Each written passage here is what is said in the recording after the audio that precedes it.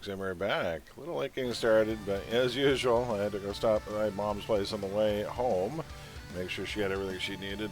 But I am going to be working on the tank tonight. So let's see here. Let's grab the gargoyle. Going to be a Lowbie night tonight. We're going to broadcast there.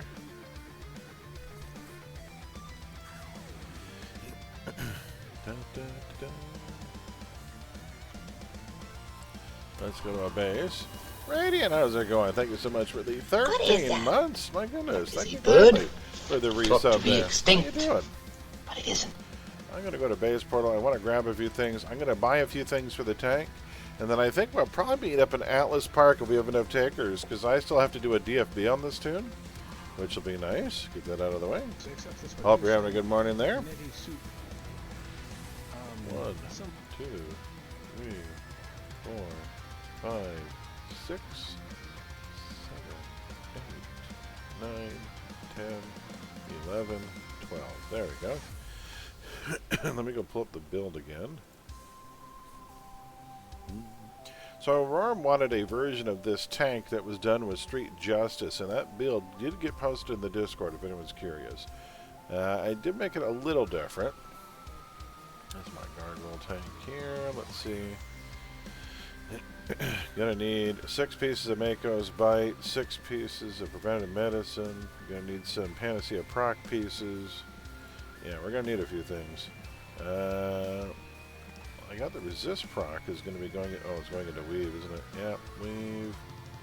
Combat Jumping will be getting the defense and the Scaling Resist piece.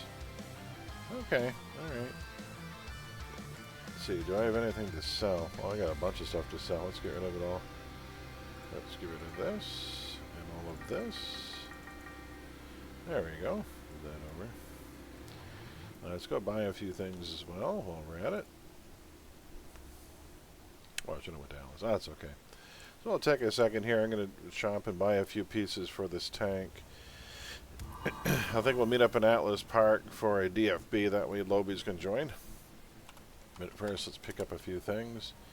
Enhancements, attuned, healing. We are definitely going to need preventative medicine. Are they all worth 3 mil? 3 to... what? These are all going for 3 mil plus. Well, I'll tell you what. Let's buy what we can for 3. And we'll have to flip one of them. Go 3. 3... Why are some of these going for 10 mil? Well, I'll tell you what, the ones that are going for 3 mil that we have tons of, I'll just buy 4 more and we'll flip them. I'm not paying $10 million for a piece of preventative medicine. That's crazy.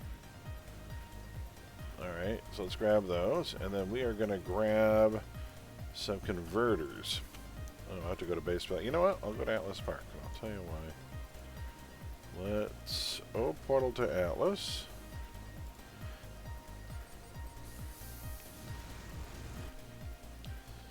Going back out to pre-act. Yeah, well, some of these are recipes that have never seen that kind of money.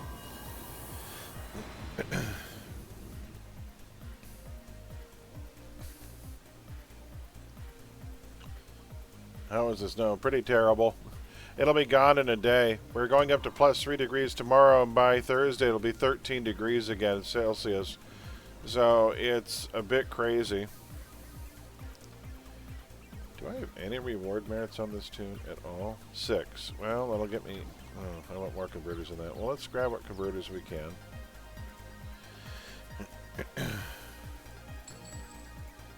I'll buy some more. Oh, I shudder to think what converters are going for right now. I usually spend about 60,000 a piece on them, but we'll see. Yeah, about 60 still, so at least they haven't gone up in price. So we'll buy...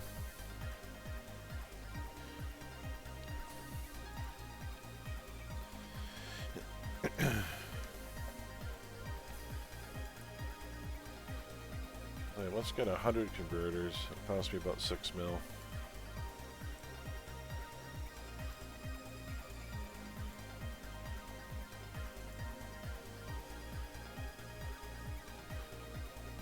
There we go. That should be good.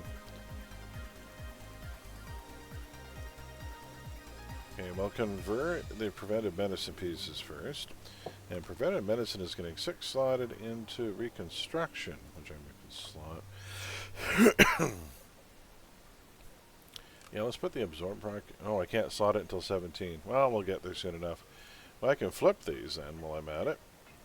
Absorb, heal, end. We need more than heal, end. So, no, I don't want absorb. Heal. Stop giving me the 2 I already have. Recharge in, that's fine. No, not absorb. We need heal. Heal and recharge. Nice. So now we need heal, recharge, and pure heal. Pure heal. Now we just need the heal recharge piece. There, done. There's all 6, and it didn't cost me 10 million apiece. So we'll slot those at 17. Also at 17, we're going to need our performance shifter pieces. So let's go tuned, end modification, performance shifter, chance for end. Going to be 3 mil, probably.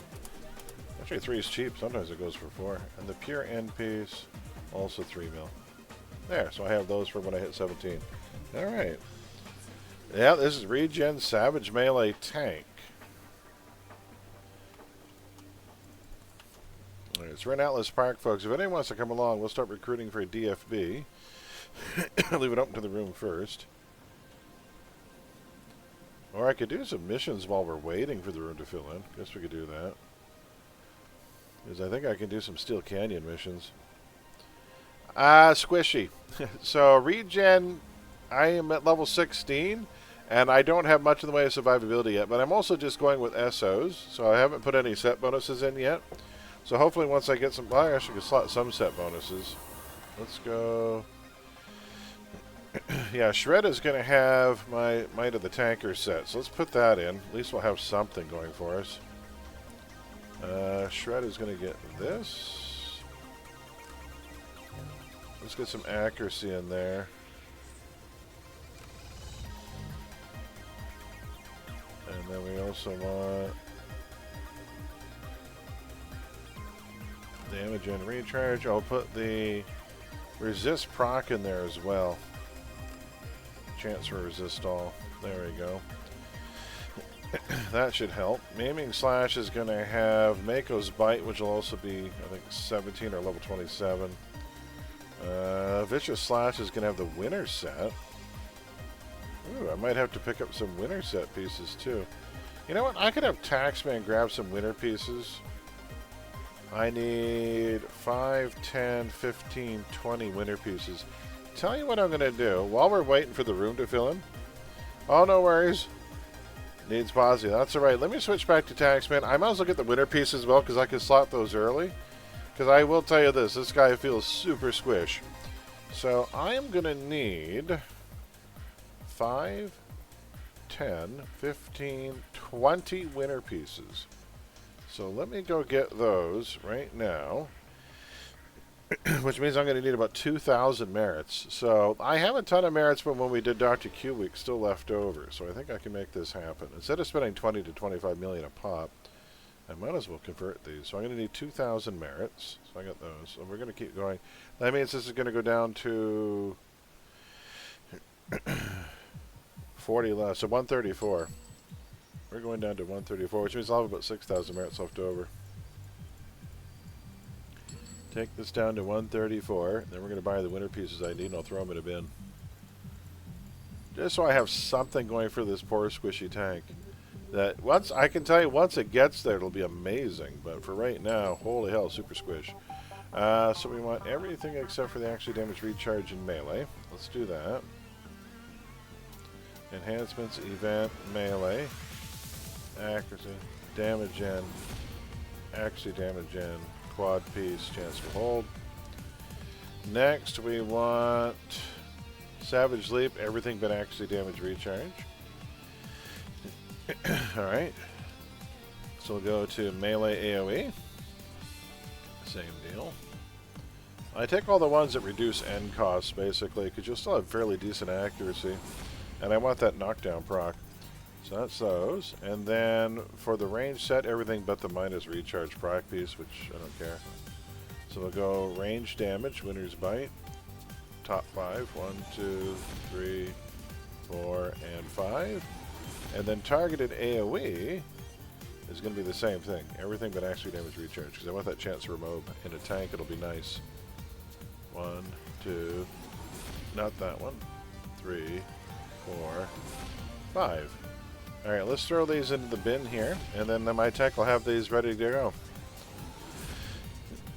Let's move these into the bin. This is my project bin. New tune bin.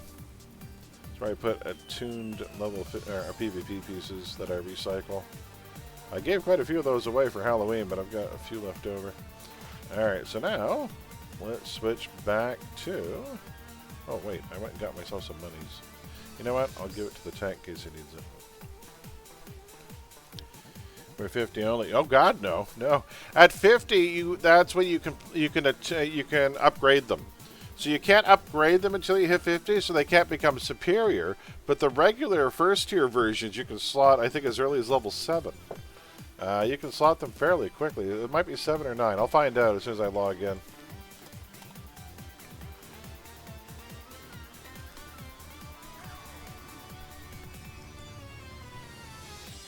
Here, I'll grab them. You can see. I know you can slot them fairly early. Which is nice, because they come with some fairly decent bonuses even when they're not superior. At least you'll get some defenses, some recovery, some slow resist is nice.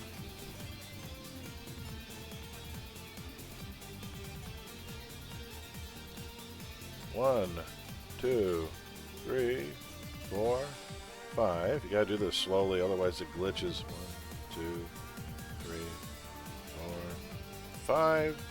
1, 2, 3, 4, 5. 1, 2, 3, 4, 5. There we go. So now we got some winter pieces as well, ready to go. And you can slot these as early as at level 10. You can slot them at level 10. Yeah, so you can start slotting winter pieces at level 10, but you can't make them. So then you need these. When you hit level 50, you're going to grab these enhancement catalysts, and you can only get one of these per 50 per day on each of your level 50 tunes. So if you're going to farm for these, you can only get one per day per character. But at level 50, you can use these to make them superior sets, but you can't do that until 7. Actually, it says level 10 was the minimum. Isn't that weird? So I looked. So it says here, enhancement is a minimum level requirement of 10.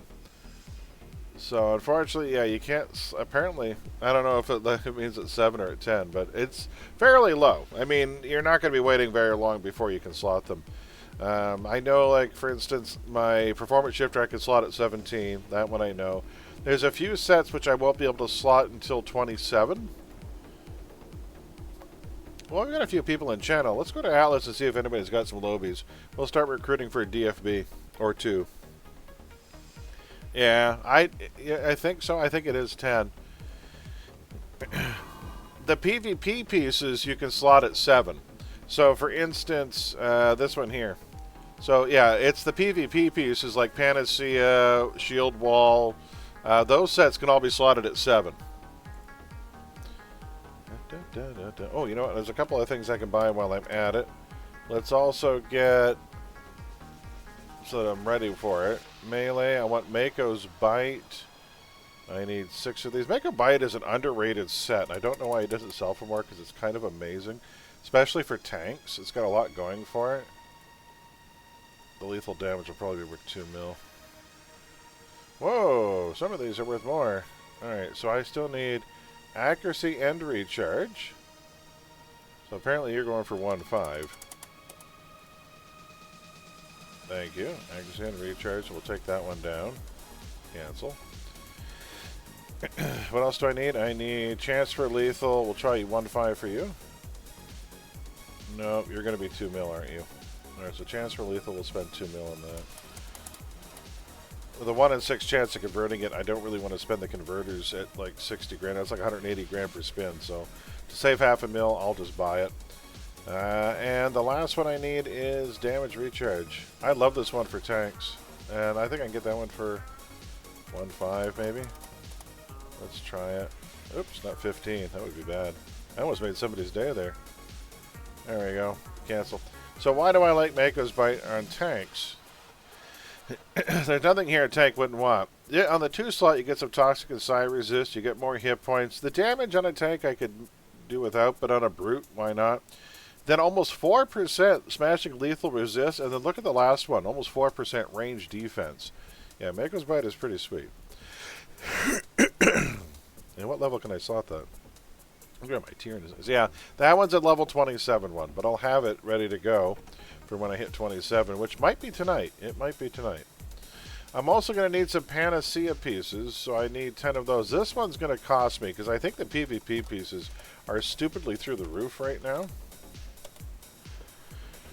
Yeah, the PvPs are pretty low level. So let me go attuned. I'm buying them attuned. I will just unslot them and replace them with 55s when I get there. So I need these 9 million a piece. Yeah, that sounds about right.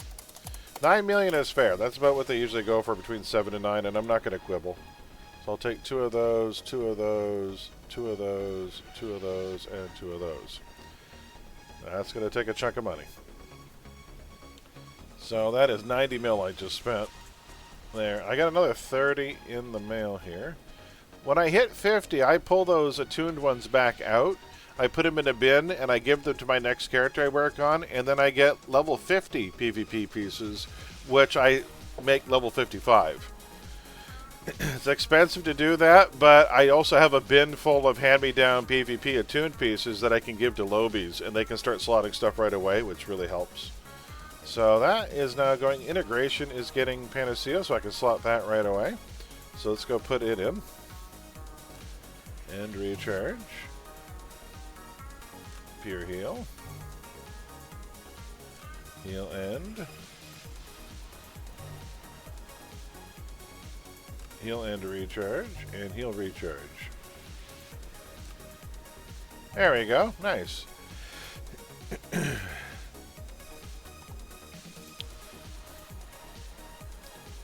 Okay, but now preventative medicine I can't do to 17. That's going to go into reconstruction. Vicious slash. What are you getting? Oh, you're getting the winter set. I can actually put a piece in there for now. Let's put the accuracy damage in there. Why not? Maiming slash is going to be Mako's Bite eventually. At some point, I would, probably just put in the IO pieces for that. And then, how many Luck of the Gamblers am I going to need on this tune? 1, 2, 3, 4, 5 Luck of the Gambler pieces. Let's get those too. Let's get the stuff out of the way. Hey, Otone Girl, how's it going? Gonna be working on the new tank tonight. How are you? What are you up to? Well, first of all, let me grab some tea here, folks. I poured this hot cup of peppermint tea like 10 minutes ago. Cheers, everyone. Welcome in, Raiders. How you doing? We are working on a brand new tank. This is a flying regen Savage Melee tank. Alistair? What was I looking for? I was looking for... Morgan? Indeed. Oh, Luck of the Gambler. And can I have Stan? Yes. Luck of the Gambler Globals. They're going for 6 mil. That's not bad. These used to go for 9. So 6 mil, I'll pay that. I'll pay that all day.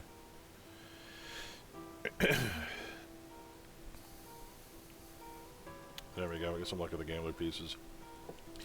I was playing some more Dragonate Origins. Oh, very nice. I had to give that one a look at some point. You're not the only one I know who plays it now. So I'm hoping you're having a good time there. There's a Therastar there. We're going to throw out an invite.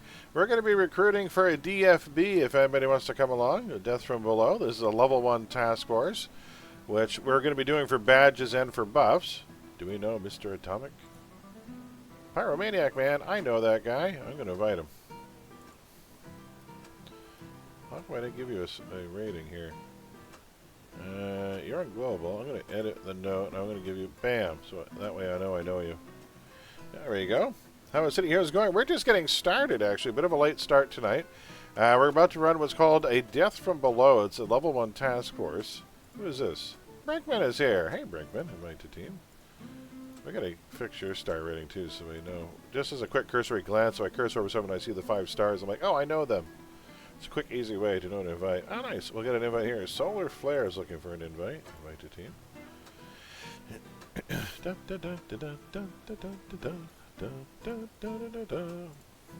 that's Archmagus. I'll put a 5-star there so I know that I know them. Willkommen. I'm home, but we'll need a minute or 4. Haha, no worries. So I just picked up a few pieces here. I got some tank pieces I picked up. I picked up some stuff. So as I level, I'll be able to start slotting some of this stuff. Oh, look, how did I manage to do that to every other one? That's amazing. Let's fix this. I'm going to feng shui this. It's going to bug me if I don't. There. Let's fix that. Huzzah. There we go. So we got some pieces per... What's this? Why are you way up there? Oh, okay. There's one up the front. Let's move you. Luck of the gambler pieces will all be back here, so I don't miss them.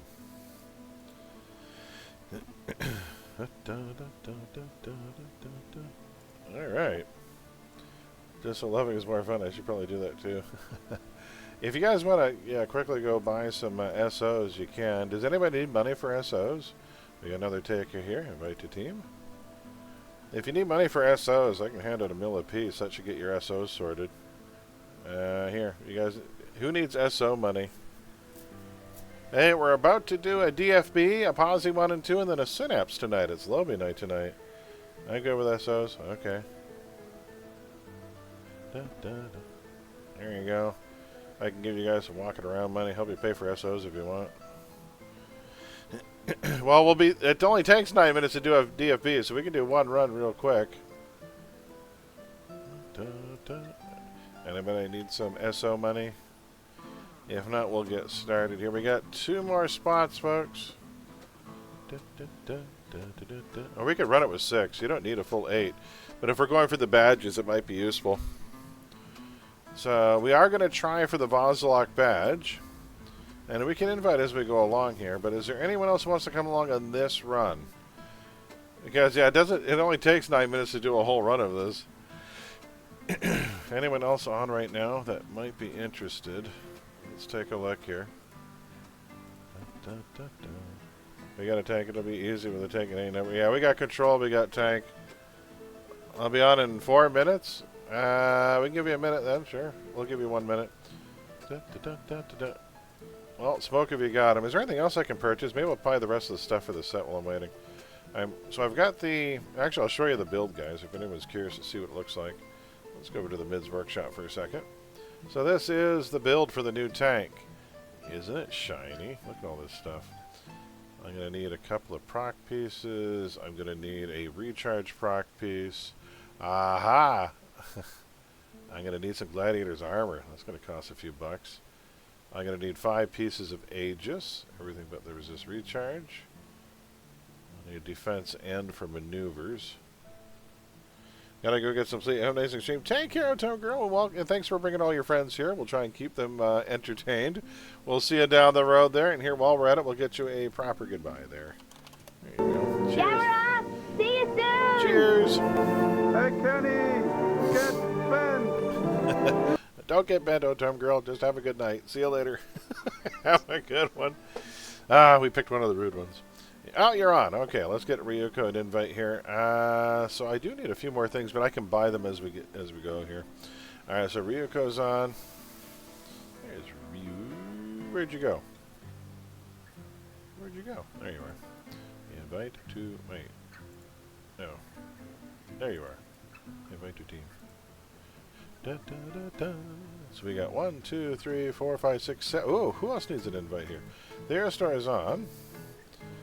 Fire Maniac. Joe Cool. Brother Darkness needs an invite. Here we go. Invite to team. Brother Darkness is around here somewhere. Haha.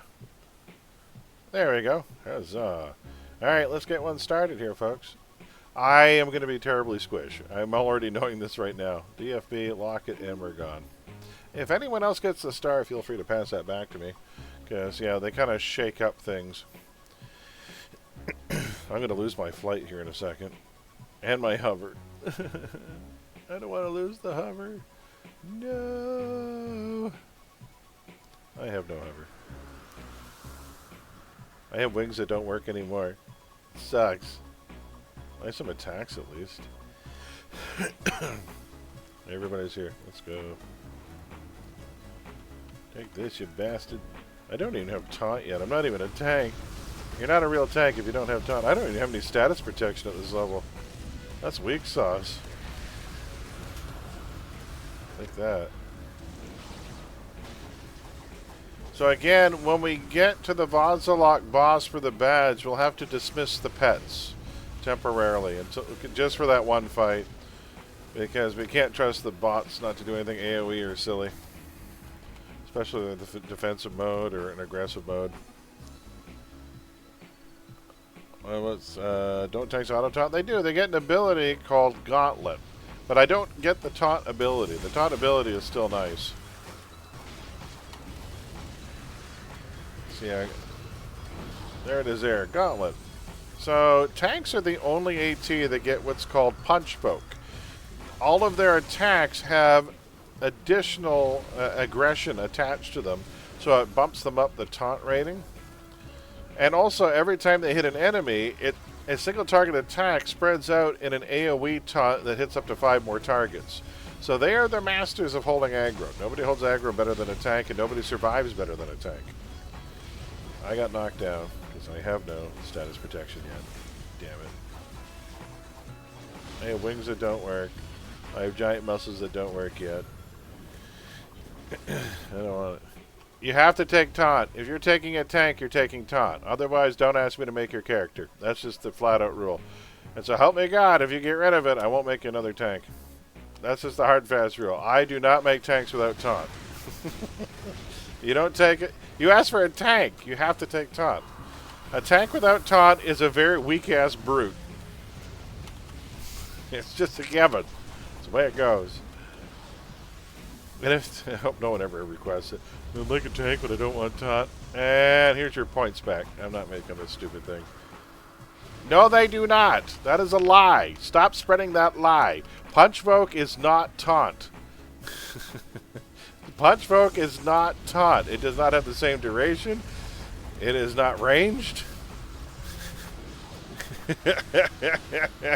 Please stop spreading that. If anyone told you you don't need to take taunt on a tank, oh, you send them to me. They are spreading falsehoods. All tanks should take taunt. No, I'm just saying. Because that's one thing that Taxi, Ori, Grev, and I have been saying for a very long time.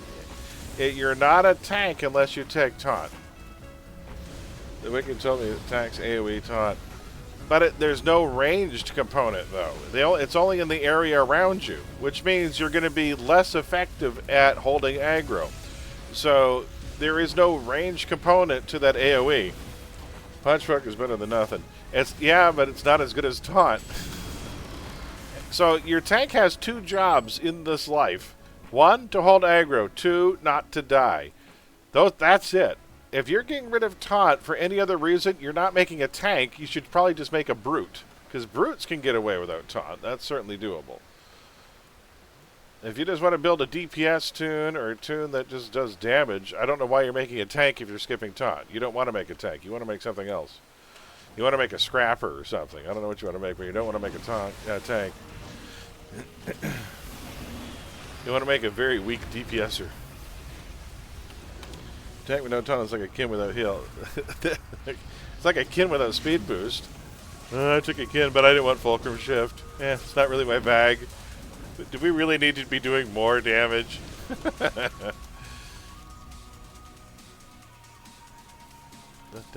Yeah, do not skip taunt. And don't take it at 49. Don't take it at the end. Take it right away. Make sure you have it. It's literally your only job on the team to hold aggro. No Fulcrum Shift for you. It's almost like a mastermind without pets. I know. That was a tune I was challenged to make. But here's the thing, though. That does not defeat the actual function of the mastermind. So the function of the mastermind in my book is not to do damage. God knows there are better ATs than masterminds to do damage. The real function of masterminds is support. So in my book, masterminds are support tunes that have bodyguards. But if you want to play without bodyguards, then you can do other things. What I like about the Petless Mastermind, as far as the challenge goes, it has one benefit. you can go hog wild with all of those pool powers you want to. You can go into like stuff like sorcery and experimentation, and you can get all the wacky pool powers you've always wanted to try, but you couldn't fit into a build because you're not taking 6 of your primary powers. Do I get fold space? No, I didn't put fold space in your build. You said you wanted flight.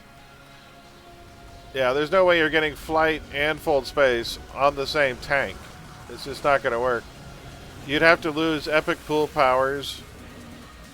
Wow, you'd have to cut back on stuff. You'd lose one of your attacks, probably. Yeah, but you didn't request fold space. You said you wanted flight and hover right away. At least that's what I thought it said. Da, da, da, da. I gave you... let's see here. For the regen, I went into Psi. So with Street Justice, I decided to make your character really intimidating. And I gave him Dominate, so you can stare people down. And then I also gave you Physical Perfection, so that you'll get even more recovery and even more regen. More recovery will be nice. Tanks get attacks? They do, actually. A few.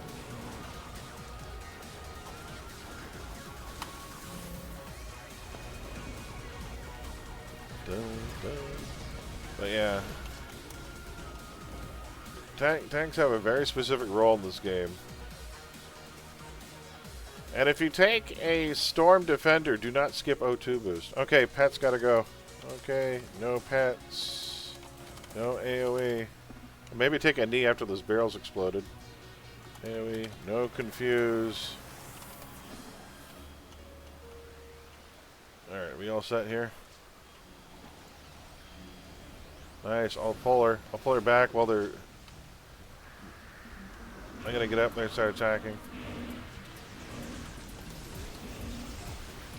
Oh, I don't want to hit that. So I gotta do all single target until she dies. That doesn't leave me many options. As soon as she goes down, then we can AoE. Give myself some toxic resist. I don't want to accidentally hit my 4 key. Just her only. She's getting there. We're almost there, and then I can break out with Shred and kill half these things. No Shred. Don't kill any of the zombies.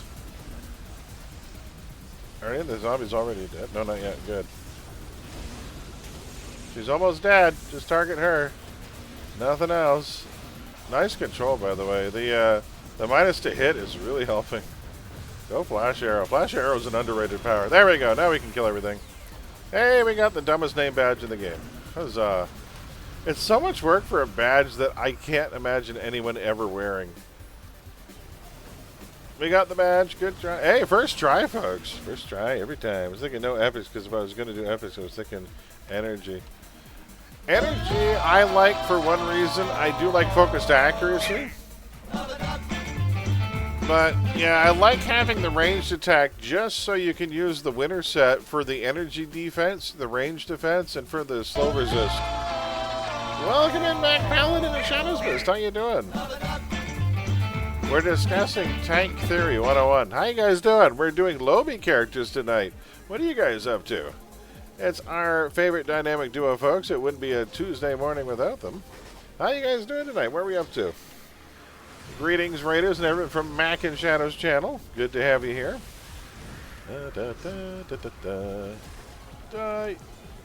Have you guys noticed that the market price is getting really expensive for a lot of things now? Did anybody else notice that? Running late 40s missions. Ah, very nice. Doing the Brickstown and Founders Falls missions. Were you doing some Crimson? No, Crimson's 50. Philippa Moreau, I think, is 40s, right? Kaido Kestrel. As well. Hey, how's it going there? How do I get rid of hover and keep flying? Get rid of... No, you can't get rid of hover. You don't get rid of hover. You need hover. In fact, you even asked for hover. If I get rid of hover and keep only flying, get rid of Psi, can I... If you want fold space, I'll remove stuff. It won't be great, because you're going to lose out on a few things. Won't be completely immune to slow, for a start. You won't have any ranged attacks, which will be annoying. But I can try and put it together. But you don't. Yeah, you can't get rid of hover. Do not get rid of hover. In the new wing laboratory. 3% universal defense, more recharge, maneuverability. That It you gives would you your restrict flight your control. talents to the art class. Yeah, you don't want to get rid of hover. So if you want full I've space, done I can some. try and put it in, but yeah, you're going to have to sacrifice something. Yeah, you definitely won't have any epic pool powers. Oh shit, I have been sorted. There we go. Not all tanks need full space. I don't think it's necessary in all tanks. You can still line of sight, herd, and pull. Range if I have taunt.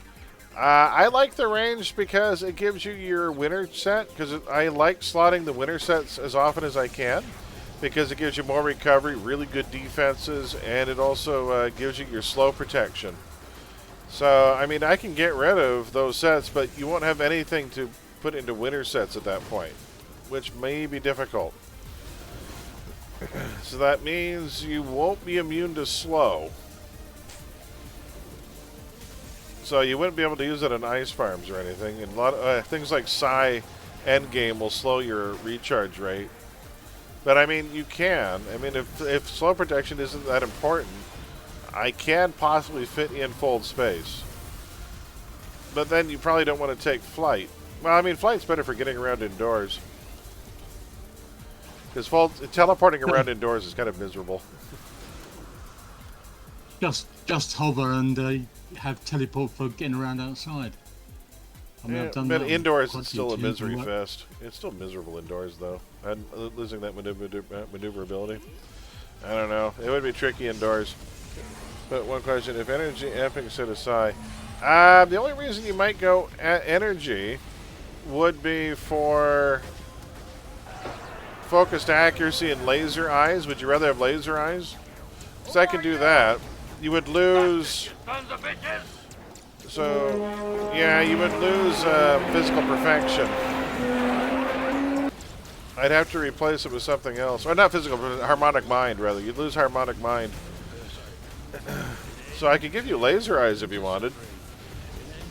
Because, yeah, focused accuracy is nice. It helps you prevent you from being blinded. It gives you better to hit. I could probably move it around. I could check and see. When we're done this, I can take a minute and look at it for you.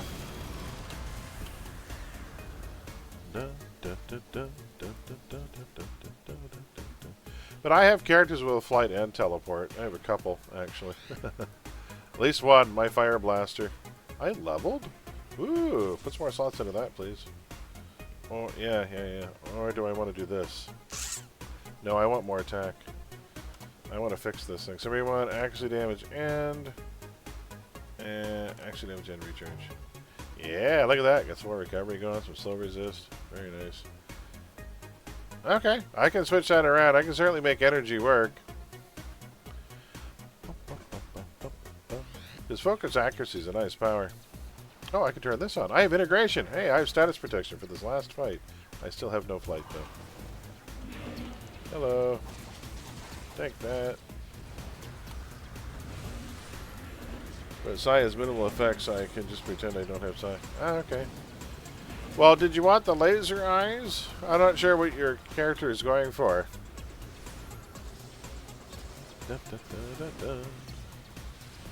Take this giant pimple. Ooh, I see water bubbles.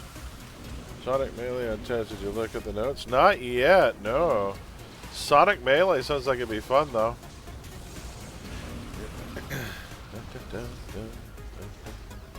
You think it would have slashing damage from all those sharp attacks.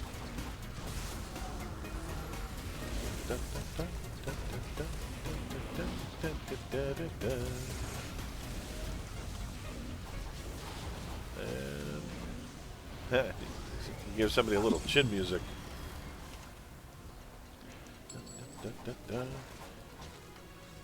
Try the new difficulties yet? No, I don't think so.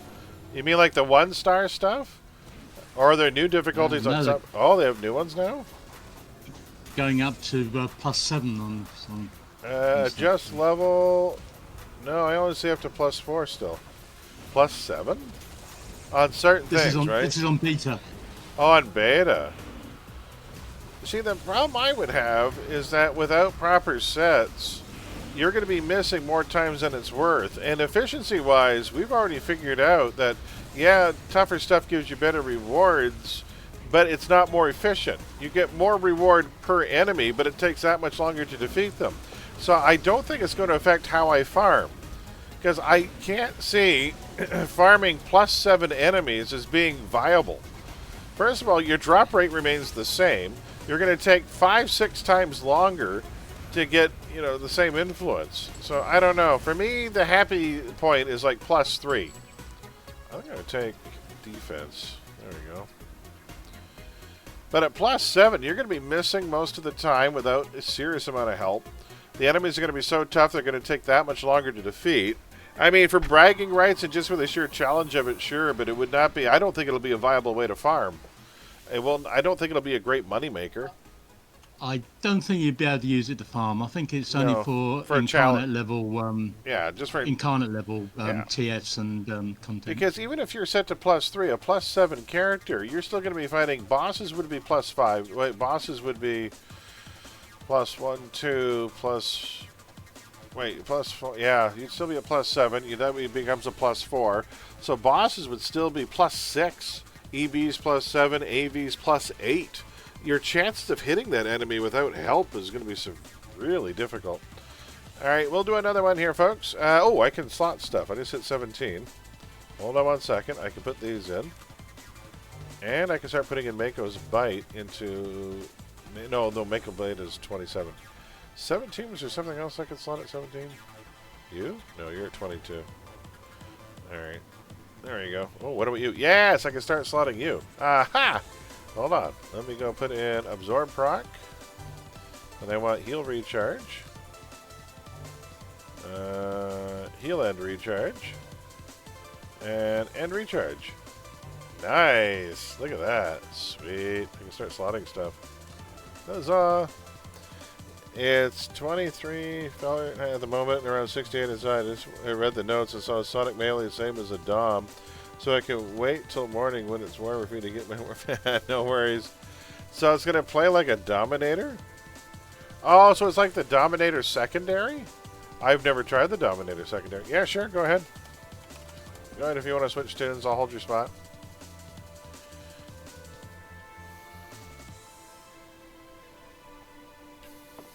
While we're at it, let me go take a look at Rio's build then. Let me go download it, and we'll see if we can fit... If you want fold space, we can try and fit it in and see what you lose. Let me go back to the tanker forms. Tanks, region... Yeah, it's called a between meal mortar. Check it out. Download. Clear. Oh, nice. Hold on one second. Look out, guys! Hey, Ryan, how's it going? Yeah, I can grab a cheer. A couple of people are alting. I'll get another run in here. I've got a lemon jelly, baby. Cheers, everyone. Oh, wait, that was lime. Lime jelly, baby. Oh, what about you? Oh, shit, what just happened? Oh, something moved. Did I do a league? I did a league. I'm a moron. Hold on. There. I went to do something, you moved, and my cursor moved. I was going to look at note for a second. Okay, and who else needed a re-invite? You need a re-invite, right? That's for you. No, you're on team. There's someone on there, just so I know who you are. Hey, where was it going? Long weekend finally over. I didn't get a long weekend. I worked. I worked the last couple of days. So we had one person else. Who else was halting? Me too switching. High quality switched. That was Brinkman. Brinkman's coming back. Where's Brinkman? Sorry, Greb, we might be full up.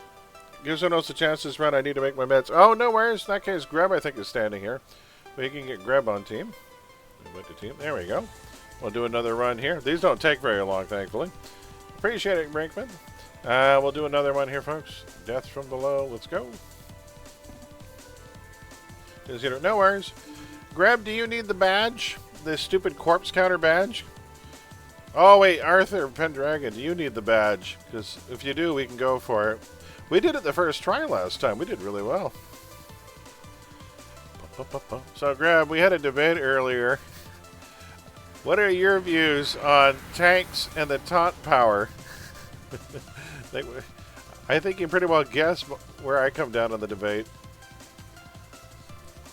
Well, read my badge. Hold on. Which one? Oh, you.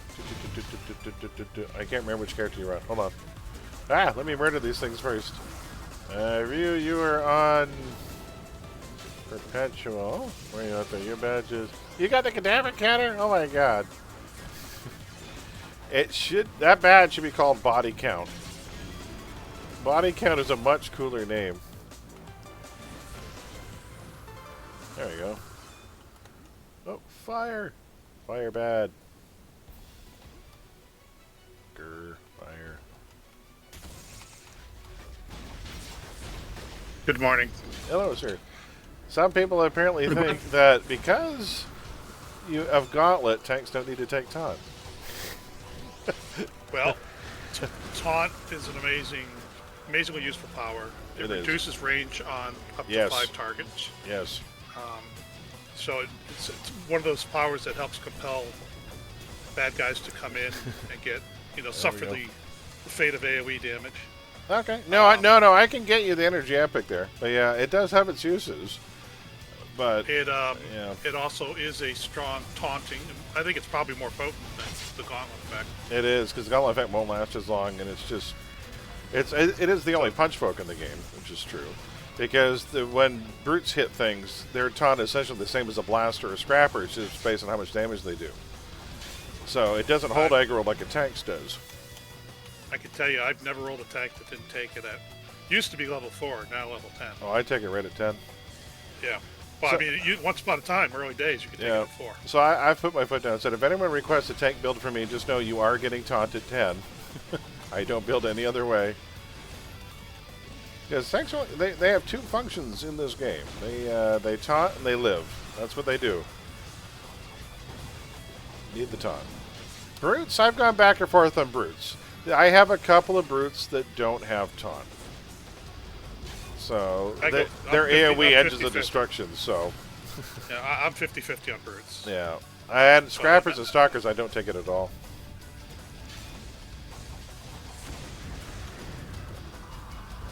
Yeah. So, like I say, on some of mine, if I were to put taunt in, I'd have to lose something. It'd probably end up being like a snipe or something. I'm like, I ain't losing that. Ow, I am on fire. Eventually, regen does do things, I'm hoping. Regen seems to be such an odd tanker set, because early on, I'm a lot squishier than any tank I've ever played at this level. So I do notice that. My health doesn't seem to be coming back very fast at all. Of course, right now, I don't even have integration toggle on. I'm very low level. But I will say that of all the tanks I've made, regen feels the squishiest, but I have a funny feeling end game it's going to be more survivable for a lot of things than, say, a defense-based tank.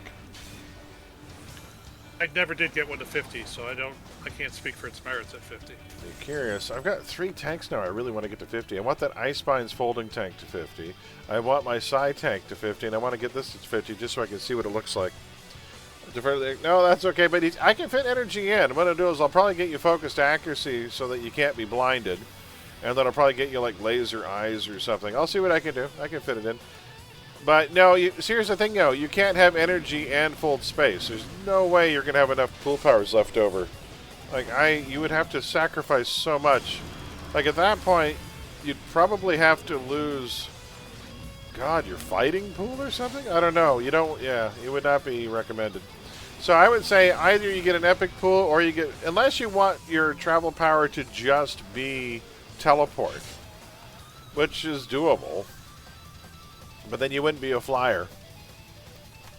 I mean, energy. Yeah. You do mean the epic? He wants the energy epic in there, but it'd be hard to put an energy epic and have full space and have flight. You'd have to probably lose fighting pool powers. What archetype we talking about? Tank. You want fighting. So I don't know how to make all those things work, because essentially you're looking at 8 pool powers at that point before you even get to fighting. So Well, no, because you have flight. I only have 2. So 2 from flight, 3 from forward space is 5. A couple from the epic line. You're talking 7 pool powers, and we haven't even done boxing, tough, and weave yet. Or, cross punch if you want it. So it's tricky. It's very tricky. I wish. The other thing, too, is that with regen, about the only thing you could possibly skip on a tank is maybe Moment of Glory. Because if you build it right, are you ever really going to use it? So how often is it going to come up? So you might be able to get away with it, but I mean that's still 8 out of 9 powers you're essentially having to take. So it's tough. It's really, really tough. Those, tunes with secondaries and primaries where you just want to take everything, it's so hard when you have to factor in how many pool powers you want. 24 total power. Yeah. Right now your character has 6 attacks plus build-up, and I got you build-up on purpose. So the reason I kept build-up in there, which I don't always do on tanks, was because on Street Justice, being able to pop that right away and do a quick AoE spin kick with a fear factor is a nice thing for a tank to have. It does. I mean, if it was just for more damage, I wouldn't bother.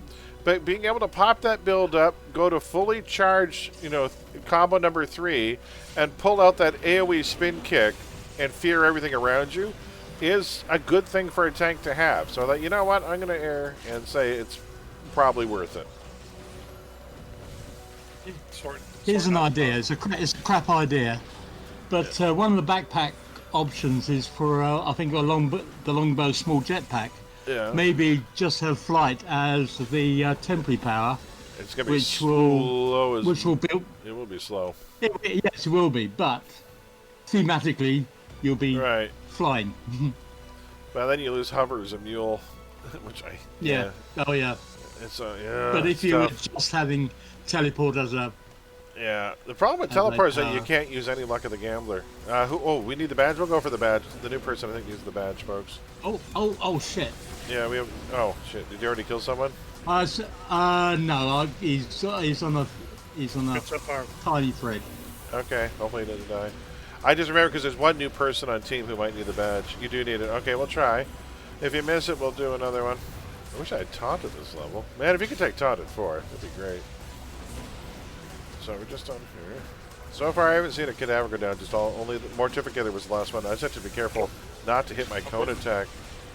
We're good. We're good. Okay, good. Can you heal the injured cadaver so he doesn't die? Quick, get confused. Quick, confuse yourself. I hit a penny in the corner of a round room. Almost there. Glory of 4 tank damage. I know, it's like, oh my god, I just surrender, okay? I got places to be. Can I just give up? Oh my god, there we go. That hopefully right at the end, we lost 2 cadavers. Ah! We'll have to do it again. Oh. From minor AoE dot or something? I can't say. You can all read who it was. Oh. But I'm not going to rat about it. Oh well. Say la vie. That's okay. We'll try again. We can try again on the next run. One died. No, I don't think so. But I have chat hidden for a reason. Oh, I can level again. Sweet. I get another power. What am I taking next? Actually, 2 died before Dr. Meinst. Oh, I'm getting reactive regeneration. Thank you. Oh, that's something else I gotta buy. And is that a toggle? It is. Yeah, I got another regen toggle. Then we'll start to see some stuff. Oh shit, I gotta buy 6 pieces of that now. By the way, the market is screwed right now. I went to go buy 6 pieces of preventative medicine. The going rate's back to 3 million, which I was nice to see, but some of them where there was 0, we're going for 8 to 10 mil for preventative medicine. Do people not know about converters? So, yeah. That's a blessing, so don't question that. No, I guess not. So I bought 6 pieces of one of the more popular drops that had like a 200 available, and I bought 4 of those and just flipped them. So I'm like, I ain't paying no $10 million for a friggin' piece of preventative medicine. I think this is how the market recovers. People aren't paying the money anymore, so it's like, what's the point of crafting things? Yeah. So then the bins are empty. Yeah. And so you get a situation where you get a little big fat 0 there that nobody pays attention to. Well, I'll try 6 million. I'll try 7. I'll try 8. Well, I'm not going higher than 8. I'll just wait. That's You just know, it. Yeah, I'll put it in a bid. Here's the thing: since the game has come back, and since I've hit a certain level of, let's face it, material wealth in this game, I kind of forgot the sensation of putting a bid in for something and then waiting a day or two. I haven't done that probably since I've been back to the game. But I remember doing that a lot back on Live, because back on Live, that was the only way you could get certain pieces, because there was no such thing as converters back then. When the invention system came out, you had to place bids in the auction house. right. And so you had to wait for the specific one you needed. If they were done for sale, you could wait a week waiting for one to go in there. Or you'd have to spend your reward merits on rolls, like recipe rolls, and hope to get something, right? So it was a lot harder to finish a build, and I remember spending a good month trying to get my mind controller done. So, yeah, but everything in the market changed the moment converters became a thing. And also buying stuff for reward merits, too. Yeah, overall for the better. Oh, yeah, absolutely. Absolutely. While other games are making that process harder and more difficult, making it a part of the game, the false grind of trying to put a build together, COH made it faster and more efficient, which I give them credit for. I wish other MMOs followed suit. I don't remember ever being remotely close to having a full build on Live. It took time. Not all of my tunes, I think a good bulk of my tunes on Live were mostly just SOs.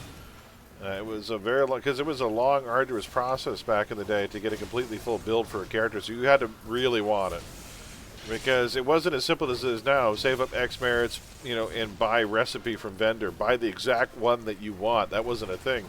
So I used to do all of my recipe rolls because I thought it was the luckiest place at the vendor at the Founders Falls train station.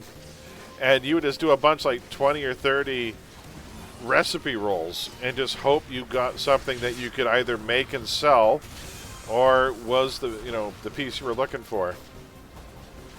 Wonderful build on my blaster 1 week before my PC died and 1 month before its COH closed. Ow, Joe. Well, you got it done.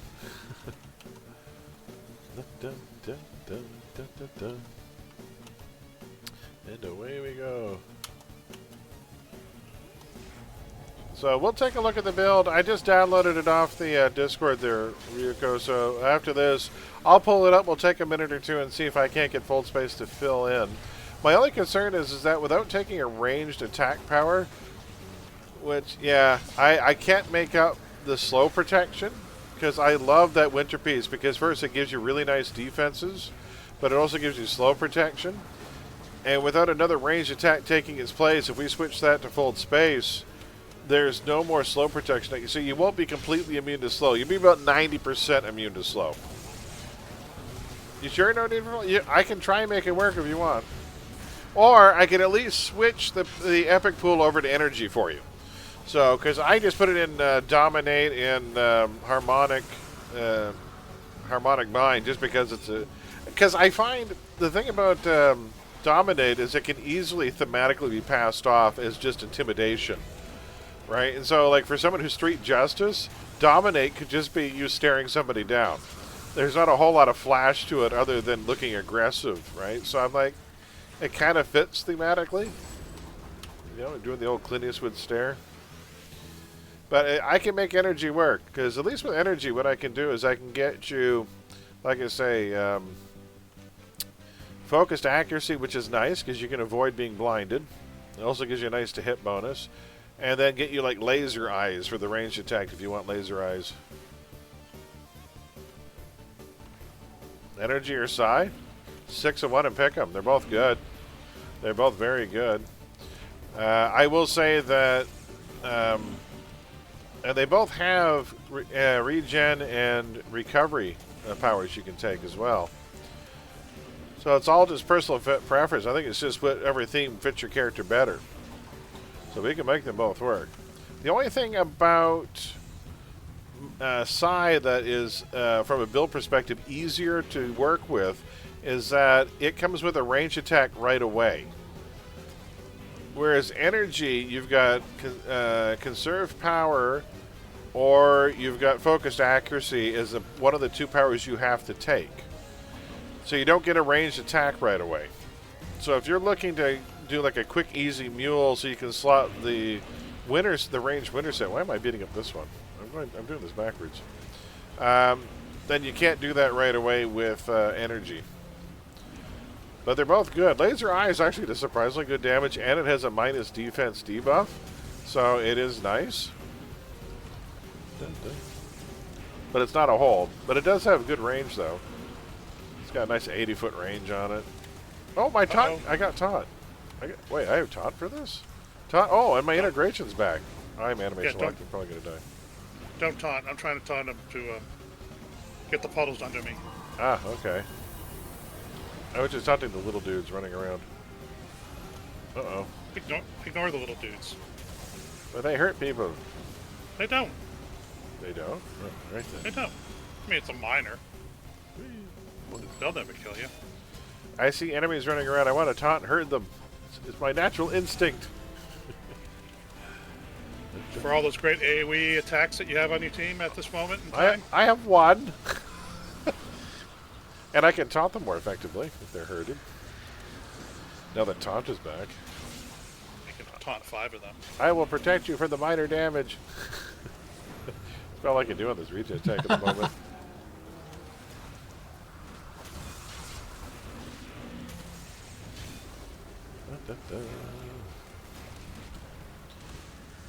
There we go. So energy or psi, it all depends. You tell me which one fits your character better. We can make it work. Psi's a nice set. That is really nice.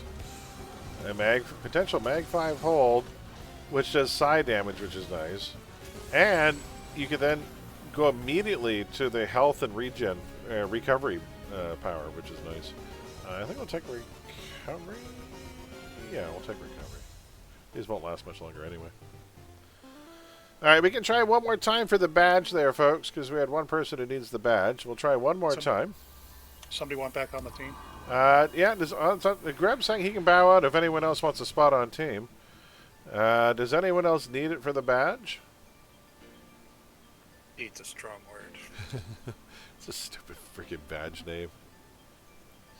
Everyone's saying, "Sigh." I can hear Greb in my head. Thematically, energy works though. Energy's fine. I have energy on a couple of my tunes. So One person I have down, energy. I have energy on this tank, and I love it too. So don't take that the wrong way. There's none. I wouldn't say any one is better than the other. They both have bonuses, and I like them both. So they're just thematically, they're just different things. The only thing is, from a build perspective, it's easier to fit psi into a build than energy, but it may not fit the theme of the character. It's just from a build standpoint, you can right away get a single target ranged attack. Well, you can't do that on energy. It takes at least a second power slot. Yeah, it's the third one on the list. So. The third one on the list, so so that makes it a little trickier. But other than that, I would say it all comes. If you can make, both of them will work. They're both decent. You'll stick with Psi, okay. The other thing I like Psi is just that in a lot of tunes that might just be ordinary people without, energy attack powers, you can pass it off as just mere intimidation. You know what I mean? And I kind of like that because this Gargoyle went. No, I actually on the Gargoyle he went shadow powers because he's magic based. But we got room for one more if anybody else wants in. Someone else floating here. Do we know them? We do not. Anybody else want in for one more run? Yeah, you can change it later. Take care, Kane. We'll see you down the road. Have a good one. I guess we can go with 7. It won't be difficult. I don't know if you noticed, but I posted the whole Warren Zevon segment. Oh, nice. So I don't know if you can see it or not, but it's. I'll check in the Discord, but I'll try it. So Roram wants the last spot there. So are you in right now, Roram? I'll get you an invite. There you are. You are there. All right, we'll do one more run for the badge, folks, and then we're going to head to Steel Canyon for Posi 1 and 2. If needed. Yeah, I can change it if you want. You let me know. I can help you change it. All right, folks, let's do one more run here. So again, when we get to the Voz boss, no AoE, no confuse, no pets. You'll have to dismiss the pets just for that fight because it's just too much of a risk. No worries. Yeah, if you don't like it, let me know. It's an easy enough substitution. Like, that's what I do. I just move stuff around. It's no big deal. But your tank is actually slightly different than mine because I didn't bother with build-up in mine. I don't always do in a tank. But on Street Justice, I try to fit it in if I can, just because it's a very nice control. It has some very nice control. If you're surrounded and you haven't built up your combo yet, you can pop your build up and then immediately do your spin kick and hit everything with an AoE fear so nothing runs away. And that's really handy. So if there's a reason for the build up, then I'll try and fit it in. I tried to fit it in for this guy for Savage Melee, but really Savage Melee, it's just to do more damage. So do I really need it? Not really, because I didn't bother with Hemorrhage. I went for just AoE to hold aggro. So, you know, and I mean, there is truth in the fact that your PB AoE does have more reach when it's fully charged. That is true. But is that enough for me to want to try and fit into the build and lose something else? And I'm like, not really. Especially since I think the one from Savage Melee recharges a little slower.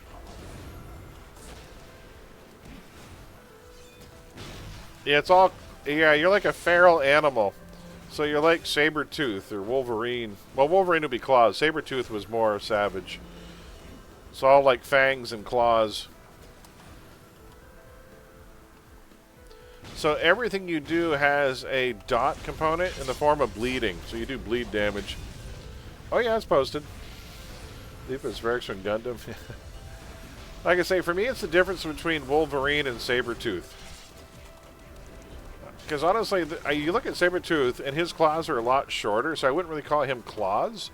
I would say he is closer to Savage Melee. Or Beast. Beast on the X-Men could be Savage Melee the way he fights.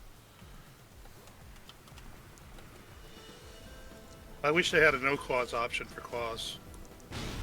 Oh, like you could use something else? No, just so you don't have to see something big sticking out of your hands. Oh, yeah. Well, yeah. But then you'd be boxing. No, you'd still have the same animations. You just doesn't have to be outrageously huge. Oh, I mean, like if you had different, you could have like brass knuckles as an option. That would look cool, or something else. Gauntlets or Just something. bare hands. Yeah, just bare hands. Really long fingernails. Like the episode of Family Guy where Meg got this mutant ability to grow fingernails really long. Or a short claw instead of the widow claws. You got claws coming out the back of the hand and everything. They look kind of goofy. Oh yeah. Yeah, they do. Yeah.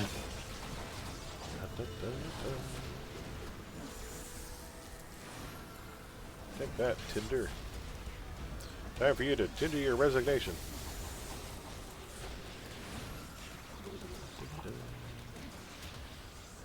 Tanker damage really is quite miserable, isn't it?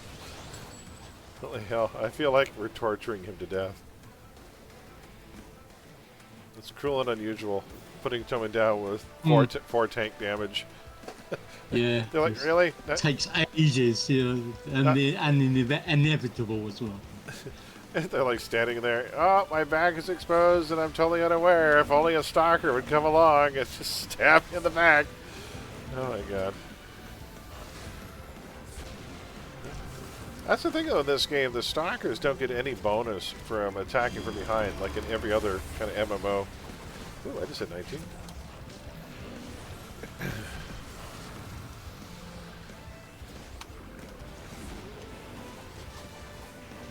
Because even Nightblades get a critical bonus in ESO if you attack.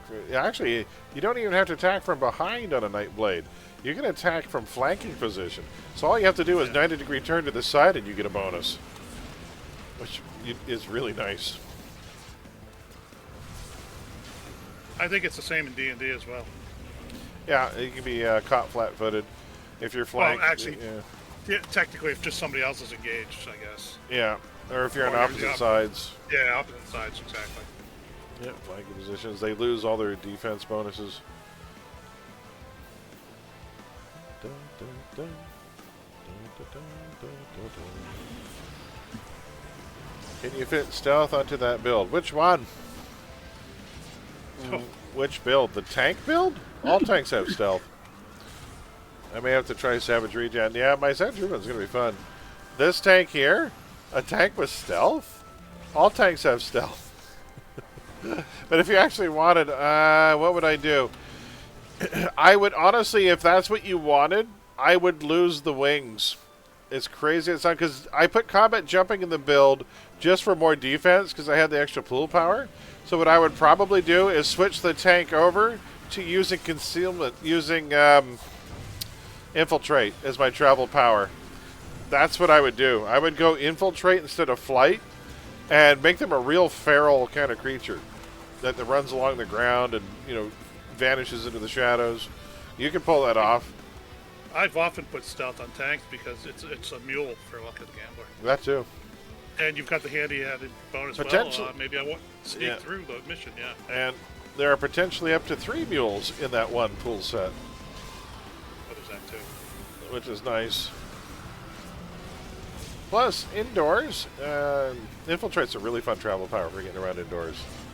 It's a lot easier to get around than, say, super jump or just super speed alone.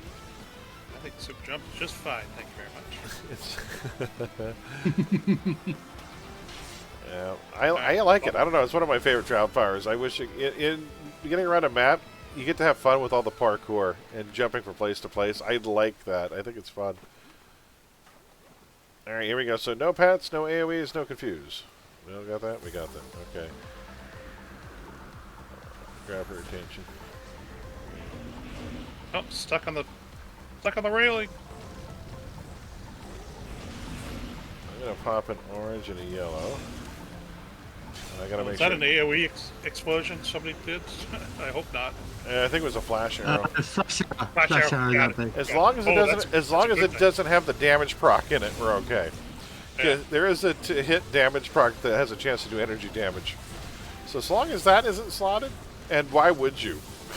No offense, but it kind of defeats the purpose of flash arrow in the first place if it might accidentally do damage.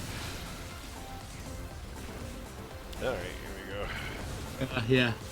The one place I would like to I've put got it. power sensors in it, but not, okay. but only 4 slotted and no problem. But a good place for it is in your toggle for poison, your PBAOE toggle. You can turn that into a damage aura with that chance for energy proc. There we go. Nice. Hopefully you got it. I don't think anyone. Yep. Good. I think we got it. We got it. There we go. And I leveled it. Yeah. Oh no, I got 19. More slots.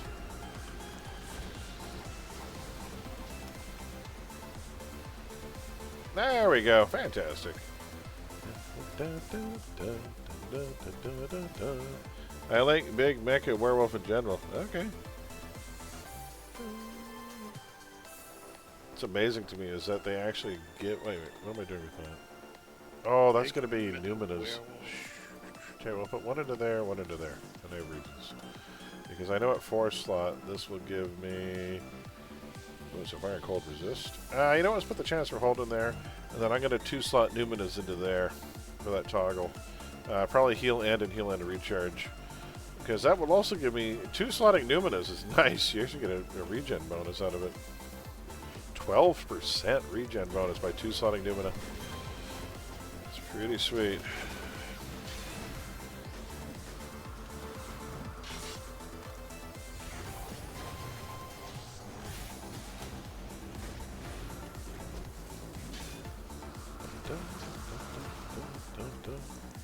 Whee!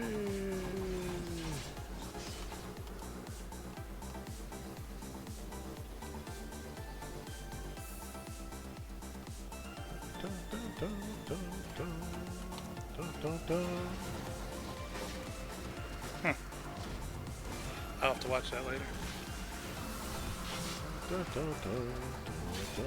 Thanks, Ryan Coop. What was that? Ryan Coop posted something. Oh, okay. Mech werewolf in general. Okay. Because there's a watch suggestion channel there, Ryuka. You can put it there too if it's something you want us to watch.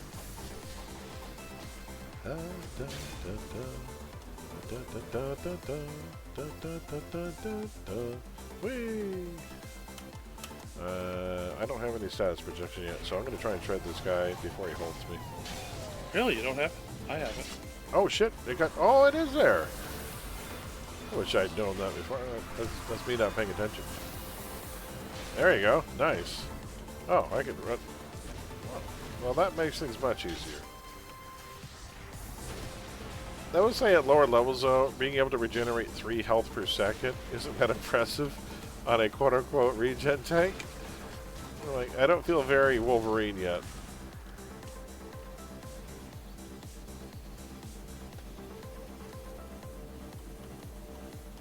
So if they can hit me for like 40 points of damage, regenerating 3 health per second, probably not going to keep me alive. I'm only at 1.17, so what are you complaining about? You know how much I had to spend to get those extra 2 points of regen at this level? Well, probably not that much. I mean, you are a regen set. This is true. I'm just energy. I'm just saying, that's how little I have, even with sets that are giving me regen bonuses. I'm like, really? It's not even a full 3, it's only 2.67 N percent, or health per second. Let's move these around, you should go up. There, that's better. Might be a good tank builder for horrible. Ooh. For which horrible? You know what, regen will be good against Hameo. And a flying tank will be really good against Hameo. Especially with a chance for hold. Really useful on a Hammy run. I haven't done a Hammy raid in forever. No. I don't know how Jax does it. He's doing like several a day. It's like, oh, I find it tedious as hell. The one that I will do once, just to remind myself why I don't do them, is the Mothership raid. Like, Mothership, yeah, I'll go do one. And I'm like, what the hell? It's like going to a concert with no music. I'm like, why am I in this crowd? What are we doing here? I like going into the zone when one's going on, then I can get the badge.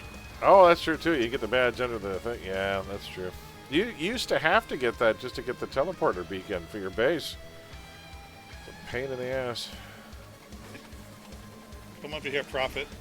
No, Prophet, no. Wrong, bad, Prophet. Get over here. I will claw him. I will claw your eyes out. Hey, see I'm trying to pull him away from you guys, but somebody else.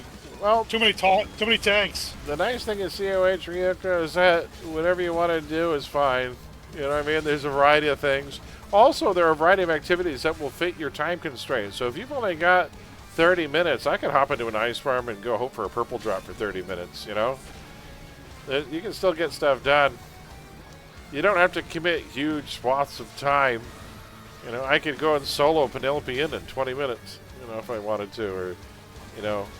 Actually, the one to do if you've got only a few minutes, the Virgil Terracos, not the Virgil Terracos, the Cabinet Transcendence Unlock quest, you can solo that in about 10 to 15 minutes if you've got stealth and a good damage tune. And that run is worth 30 merits.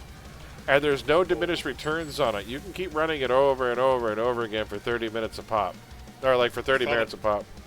Somebody turned me on to another one you can do, and it only takes 15 minutes to run. And, oh, I can't remember the name of it now.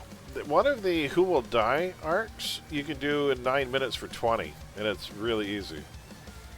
That might be the one. Then. And no AV, there's only an EB at the end. No, this one only has bosses in it. That's the one I'm thinking of. It uses the map where you've got the fashion show outside of Atlas Park. Oh, okay. For one of the missions. Oh, I can't remember that one. I can't remember it. Oh, Smoke and Mirrors. What's it called? Smoke and Mirrors. Smoke and Mirrors. That's a low level one? It is Smoke and Mirrors. Yeah. Is it level 30? Yeah, I was doing that the other day, yeah. Yeah. You can do that over and over. It's not a lot of merits, but it's so quick. Right. You just got to do them like back to back and get you over the top. You can, yeah, very. You can rescue the Mystic for 3. Over and over again. That takes too long. Yeah. I've thought of that, but at 3, yeah. But yeah, the how many merits is the Hess unlock? I don't know. That's a pretty easy one. Because that one's easy. You can do that in about 10 minutes. I know. I agree with Diathok though. If you know what you're doing and you've got a good tune with stealth, the attic cave is quickly dealt with. You know that cabinet of transcendence. Here's the thing: the unlocks were 30 merits. The actual trial that you've unlocked is worth like 7. It's better off running the unlock over and over again. I have taunted the thing. There we go. Congrats. Oh, somebody else leveled. Very nice.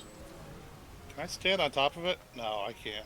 No, just jump on it and it'll burst. Oh, there's another one. Did we do it backwards? We did it backwards for a change of pace. We did not do it backwards.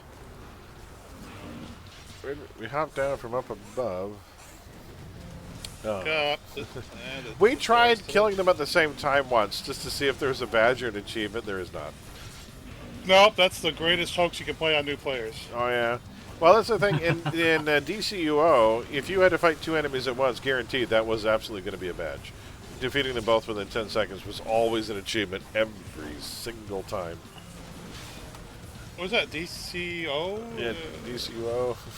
I never heard of it. Oh, don't worry about it. I have a lifetime membership to it. If you want to see it sometime, I'll reinstall it. No. It'll be misery fest going back there. I'm like, oh, it's the MMO of broken dreams. I don't think I was ever disappointed more in a game when I first played it than that one. Well, because here's the thing. For the full year before its launch, because I was in the beta testing, and I thought what we were seeing in the beta testing was just closed off areas because it hadn't been developed yet. We were seeing the pieces that were ready for launch, right?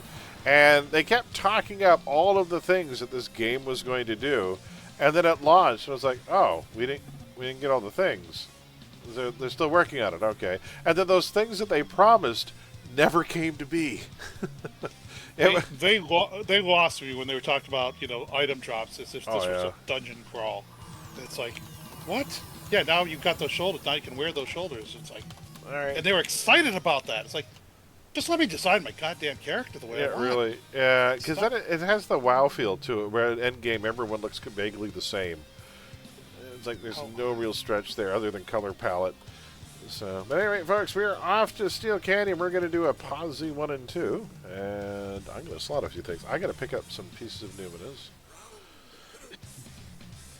It is a beautiful looking game, I will say that, and the voice acting is great. I will give the actors credit. Full props for the voice acting. Full props for art by Jim Lee. Yeah. I don't think it looked great. I never understood the decision to make the police station so what muddy. Content they had was fun to play. I enjoyed the combat. It felt different. It felt more like an arcade game, and I didn't mind the combat. I hated the fact that they tried to sell you on the variety of builds. Oh, you can build so many different. No, there was no. No, you can't. No, you can't. God. No, there was like one viable set of powers per set, and even if you picked a different weapon, in the end, you learned all the weapons for all the points anyway. You know, so it was like, because you wanted all the trees and you want all the bonuses from all the weapons. So in the end, you were just going to learn every single weapon regardless. So it was, yeah, I don't know. Oh, you want to build a character like Superman? That's great. Fire's the way to go. Yeah. Sorry, what? What? If you're a tank, you have to be fire. That's just the way it goes. I mean, what? Fire or ice, I think. Fire or ice. Yeah. So weird. There was no straight up invulnerability. That wasn't really a thing. It was so weird. All right, I want to design my character. All right, which model do you want to pick? What do you mean? Oh, you mean male, female? No. You only get like 3 choices. COH is beautiful. COH is nice. It still looks good. It still has a kind of comforting, classic look to it. What was I gonna do? I was gonna buy stuff. Oh yeah, I gotta buy some Numinous. So let's go to heal sets. I think Numinous I can't slot to 27. You are back. Okay, we're at the last rest stop before the end of our careers. How much is Numinous? 27. I don't know why just always just appeal to go with these very complicated patterns. What about Frank? Shirts and pants. I don't know. I want he had all the emergency equipment he needed, but refused to do it. He's just especially that game. Oh, there's 2 pieces of Numinous they won't sell me. The triple piece and the proc piece. The proc piece is probably going for 4 now. I'll go for 3.5. Yeah, got it. Good. And then I just need. That's the only one I didn't get. The triple piece, I think I said. Yeah, I didn't get the triple piece. Heal and recharge. going for about 3 mil. That's fine. I only need to buy it once. There we go. But I can't slot it till 27, so that's annoying. So I'll put a... You know what? I should do some quick IOs. Give me 1 second, folks. I've got salvage. Oh, I have the crafting bench, don't I? Can you craft regular IOs with the crafting bench? I think you can, right? Yeah. Oh, Yes, you can. There you go. Huzzah. So, if I want a recharge piece, level 25. Nice. Oh, I don't want 25. Damn it. I need 20. I am an idiot. Why does it give me the option? Son of a B. Oh, well. So, I have one I can't use. Son of a B. I'll just sell it. Anybody want a level 25 recharge piece? Son of a bitch. I'm like, oh, that must be the one I'm at, 25. I'm like, no, I'm only 19. Oh, well, let's just toss it in here and I'll get rid of it. It's just like ESO, you could break it down to parts. That would be nice. That would be nice. You know what? Let's do this. Crafted, other, recharge, level 20. Yeah, I'll pay 50 grand for it. I don't give a shit. I'm rich. They won't sell it to me for 50? 100? 100 grand? I don't know. Thank you. I don't care. I'm lazy. Give me that. So that is going to go... Where is this? Where did it drop? Oh, I gotta sell stuff. Holy hell. That'll go there. I needed another recharge. Thank you. And that'll go into the... Another recharge? No, I didn't. Aw. That's a clicky, so I want an end reduction to heal. You know, I'm going to go to base. 1 second, folks. I got to go sell some stuff. I'm going to go to base real quick, and then we'll get started. We got 7 on team, which means we got room for 1 more. Did somebody else alt or somebody else have to leave? Somebody else I know said they bowed out. Alright, I'm going to go to base. I might have some in a bin. Let's sell a bunch of crap too. I gotta make some space.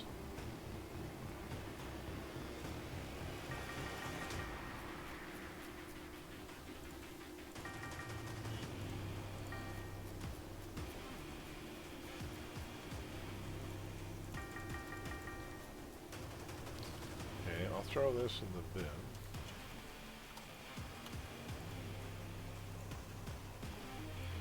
Alright, so I'll take an accuracy.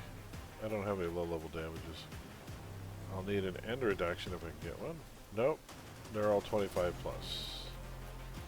Alright, so I have an accuracy, so I'll put into there. I need another accuracy and a damage piece. Let's see if I can just make them. Accuracy level 20. Yes, thank you. And I'll take a damage piece. Damage, level 20. There we go. Huzzah. I need a heal and an end piece. End reduction, level 20. I'm missing an ancient artifact. Do I have any? None there. Nope. Son of a bee. I'll have to buy one. Yeah, I'm done there. Okay, so what about heal pieces? Do I have a heal piece in here? Level 20 heal. I do have one. Nice. So that'll go there. And then I need an end reduction. Okay. I need 2 end reductions. Alright, let's head back to Steel Canyon. No, you're alting? Okay. We'll get Ryuko an invite there. And Roram alted. Okay. Let's go back and see who's here. We got 1, 2, 3, 4, 5, 6, 7. So everyone's here. Oh, wait. Ryuko's in team. Roram needs an invite. There you are. On team, on team, on team, on team. Perfect. Everyone's here. Alright, give me 1 second. I'm just going to buy these last 2 pieces. So I need 2 end reductions, I think. And a heal. Great. Okay. End reduction. I need 2 of these. Oh, they have none for sale. Son of a bee. Oh, well, screw it. I'll just upgrade them as SOs for now then. What do I need to make one? Is my portable workbench still here? No, it went away. Oh, I just dismiss mine too. What does it take to make one of these stupid things? Son of a bee.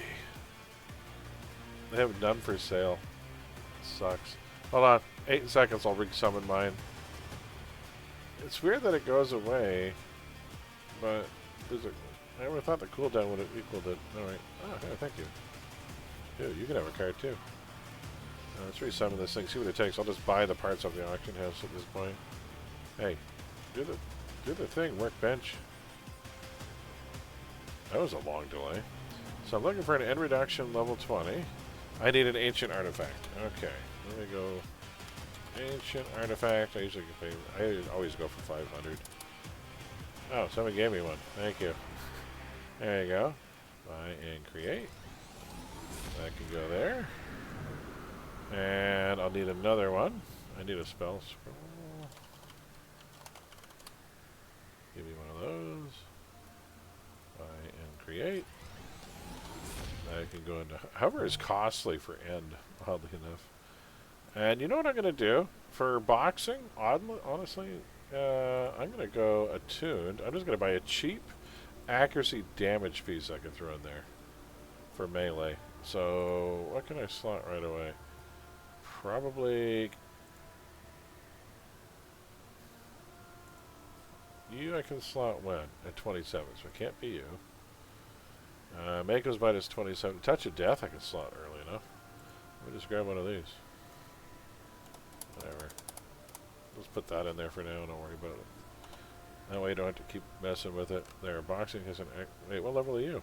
22? Oh, God damn it. I thought that was a low level set. Oh, screw it. Blistering Cold accuracy damage? Wait, no, not Blistering Cold. Bone Snap, what about you? 1,000,000, fine. There. I have a piece of Touch of Death. Anybody need a there we go, just put that in there, just so I have something in boxing. And everything else is good. Alright, let's do this. And Posi 1 and 2, folks. Here we go. Talking about events in Steel Canyon. You're back? Okay, good, because we are out the door. Huzzah! Let's do this. Whee! I am currently regenerating 15 health per second. That's better than 2. Very nice. Hey, how about that? Dun, dun.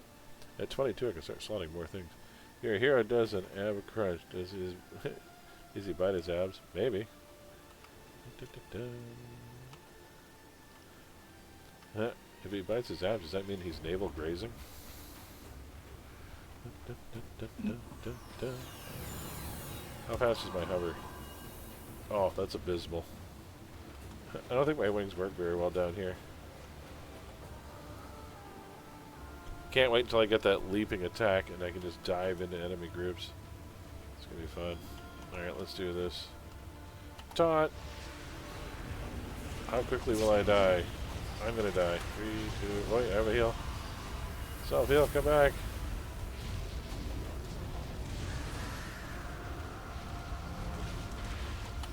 Taunt. Woohoo! Team effort. Nice. Oh, we're waiting for... Oh, one just got here. Okay, good.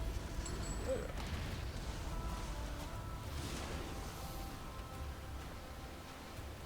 Sorry, I was delayed. Oh, start. Up or down? Up. Here we go.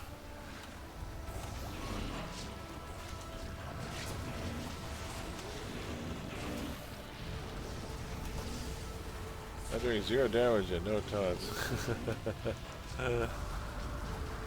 You know, and I have tunes that don't do any damage whatsoever. They're just support tunes. They don't really damage. My masterminds don't really do any attacking. I think on both of my level 50 masterminds, each one of them has one and only one attack, and that's it. Pretty sure the Necro is just lifesteal in case he gets into trouble. If I, well, low level. It takes time before your sets start to shine. Well, I always scratch my head at people like, well, I got it to like level 12 and then I stopped playing it. I'm like, you don't even know what that character can do yet at 12. No. You have no idea. For me, until you get to level 30, you really have no sense of just how good that character is going to be. And even at 30, you get glimpses of what it can do, but it's nowhere near fit. But for me, it's right around like 27 to 30. Late 20s to 30 is where you start to see the build take shape. That's when you start to say, oh, okay, things are starting to click. I see what this does now. But at level 12, you have no idea what that character is going to be doing. Look, I got to 12, wasn't for me. Now, unless there was something in the, like if it was an attack set, you just didn't like the sound effects or the animation for one of the attacks, or there was something aesthetically displeasing to you, like poop on your shoulders. You know what I mean? That would really turn you off of a build. But if it's just the build itself or the function of the character, give it some time. Like, this character has been a rough ride for regen. I will say this is by far the squishiest tank I've leveled, but I also know what it's going to do when it gets all of its sets done. So this run we're doing right now will play a lot differently when if I come back to do this and I have all my set bonuses.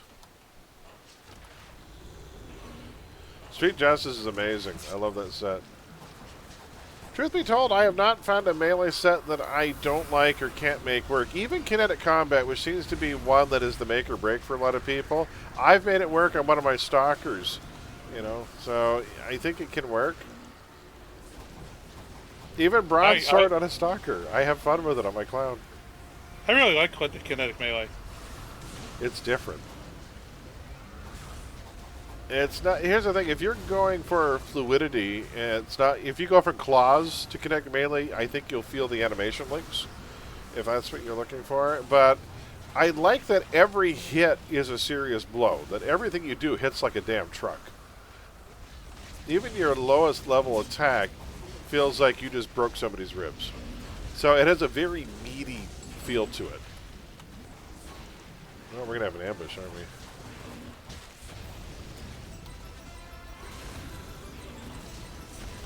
Did my double XP expire? It friggin' did. It did. You know what? I'll meet you guys in the next one, but I'll probably go to Pocket D and get that renewed real quick. Wow. Nice job, Mastermind, on that ambush. Holy cow. Yeah. Oh, shit. Am I going to die? No. No. No. I'll just go to a hospital. Your character might get defeated, but you're not going to die. I might go to a hospital. Hey, wait. My health comes back every now and then. I can see it. It's starting to move. I saw my... Is somebody give me a buff? Or is it just because I have the 2 going now? When I'm surrounded, does it do more regen? I think it does. Ooh. Yeah, against all odds. You got. It's getting better. Where I was up to almost 20 health per second. That wasn't nothing. Grab, it's starting to work. Alright, so wherever the next one is, I'll meet you guys there. I'm going to long range to Pocket D real quick. I'll meet you there. Because I'm just, I'll go through base. Hey guys, I'll meet you there. I'll just mission teleport there after I get my double XP renewed. If you need to renew double XP during a TF, you should know the only functioning start vendor you can actually talk to is the one in Pocket D. All the others will say, I think you've got more important things to do. Because you can't talk to either Icon or start vendors if you're on a task force normally. But this one you can. I think they did it because of the AE, because they count as task forces. Alright, I'll miss teleport from here and I'll meet you guys there. Miss teleport.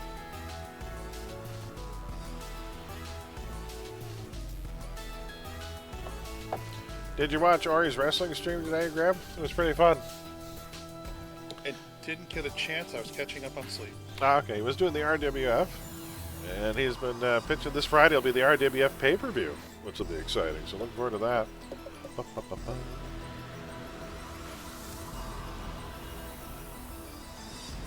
How can you view it on paper? What's that? How can you view it on paper? Well, it's tabletop. Ask Tabletop Rich. Oh, yeah.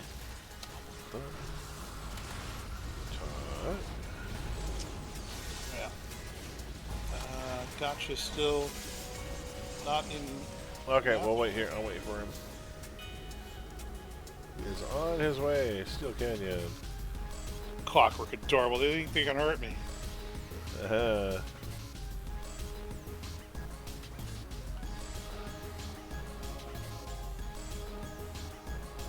So, yeah, this guy is going to be another carved from stone entity that came to life, but his backstory is that he was actually carved from a Celtic standing stone in Scotland. So he's a Scottish gargoyle. So the church raided a standing stone in Scotland to carve a gargoyle to put on their church? Oh, could be. That could be. Could watch over their church. I mean, that's where gargoyles are from, really. Cathedrals. Yeah, Gothic cathedrals. Could be. That's got curse written all over it. Oh, yeah.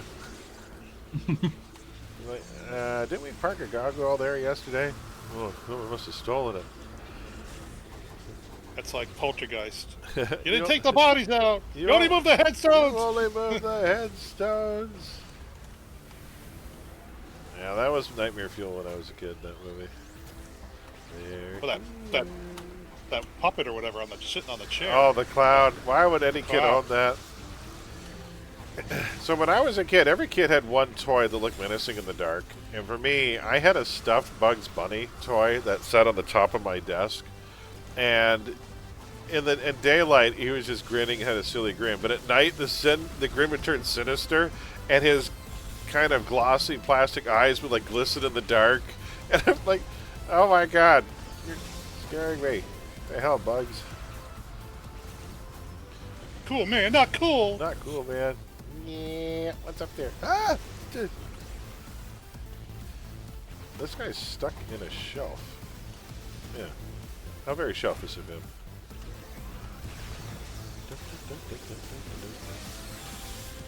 Bam. Why would anyone own that? It reminds me of when Homer made Bart that crib, and it was that hideous clown, and Bart was sitting there rocking himself to sleep. Cannot sleep, clown will eat me. Cannot sleep, clown will eat me.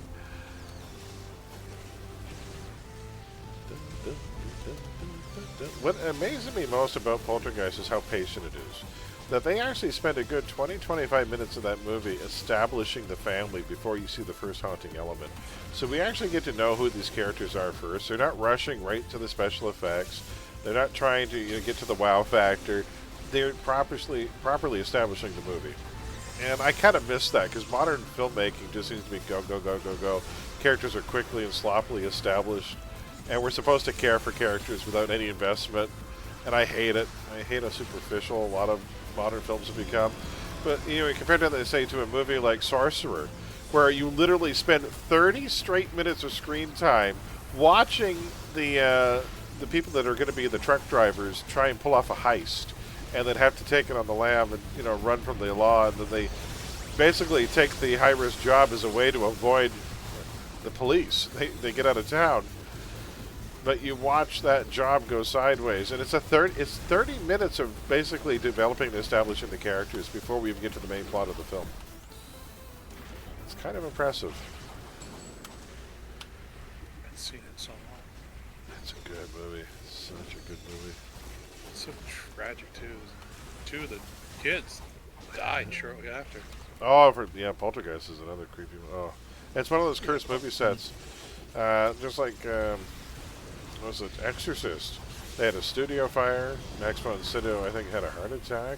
Somebody's father died. It was, that was, oh, okay. Someone's attacking me.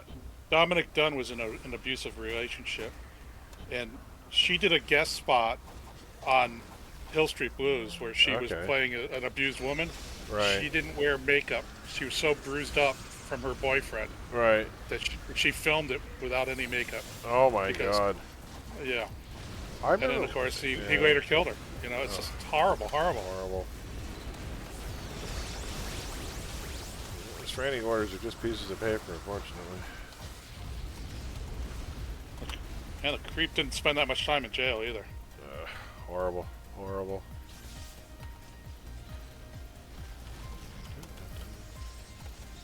Uh-oh. You're in a glass cage of emotion, and I can't help you because I am not a defender. I will beat up this Tesla Knight that probably put you there, though.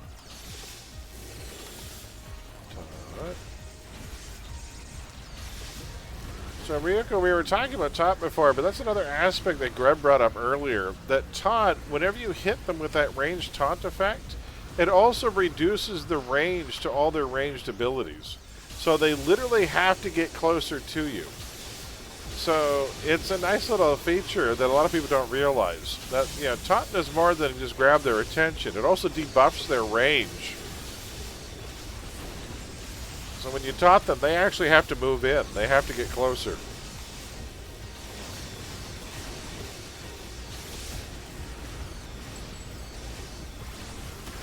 Yeah, it's great for dragging outsiders onto the stack. You know, you just kind of taunt them. You slide back a little bit. They make their way, and as they approach where you want them to be, then you double back and you meet them in the middle. Little things like that. It's like having a wrench. You know, it's nice. You compel these baddies to go where you want them to go.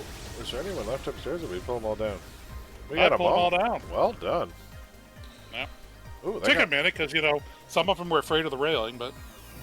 And we are going to call it in. I've got an O portal here, folks. You can get your badges. O portal. This was courtesy of Brickman last time I played this tune. There we go. Portal. You could get it for yourself. Yeah, all you have to do is go into City Hall and go to Lord Recluse's Victory. You'll get it. It's just walk through a door. Can't grab it without sacrifices. Fold space brings them to you. Yeah, you can do. I mean, they can't. I can try and put fold space in, but I don't think a lot of people realize just how much of a sacrifice it is on power slots to get fold space. Your base. Yeah. Oh, I'm sorry. I was going to say, you pretty well have to set your travel powers teleport, because it's hard. Typically, yeah, that's true. Fold space doesn't grab everyone. No, it doesn't. So it has a limit. It has a limit, so... Oh, I'm missing badges here. By the way, there's a badge in here, too, but it doesn't count as one of the city's own badges. Which one?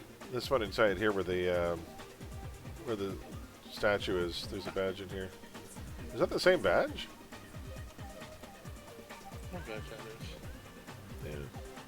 There's one inside there, but it doesn't count as one of the Atlas Park badges, which is strange. It's next to the Hero 1. It's right in front of the Hero 1 monument. Send me to Ornbega.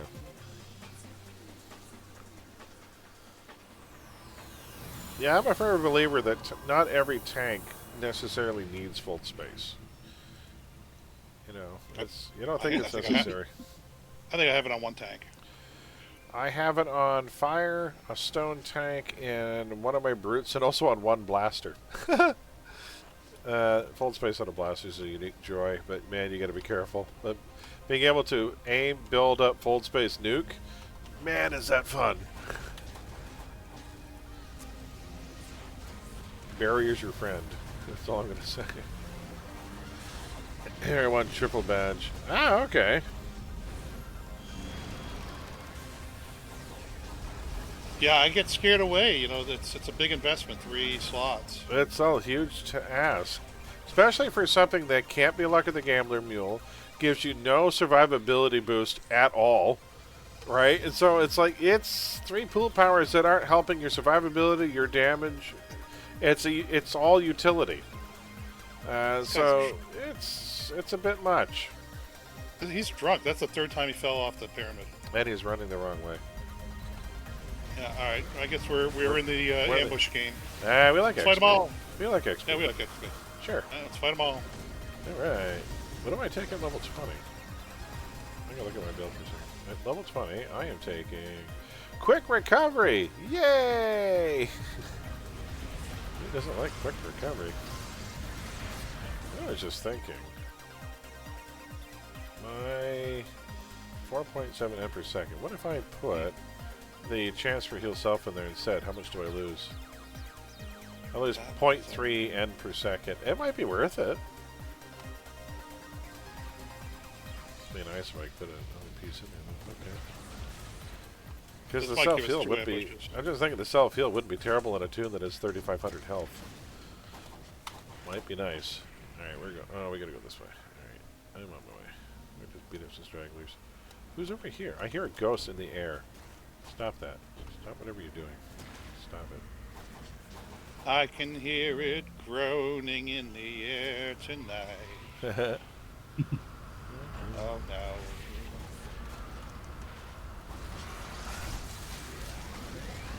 So the first ambush was static, sitting in the hallway. Right.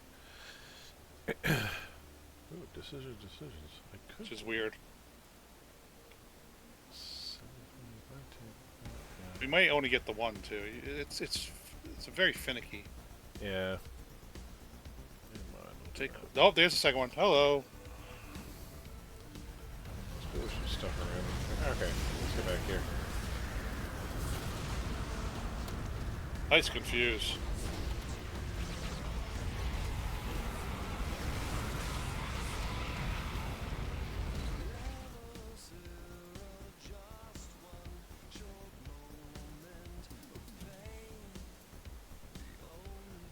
If I put that back there, what do I get? I'm kind of looking at something here real quick. Okay. Ooh, okay. Decisions. I'm going to look at my build real quick after this. I might move something around.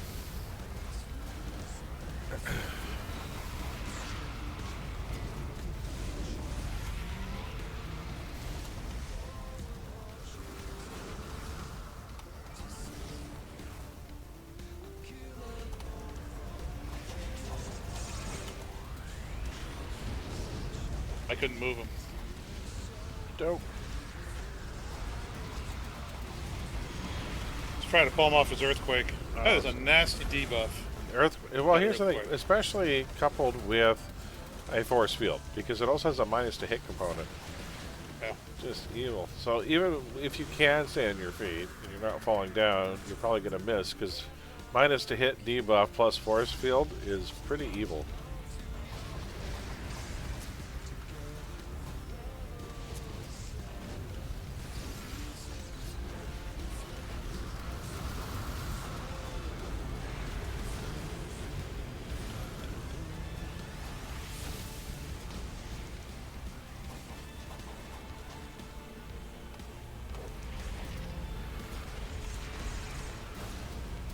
Hoping to hit 22 in this round, then we can start slotting numinous.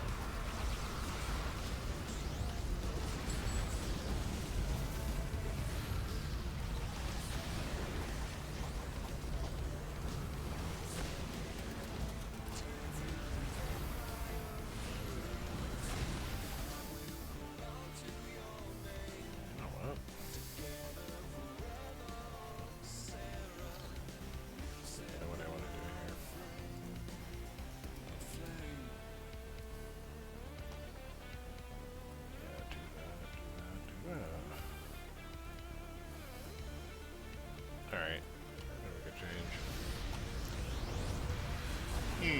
Yeah, I'm thinking about making a change to the build. Slight change.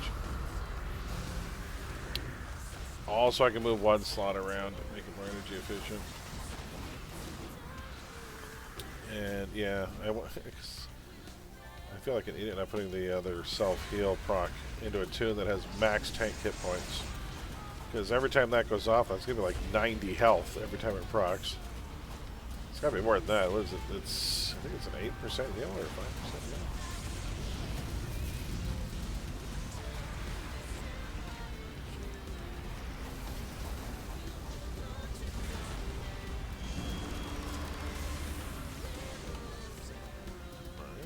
I guess we... Oh, it's over here. Oh, hello. I can't wait until I get that diving attack, the teleport attack from Savage Melee. On a flying tune, I have a funny feeling it's going to look amazing. Yeah, that's gonna be good. Just swooping through the map and then diving into the middle of a group as a winged attack, I think is going to look pretty awesome. There are a few attacks in this game I think look a lot better with flight, especially staff fighting. Staff fighting with flight looks so dynamic. Because they've actually done unique animations just for some of those attacks while in flight. And they look pretty awesome. Alright, I'm going to head downstairs. Let's go. No, it's not the teleport group. Must be the other one. Well, we'll get it while we're here.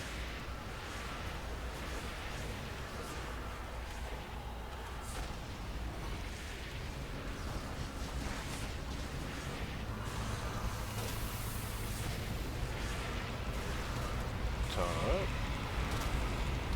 am taunting all the things. A lot of ghosts in here, holy hell.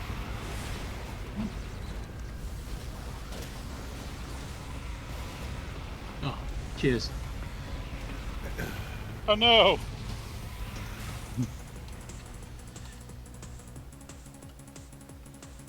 Oh, there's a glow up there.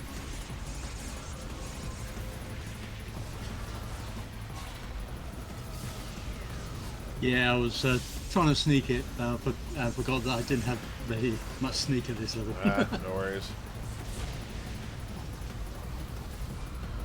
Yeah, I think I'm going to be going into Soul Mastery on my Gargoyle for the Dark Powers.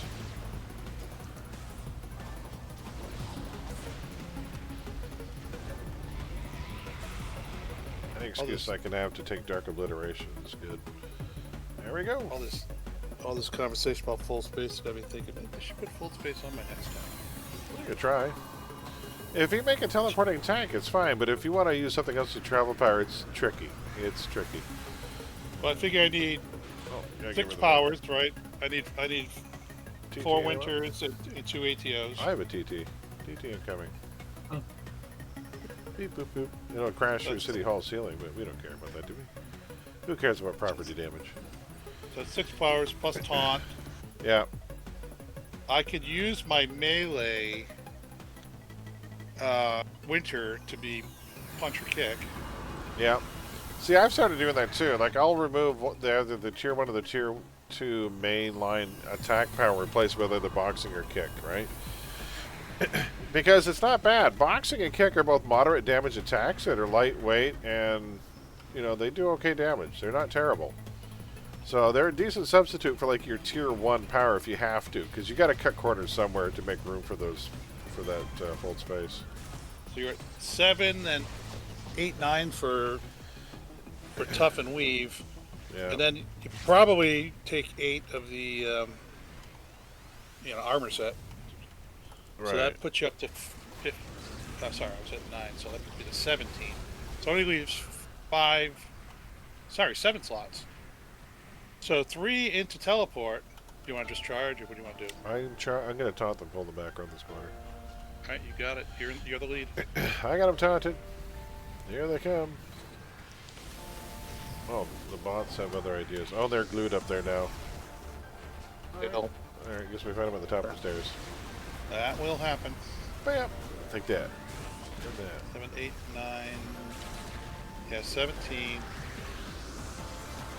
So at least be 4 more slots for whatever.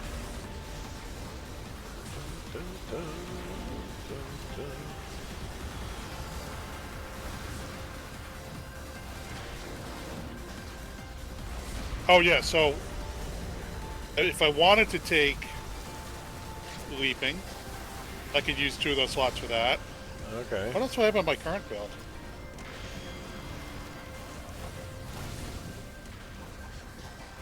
I mean, that's...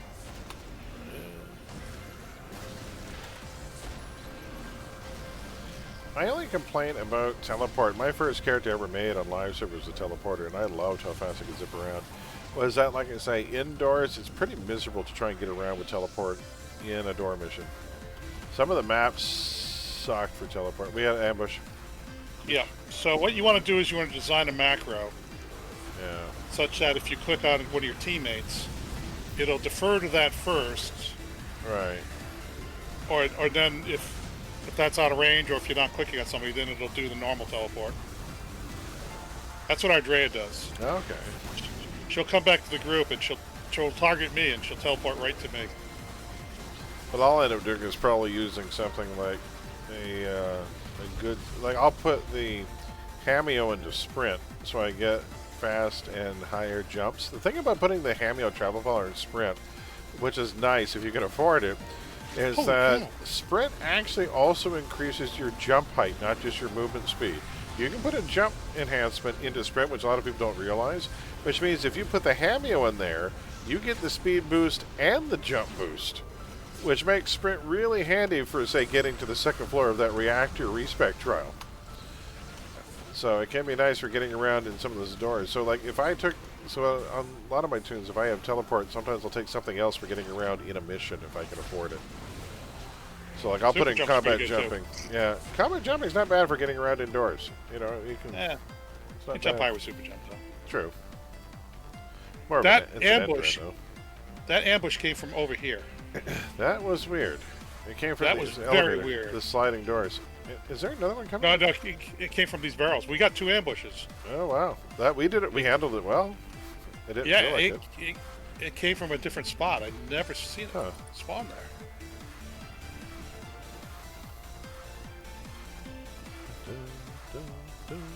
Hey, right in the front, Doc Buzz.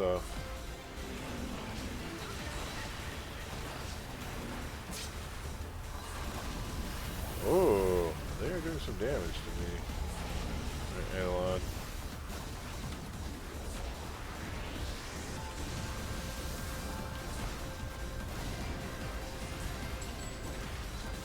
Alright, I say you have the point on the next mission. Okay. Well, I know where we're going to be running around. Yep. Alright. So yeah, I made a change to the build, and I like it.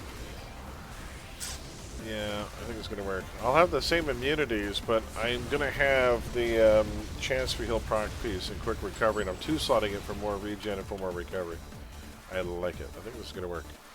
So I'll show you the change in a second here. Give me 1 second. Let me fill in the blanks. So you are going to have this. Okay, and you are going to have the other standby light. 1 sec, folks.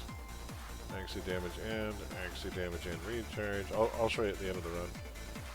My changes and why. There we go, and then we'll save it.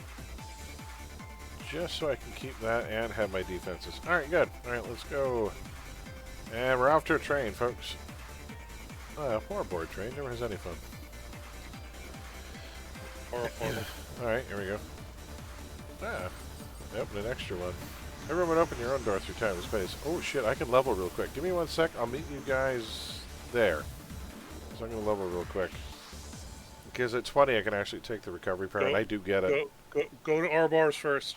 Oh shit, yeah, and then go to base. Good idea. Yep. I'm coming back. Because then I can do the base trainer. Coming in. Good idea. Smart. Because that'll never last long enough. Yeah, so then I'll do base teleport, because there's no trainer in Ouroboros, which sucks. It's kind of curious they haven't. Yeah, they have a vendor, they don't have a trainer. Yeah. Alright, so just because like more recovery will be helpful. So now I take level 20, quick recovery. There. Oh, I got another, and more slots. I'll 2-slot you, and I will decisions. More smashing, lethal defense would be nice. I'll do that, I guess. Okay. Let's put in damage and what am I missing? Am I only 5-slotting Vicious Slash? I am, because I put it. Oh, that's why. I'm putting the chance for recharge in there instead. Okay. Now I can slot Numinas. I'll be right there, guys. I can put...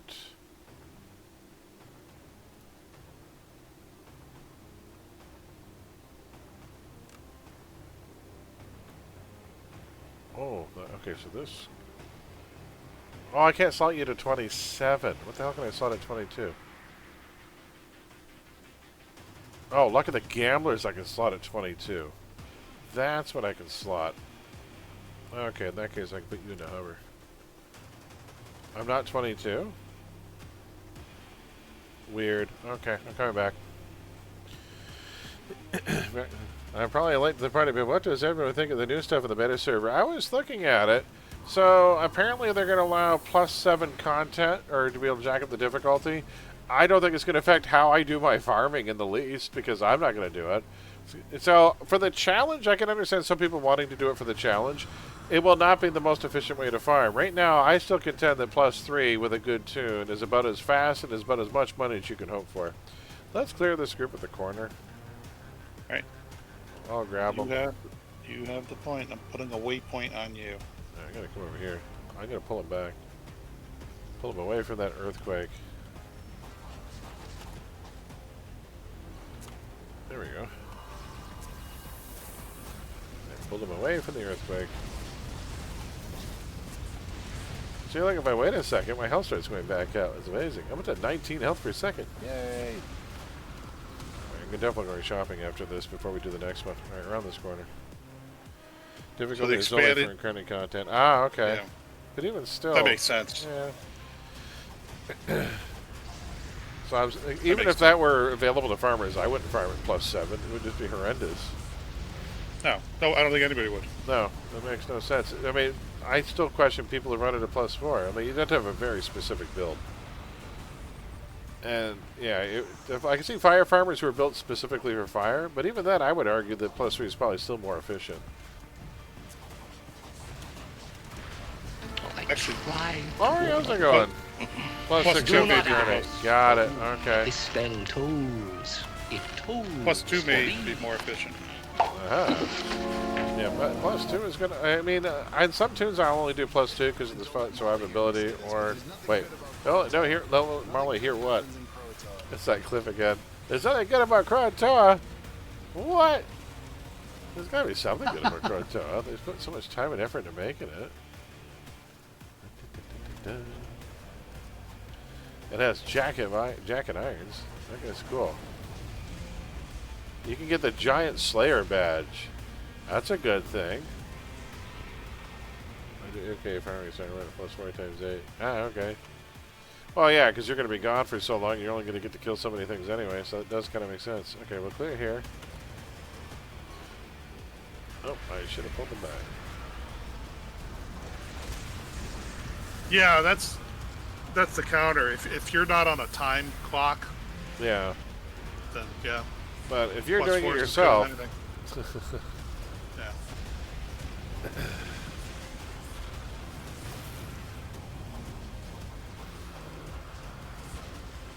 But at the same point, I don't.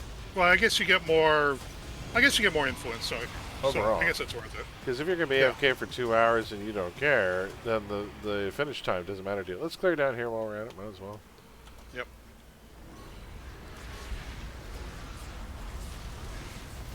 Stop ruining things, ruin mage.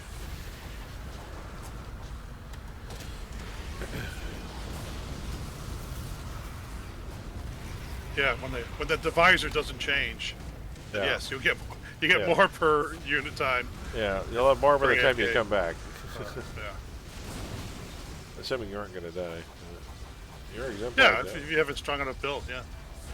Even if I'm exemplar down, I think I must have been level 21. I don't think I was 22 yet. Alright, so now we should clear here too. What the hell? Oh, you gotta go rescue him. Just because if we go over there and do the next one, we'll forget about these guys. Because the next two are right next to each other, so... Let's clear these. That way we're safe. I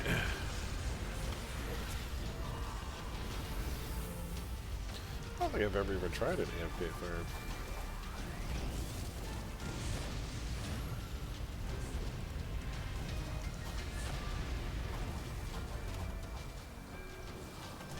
Do you just That have, might work out better if you have a busy day at work. Yeah, do you have, like, burn on autocast? Yes. And you Exactly what you do. Yeah, okay. But not your self-heal. No. So you have, like, heal procs that go off to keep you healed, and you've got capped, fire, defense, and cap resist, so you just try and mitigate it as much as you can, I guess. You find you're doing more damage than they can do to you. Right. Do you leave It bosses gets turned on? it gets dicey sometimes a little bit when they're walking by other groups and you go over the cap, and so you think things are attacking you at range. Right. But it depends, Most people can, survive it. Labyrinth changes that I'm eager to try out. They're even putting a Luska spawn on the front of the Malevolence part. They're adding Luska to the Labyrinth? That's interesting. I haven't done the Labyrinth in forever. I've never finished it. I explored a bit of it when it first came out, and I thought it was interesting, but I've, Curse of being a night owl, no one ever seems to be running the thing at this hour. And I doubt we'd be able to put together a group of, raid-worthy, 4 or 5 groups? For, how many was it? 6 groups for a raid, 48 people? I leveled again, alright. Oh, like 22. Guess what I can slot now? Luck of the Gambler. Haha. Sweet. I'll take that. And... oh, I didn't buy the other pieces yet. We'll do that later. Oh, fast healing. Upgrade you. There. Alright, folks. Here we go. Are we all set? Very good. Sure, I guess. I gotta leave in an hour to have another surgery. Oh no, Brian! No! Have you looked at the beta patch notes? If so, what are your thoughts? I haven't looked yet. So, people were just telling me about them tonight.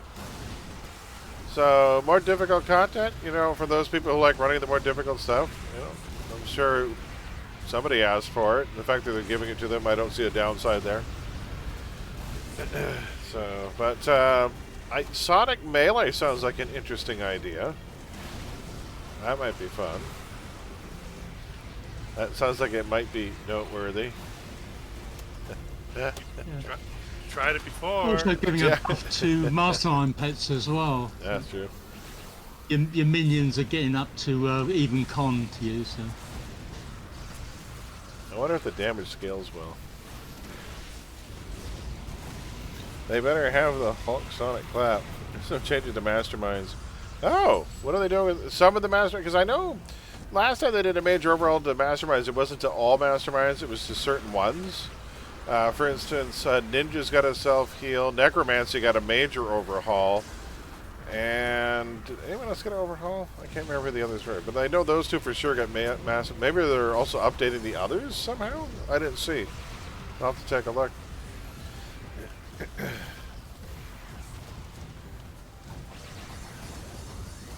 Yeah, when it comes to the proposed changes, I don't know. I'm not one to speculate. I usually wait and see when that's finally done and released. Sheer delight. I think there's always a possibility that it'll change between. I'd already stopped punning. That was about as painful as a cattle prod and It took me that long to find but it. later on in the program, Ellerby will be out. Damn it. I was like, oh, I got away with those. No.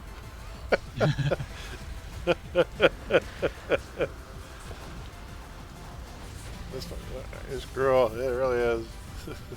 I may have had 1 or 2 more music puns, but I was keeping it in my back pocket just in case somebody else tried. I was like, I've always got a couple of bullets in my in the revolver. I'm like, oh, okay. Yeah, there's never just one pun. Never. Never. I don't say anything unless I got at least half a dozen ready. Like, you want to come at me? Okay, you best come ready. You best come prepared. Dun, dun. Bam. I see this whole proc go off once. There's a new task force, Golden Rule, Marigold, Zoe Langston's task force. Oh! Yeah, So that's Zoe. That's one of the bosses from Dr. Aeon. She's a Goldbricker. So So she has a task force, strike force then. Yeah, it won't be a task. It'll be a strike force, right? Because she's a villain, unless she's switched sides. Is she going to go against her own company? That would be different. Who's that back there? Nicholasty Wharf. Nice. Very cool. Oh, so maybe it's for both Be a sides. cooperative then. Pulls as much as it's true.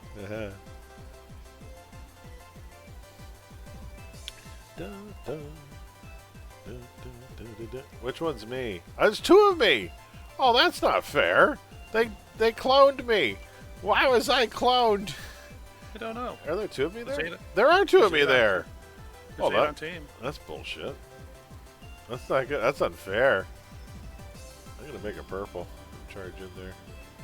Alright, let's do this. I taunted Zem. I got blinded. Oh shit, I'm gonna die. Ooh, that flash arrow got me. I had to pop a yellow and a purple. Inspirations for the win.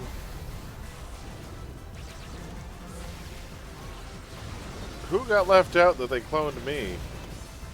Maybe the mastermind. What the hell? Three while I march triple the buttons. Oh god, no! Alright, I better go while my defense buff is still going. Take that, Rollister. Oh, rubber banding like crazy. That's not good.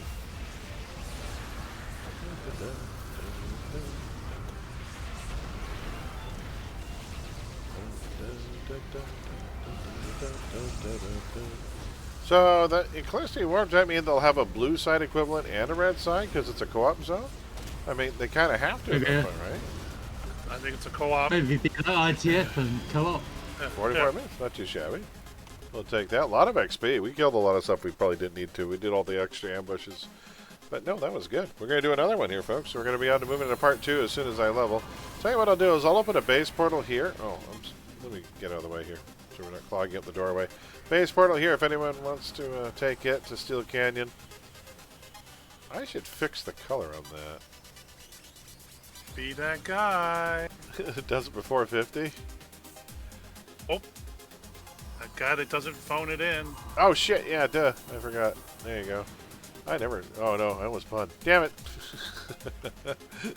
Wait. 26 more minutes. Let's go level real quick. That's true. Okay. Okay, so after quick recovery, second wind I take, which will be nice. And that's going to be my X clicky. Because that one keeps our max hit points up. So it's heal. Find X, power exec, name, second wind. And I can put, because that is going to be, let's see, a heal recharge. Where are you? And I got to buy the pieces for that. Let's go to Steel Canyon. I couldn't quite fit evasive maneuvers into this build. Badge tracker, there's a notes in the beta notes. Oh, badge tracker, that's interesting. Like a pull-up menu so you can see what they all are without having to cursor through them one at a freaking time. If you look for exploration badges, that is kind of handy actually. Because trying to find if you got certain exploration badges, because you have to go cursor through them, it is a bit tedious. Here's one. Masterminds, even con minion and lieutenant pets. Oh! Yeah. Oh, so they're getting a level shift. Yeah, that's, you know, here's the thing. That's not game breaking, but it's nice. No. That's not, you know, I kind of like that. That's not terrible. So all masterminds get because they've been complaining about pet survivability for the longest time. Let's see here. Character info window customization. I don't know what that is. We'll find out. I don't know either. All right, let's go. Attuned and modification. I want power transfer. Chance to heal self. Why not? And then pure end. There, give me those. Thank you. So quick recovery. You are getting chance to heal self. And this. There, that's the new change. So I'll show you guys the change I just made, why I kind of like the way this worked out. So let's go to mids real quick, and then... Ooh. Oh, I'm in mids. What the? How long has I been in mids for? I've been in mids for so freaking long, I forgot. Okay, that was weird. So anyways, so here's the change that I made. I took out the dark, or the shadow powers and went soul. So that way I didn't have to worry about having to do the +2 proc piece on the hold. I went Gloom instead, which I can still use as a ranged aggro grab. I get to use Dark Obliteration, which is an amazing power. It does some nice minus to hit, but that gives me 1 slot back that I can now 2-slot Quick Recovery, and instead of just putting in a level 55 end piece, I can now slot Chance for Heal and End. So that Chance for Heal is going to give me 6% more regen, but also procs self-heal 3 times per minute. A 5% bonus.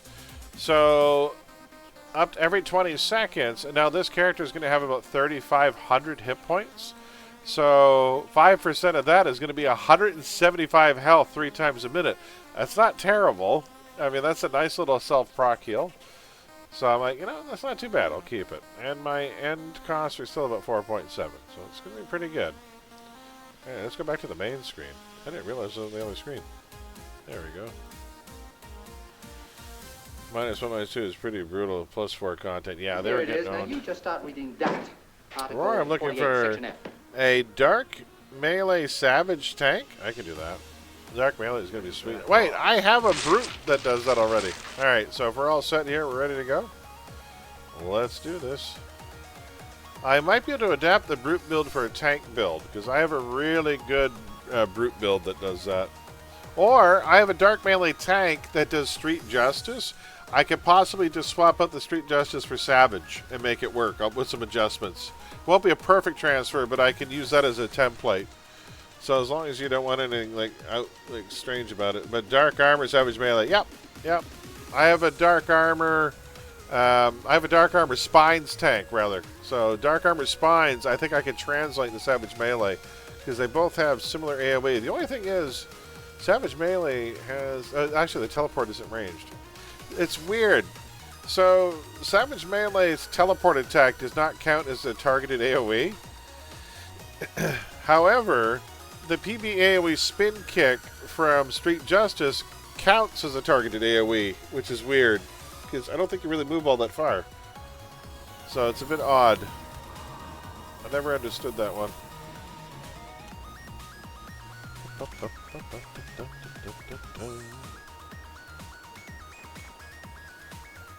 Let's wait for everybody to get here.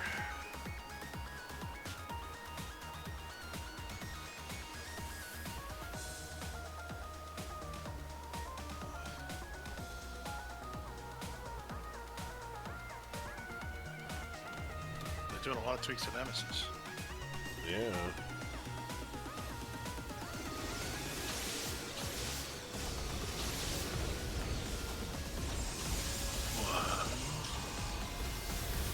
Kings Road, new zone gate leading to Perez Park. Ooh. Added to the northeast corner of zone. That's interesting. How about just give us back Galaxy instead? Can we have Galaxy City back? Can't we just rebuild it? You think they're just going to leave billions of dollars worth of real estate just lying in a rubble pile? I don't think that's how the world works. That's prime real estate. They should repurpose it and rebuild Galaxy City. Monstrous Ether Salvage has been renamed to Unstable Ether, and primarily serves the purpose of being a sub-currency to prismatic ethers. Oh, if you build it, they will come. It's true.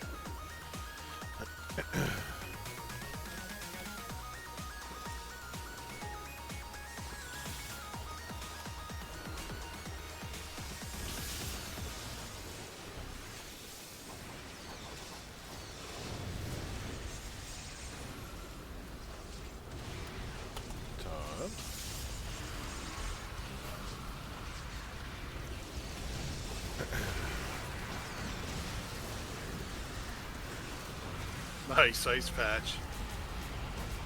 Yeah. You know, that is ice patch is such a beautiful power.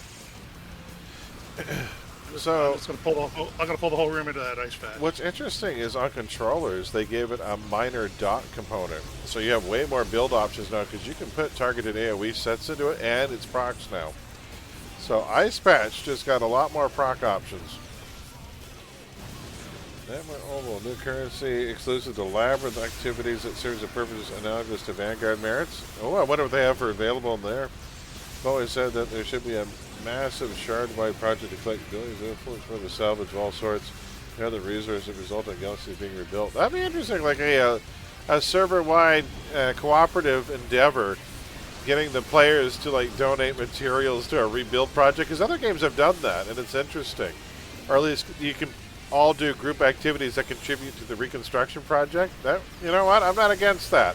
That's a good community building kind of activity. I like that. I don't think games do enough of kind of group PvE. It always seems to be PvE stuff in games, but yeah, working together is a server. Actually, we just did that in Elder Scrolls. They're still doing that right now. There's the new event is on. Don't live in a higher level zone. Okay. The Galaxy City connecting tunnel has been restored. Secured by Vanguard, some familiar-looking heroes fight to ensure the danger-broken galaxy can't leak into the streets of King's Row. Oh, that's interesting. So they're starting to rebuild back out to Galaxy City. Grab the door to the Galaxy City has been restored. And it's going to be new content in King's Row. That has me very excited. So they're going to do it in stages. So they're going to So they're going to add 2 new gateways to King's Row. Interesting. They're going to restore. They're going to have to move that statue. So is Galaxy City going to be sort of like another Dark Astoria?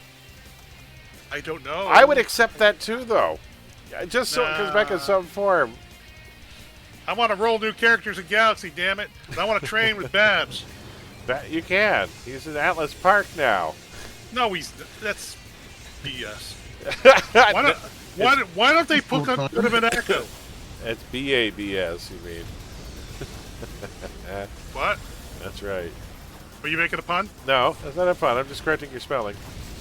I said Babs. And then you said BS. That's not how you spell I Babs. said... that's a pun, sir. I'm sorry. I misunderstood. You are in violation. I misunderstood what you're saying. You are in violation of your timeout. No, I don't think. I was just correcting your spelling, Z. No, nice try.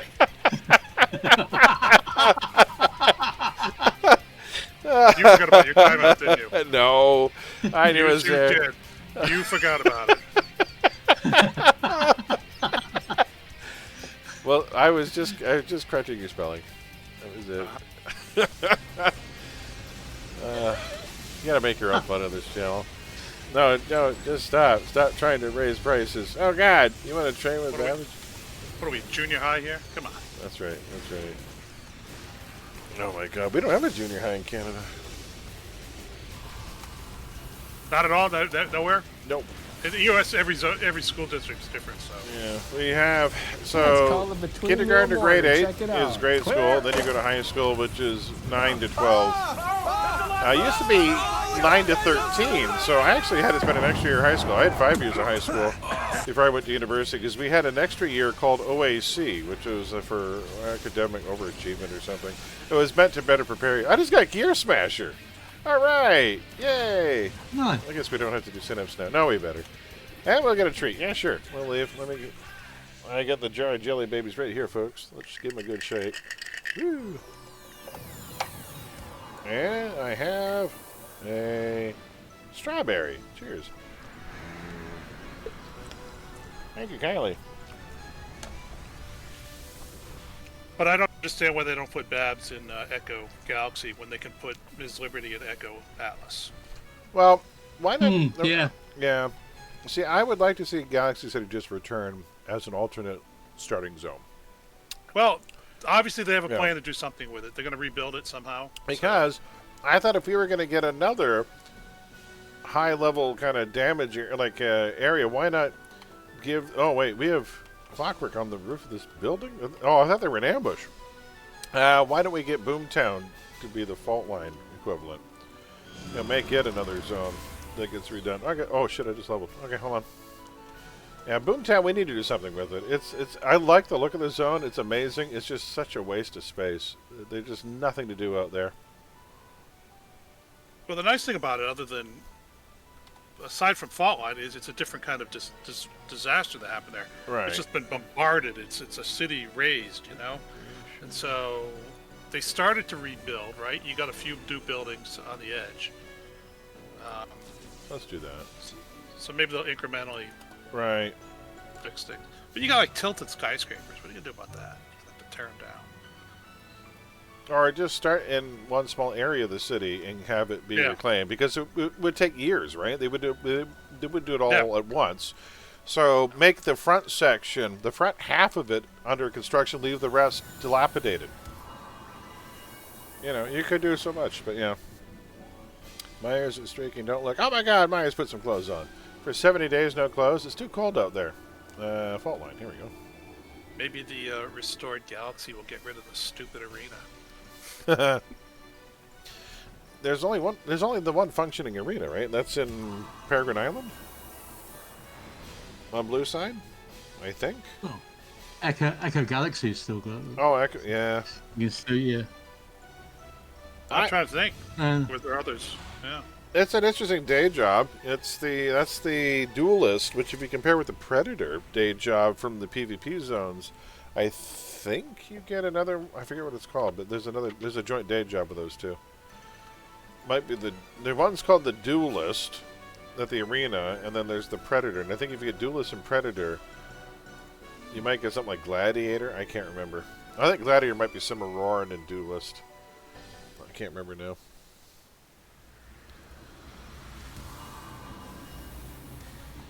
There you go. I didn't know what to do with that.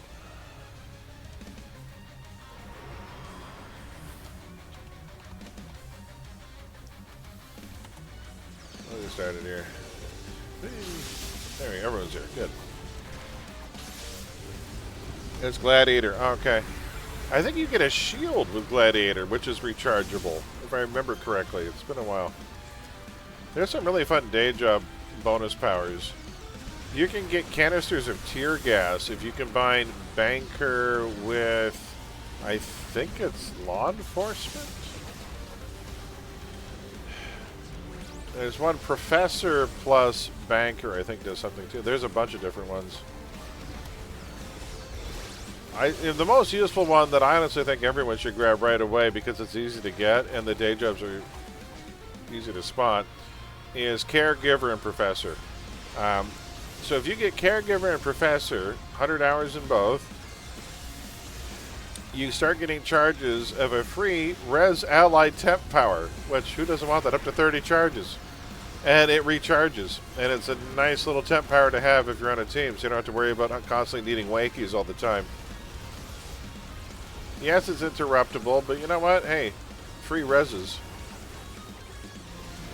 Yeah, the old truck over there. Why would Banker be a component for gas canister? I think it's a riot cop type thing, so it's like law security or something. Or did the I think you're right. I think it might be law enforcement plus scientist. I think that's how you get this the tear gas. There's another one for Banker too, but I can't remember what it is now. I can think it was the Chris Nolan Batman movie, the bank robbery. He had the gas canister in his mouth. Oh, that's right. He pulls it out of his mouth and then he makes it, and then nothing happens, and it's just weird. Yeah. It ends oddly, that moment. Law enforcement plus Banker, security chief, and he gives you I was right! It was law enforcement plus Banker. Okay, that is weird. Now, what about law enforcement plus scientist? I think you get something else. Another one, Pocket D plus fashion designer from the Icon store. You get, I think it's Trendsetter. Which gives you charges of a AoE placate, which, it could save your ass. The bane of my existence when I'm on a support tune.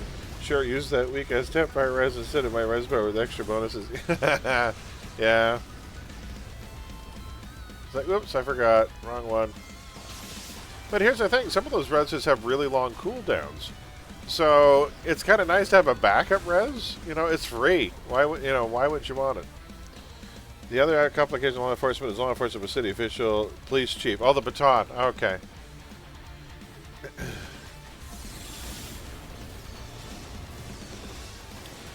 There's also, I think, there's an archaeologist, which is Cimarron plus Mortician.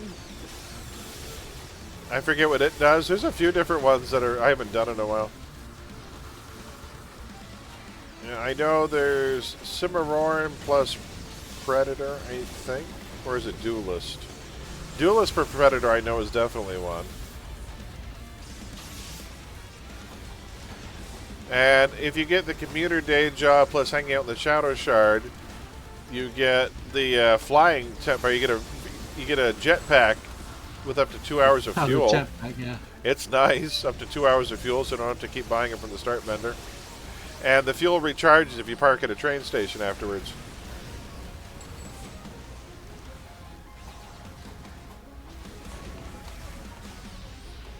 All right, here we go, folks.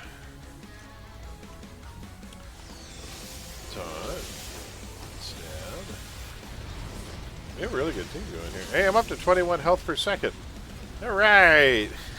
Ooh, we're getting better. Nice. We're getting there.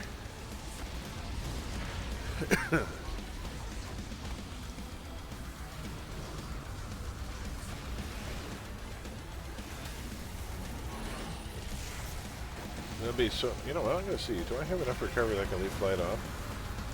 Let's find out. Can't wait to get to that point because it'll be amazing. The mobility on a flying tank that can leave fly on in a mission will be insane. Absolutely. That's what I'm rocking right now. I may have to make another flying tank if this one is that much fun. Now I'm thinking flying plus shield would be fun too. Ooh, should I remake my dark shield tank a flyer? Because he's a vampire. Jetpack comes with just Shadow Shard, but it refashes Charger with the Acolyte. I thought you needed both. Okay. Because there is another day job for having both. I forget what it's called. Is it Dimensional Wanderer or something? Or no, there's Commuter plus one other. Commuter plus Shadow Shard gives you a third job. So that you just get the fuel faster? Oh, okay. Well, that's nice. Good to know. River song on your mind, airfire. Traveler, okay. It makes me smile that fashion designer paired with something, and I'm so happy. And it's useful. It's really useful. It's a PB-AoE placate power, which is seriously nice. I think it's PB-AoE. But isn't it kind of ironic? Something you get at, a fashionable thing plus, pocket D gives you power that makes you vanish, less seen. It's like kind of ironic. You can blend into the background. I mean, if you can make something that's outstanding, you can probably make something that's pretty drab too. If the emote is putting on a pair of sunglasses, maybe that will work. There you go. Just put on a pair of there you go. horn-ring spectacles. I don't know. Do we all know how to get in the parking garage? Yeah, I'm over here killing the mort that's guarding the entrance to the parking garage to the side. I know you know how to. I want to make sure everybody on the team knows how to. There. The way is clear. Oh, there's another one. This hallway is guarded. Hey, get out of here.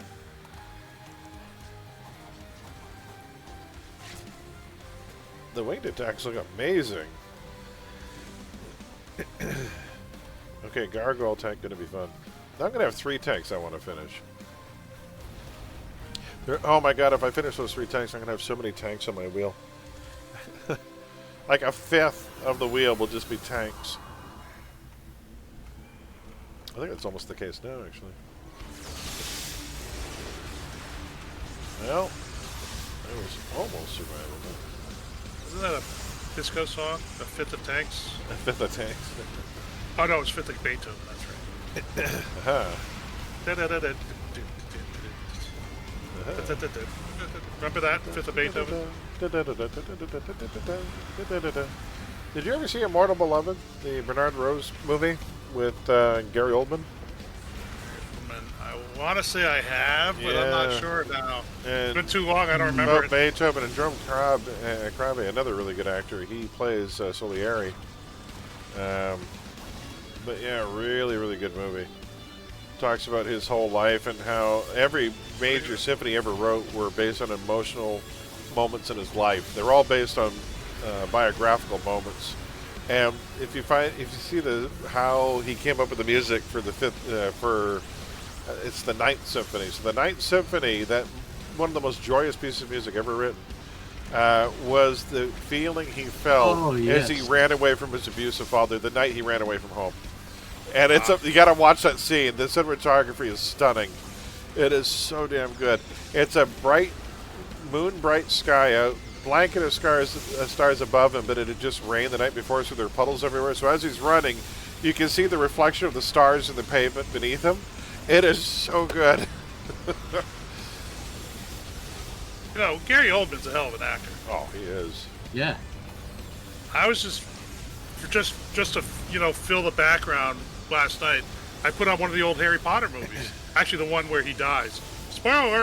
No, he's and even in that franchise, he's playing Sirius Black. So here's the thing: he kills it in that. There was a moment in the mid-2000s where he was honestly the single most profitable actor working today, because he was in no less than 4 major film franchises.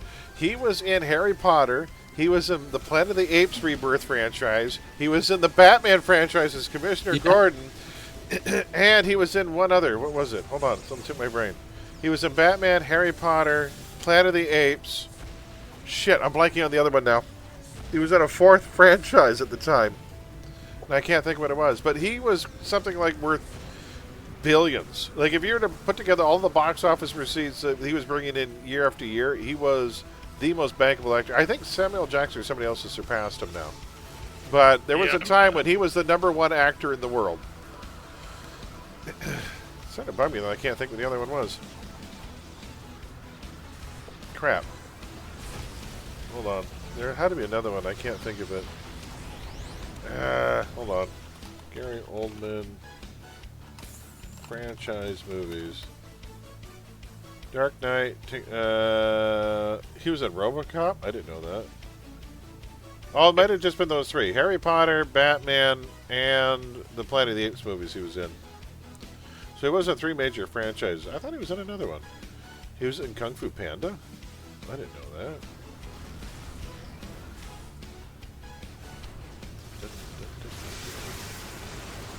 And he was still doing, like, really amazing, just, like, dramatic films, too. He wasn't just doing franchise paycheck movies, which, by the way, he never phoned in. Like, holy hell. But he was doing Oscar. He won his Oscar during that era, like, because he won for Darkest Hour. You know, he was doing Tinker Tailor Soldier Spy. He was doing how many other amazing films while he was doing these, like, let's face it, major paycheck movies. I think the time frame you're talking about is the height of Sam. I have a hard time believing he's making more than Sam. There was a time. So I think what put him over the top is that each of those franchises had a major blockbuster hit in the same year. So there was like this narrow window, like in the early 2000s, where in the same year you had a Planet of the Apes movie, a Harry Potter movie, and Dark Knight came out, like all around the same time. Sure you didn't read that and forgot the word British in there? He was in the new RoboCop. Ah, okay, yeah. He was also in Fifth Element. But that's not a franchise. No, that didn't make a lot of money either. Didn't? Oh, okay. It was popular. I'm in the camp, though. It's a love-hate movie. It's a love-hate. It's a divisive. It was like Napoleon Dynamite. You love it or you hate it. I didn't hate it. It didn't grab me as much as RoboCop. RoboCop is still my favorite Verhoeven movie. I don't think he's ever reached that height again. And every time I watch one of his movies now, I'm just like, I'd just rather watch RoboCop. Are you saying Verhoeven and Luc Besson are the same person? No, because Verhoeven at least makes different movies. We're oh, shit, no. That's right. Fifth Element was Luc Besson. Holy shit. Yeah. Yeah, no, you're right. RoboCop was Verhoeven. Okay. I'm confusing Fifth Element with Starship Troopers. both pretty cornball. Yeah, that crossed over my brain for some reason. You're right. Yeah, no, Luke Besson. Oh God, why'd you remind me Luke Besson exists? He made one good movie, and he's been remaking it for his entire career. Norman Stansfield Leon was iconic too. That's true. He was in Oppenheimer. He's been in a few things. He's definitely like he's in some major blockbuster hits.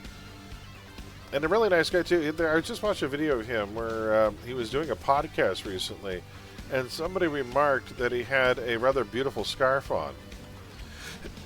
And I forget whom he was visiting at the time. It was an actor that just passed away too. I'm trying to remember who it was. If it was, oh my God, I gotta find out who gave Goldman his scarf.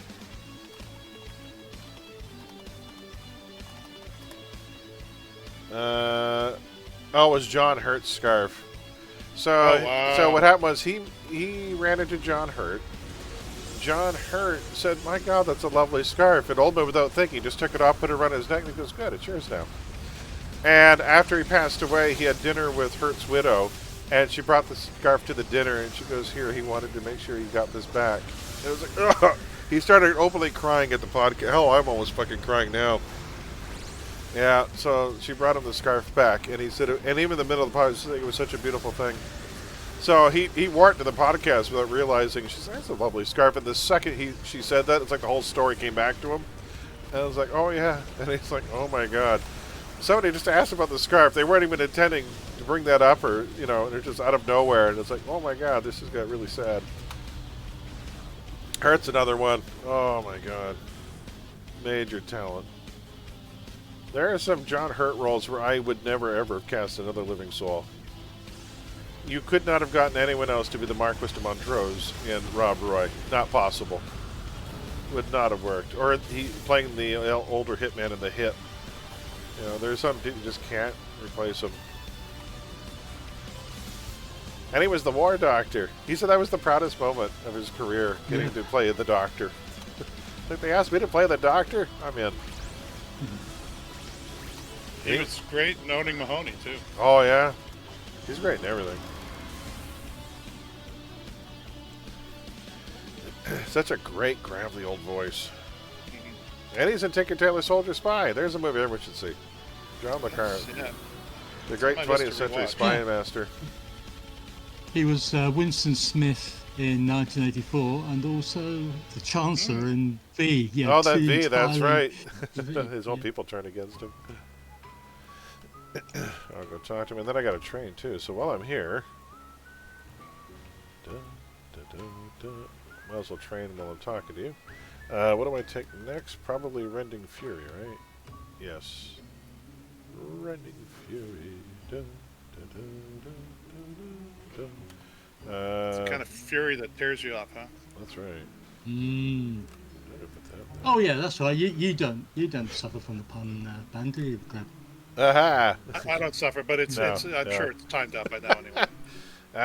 Probably. Yes, but hold on. So maybe I can't slot that until 27. Okay. So I got a new power. Ooh, all right. I'm gonna sit 24. Really? Wow, I'm 24 already. If I get to 27, I'll be able to slot whatever I want. Except if you have a snipe. There's no snipe on this tune, so therefore... That's so weird, isn't it? Because Sting of the Manticore is the only one you have to wait till 32. I've never seen another one. It is a rarity. Nice set, too. It is. 5P. You get, first of all, some nice range defense, and you get some recharge. And I think it's recovery. It's nice. I've never 6-slotted it, though. Loved him in The Storyteller. Oh, so good. Oh, yes. And he also did the voice of the dragon in Merlin. He was in Watership Down. That's right. He played Bigwig. No, not Bigwig. He was no, really? Oh, was he feminine name. Was it Hazel? Oh gosh. Hazel. Yeah, Hazel. he played Hazel. Oh, okay. Yeah. That is. Also Aragorn. Also Aragorn in the animated Lord of the Rings. Oh, That's wow. right. He's very He good was in that also role, the Horned King in Disney's Black Cauldron. He's been around. If you haven't seen him in Stephen Frears' The Hit, you're missing out.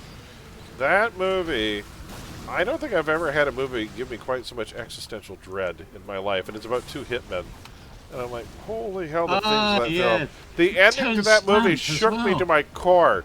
So it was on Christopher Nolan's top 10 list, and I'd never heard of it before. And it showed up in a couple other directors' top 10 lists because I watched the Criterion Closet videos. And I'm like, what the hell is The Hit, and why is everyone talking about it? And so I ended up, a friend of mine got it, the Criterion edition for me for Christmas one year. And I popped it on, and I'm like, it shook me. It shook me to my freaking core. It's such a bold movie that has so much to say about the human condition, and it's a road trip movie with two hitmen. So the older hitman is played by John Hurt, the younger hitman is played by Tim Roth, who had to lie to get the part because part of the job was that he was the chauffeur. He was the younger guy, so he had to do all the driving, and they asked if he had a license. And he goes, oh, yeah, I could drive. No, he couldn't. Wow. He had no license, couldn't drive. I don't know, but toxic for somewhere. Oh, earthquake. Didn't know. Yeah, your defenses were gone. Yep. And your two hit. And Terrence Stamp as well in that. Yeah, Terrence Stamp. Yeah. Oh, Stamp. Still, We just lost Terrence Stamp, too. We lost General Zod. Yeah. He was great in Young Guns. He was great in... he was in Wall Street. He played the rival billionaire in Wall Street. I didn't need the wiki, but thank you. Thank you for the thought. Actually, I'll use it. He was also in Star Wars. Oh, yes. Ah, yes. He was the senator. Council for Lauren. Yeah. If he hadn't resigned... I wish he had more to do in the movie, though. They use him more in Clone Wars. Watch Good. Clone Wars. Good. He deserves it. Oh, it's also the head of Mindhead in what is it, in Steve Martin's comedy there, Bowfinger. Mindhead. Can you keep it together, kid? Keep it together? Yes? You must not show it to the Laker girls. Oh, my God. He didn't resign. He got voted out. No confidence vote. There you go. I know. But you're out. I know. Whee. Frickin' Jar Jar. That little fella gets. You're fired. Someone show him out. Felt so bad for that actor. The actor who played Jar Jar, I guess, contemplated suicide. He was so harassed. Yeah. Ahmed Bast, yeah. Yeah. Sounded like a very nice guy. Same thing happened to the young kid who played... I guess the young kid who played Joffrey, he's getting back into acting again, which is good. Yeah. He had death threats. I'm like, holy... Really? There's some unstable people out there. Here's the thing. If you see an actor in a movie and you fucking hate that character, they did their job. That's the point. I just watched Simon Pegg in the Criterion Closet. He said something that was so brilliant. He was talking about... He'd just shown his daughter Blue Velvet. And he was so proud that his daughter hated the movie. And he said all the reasons... And I'm so glad you hated the movie for all the reasons I knew you'd hate it. And she said, well, why would somebody... He said, here's the thing. He said... And this is true for Simon Pegg. Great quote. He said, entertainment is kind of an overrated aspect of art. And I'm like, it's not really what art is supposed to do. Art is supposed to make you think or feel. And it doesn't necessarily have to be entertaining. Certainly that's true of the sublime. The sublime is anything that arrests the senses. And everyone seems to have equated the sublime with the beautiful. That's not true. The elder gods of H.P. Lovecraft were sublime. Because you looked upon them and it destroyed all sentient thought to even gaze upon them. But yeah, it's just he's a huge fan of David Lynch. He went to that closet looking for David Lynch, and he says, it's kind of nice to have somebody who's a filmmaker that just challenges people, who gets it. Brave, in this, especially in this market. I can't remember the last time I saw a movie. You know what? The Hit was the last movie that challenged me. It's from freaking 1981. Andor challenged me in places. That was rare.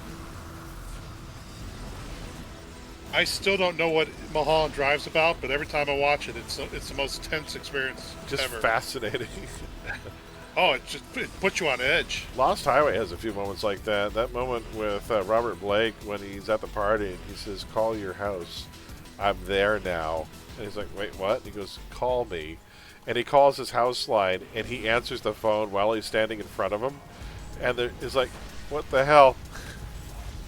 Gilligan Zyler, the Navy, got demands from the public to go rescue them. I believe that.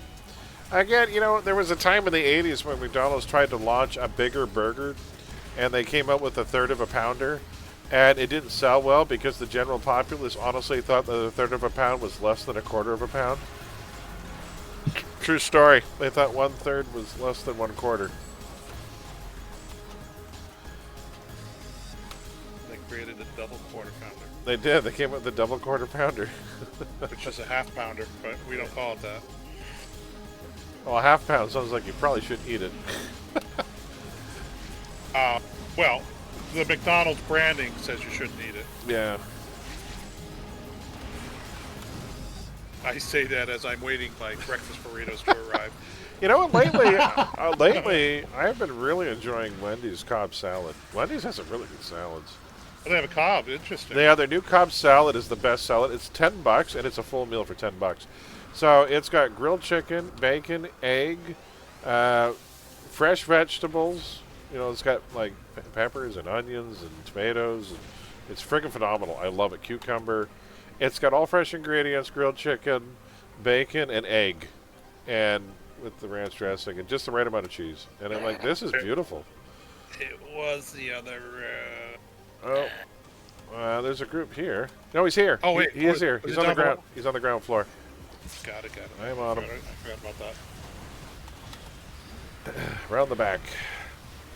So yeah, I was really quite happy, and they're only like these days anything for $10 is worth the price because everything's over $10 now for combos or anything. But it's a full meal for $10, and it's filling, and it's great, and there's no carbs, and I love it. I might have to try that one. It's good. It is a solid. It's probably my favorite. If I have to have a go-to item and I don't want to feel guilty about it, I understand. Yeah, there's bacon and grilled chicken, but you know what? It sure beats the double quarter pounder. What's wrong with grilled chicken? Grilled chicken's great, but I mean, well, like, yeah, and I'm sure well, the bacon's not going to be good for you. That's about the only thing in there that's questionable is going to be the bacon, but there's not lots of it. But a couple of strips of bacon is not terrible. You know, it's when you get the BLT at Subway and ask for extra bacon that you're like, punching yourself in the heart. But no, give it a shot. It's good. Maybe it's a Canadian only thing. I don't know. But I also like their apple pecan salad with chicken. It's good. It's got a raspberry vinaigrette, and it's got apples, pecans, grilled chicken, and blue cheese. A blue cheese crumble. Surprisingly good. Like Wendy's salads, they really up their game. When I was a kid, believe it or not, I grew up, whenever we'd go to a all-you-could-eat place, I'd always load up on a big dinner salad. I love making dinner salads. We could just, with 3 tanks, we could easily taunt them off the rails. Well, I'm going to try and get this one without being seen. Oh, you do that. Got it. Well, that one was easy. There's not anyone guarding it. We got one. Fly out and away so they don't see me. You're taunting there, and there's one there. Up 2. Where's the last one? At the end? Over here. Right here. Okay. Oh, there's one there. Okay, I'm on it. You got it? Got it, yeah. Let's go. We're going inside. Oh, we're going to wait for solar flare. So as soon as they get in, if somebody could ATT into the building. Help me, Long Guard. They're attacking me. They said I need AFK for a few. Okay, so as soon as they get back in, we'll ATT them to the back, but we can start clearing. Advisor badge. All right. Alright, so we're all going in the building. Yeah, You don't have to wait for me. Take that. Oh, you got teleport target. That works too. Oh, nice. That's such a handy power. I have support tunes that I wish I could fit it in, because I wish I could put it on every single support tune. Oh, am I in trouble here? Be a nice day job 10 power as well, wouldn't it? Oh, I got knocked downstairs with minus flight. Oh, thank God I didn't land in a group. Yeah, it would be. Ooh.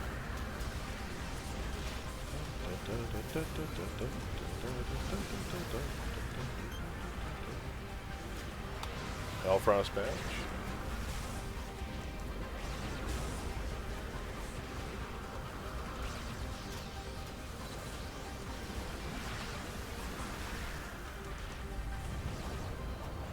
What's the problem with group fly? Everyone hates it. I turned it off. It's a slow travel power and it ticks people off. Tanks hate it because they can't get into herding position as easily. It slows down every leaper in the game. It's a vanity power, not needed. And first of all, especially now since they've changed how mastermind pets get around, all you have to do is get to the next door and the pets will teleport to you. You don't even need group fly anymore. Pets will teleport to your location now. So it's now a superfluous power. And it's also a massive end drain. It's incredibly slow. I don't know. Take your pick. But it's awfully handy on Trick or Treat. I understand that. Yeah. It's the one power that everyone, when they get hit with it, goes, shit, I should have went to Null the Gall. Yep. Every single time it's like, well, going to Null the Gall. Turning that fucking thing off. I don't. It's imposing your travel power on other people, which is. Yeah. No. You know what though? I'm over my rage. I can account for it, so that's fine. Yeah, I'll just turn it off.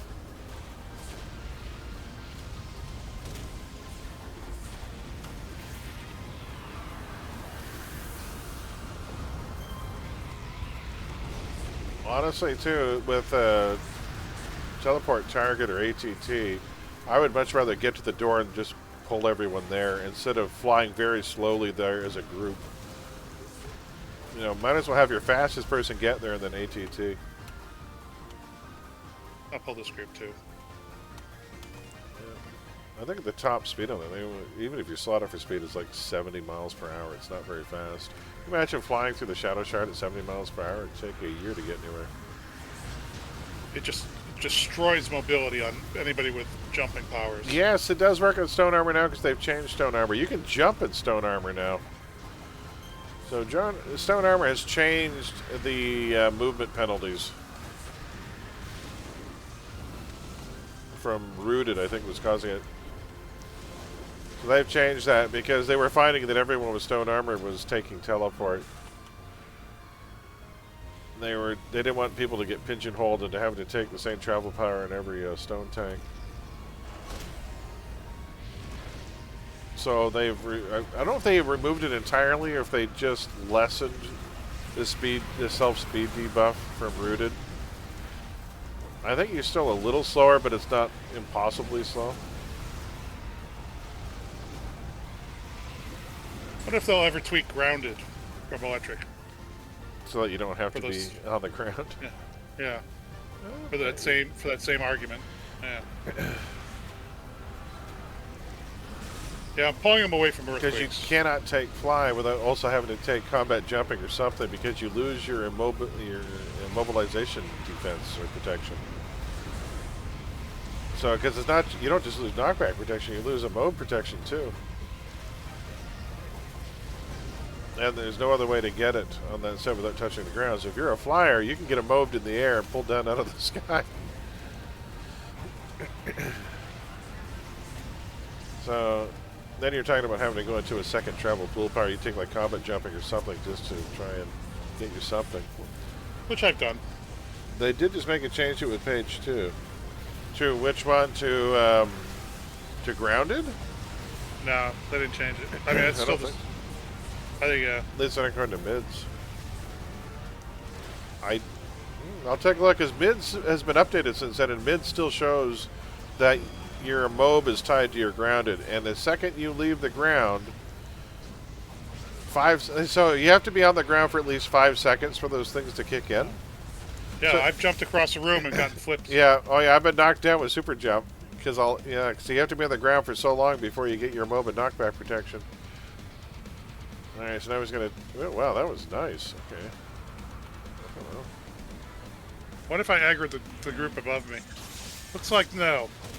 I got awfully close to him. Well, I tried to pull him. I'm regenerating 18 health per second. Is that enough to keep me alive with all this toxic?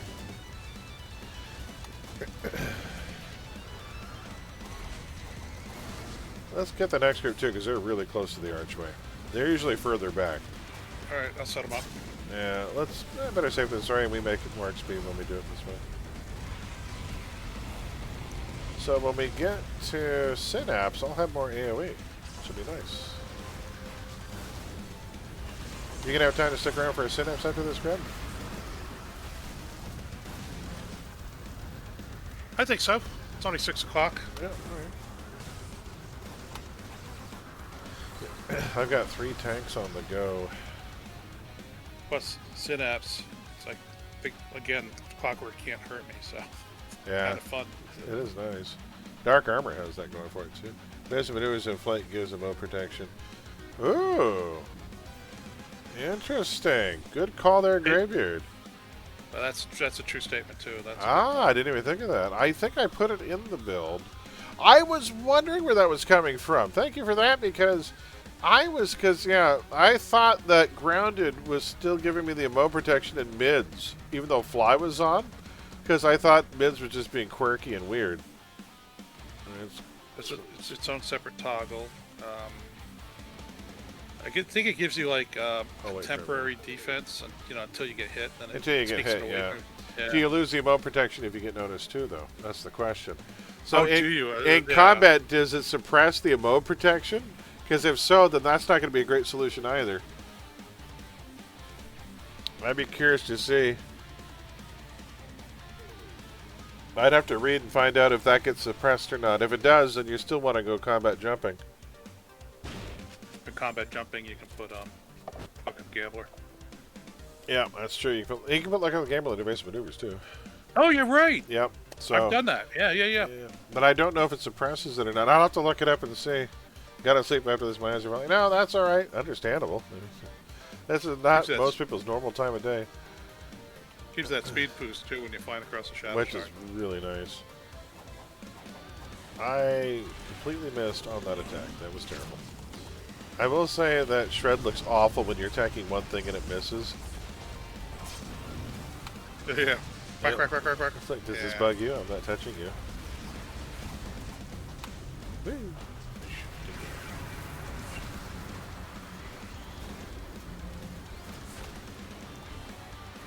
Take that, Reaper Man. There we go. Alright.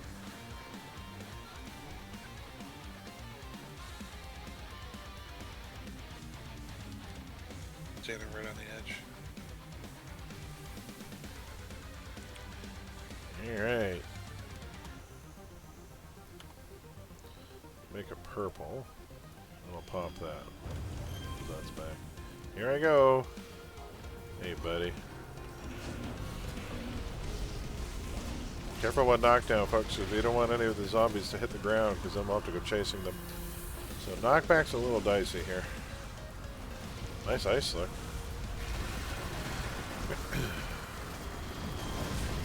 So I found out something about this. I think I told you this. If you're using a Arsenal tune for control, you have to put down an ice slick before any of your other canisters will work. Because all of your other gas canisters, because of the grating, goes through the ground and does nothing. Oh yeah, you were talking about that. So I found out, but if you throw down an ice slick first, then you can throw your canisters down. It's the weirdest thing. Oh, we have Mort back here. And we are done. Nice! Hey. And we have our tradition here, folks. We'll head over to the Cryptic Lounge. Only the defense gets suppressed when attacked. Oh, nice. Okay, so you keep your mode protection. Well, there you go. That is a viable option, then. And that's a good solution. Yeah, so that means you would have to take it. So I'll go back and look, because if I took that... Well, here's the thing, though. If you have the room for it, you can still take combat jumping. It still gives you a good defense bonus.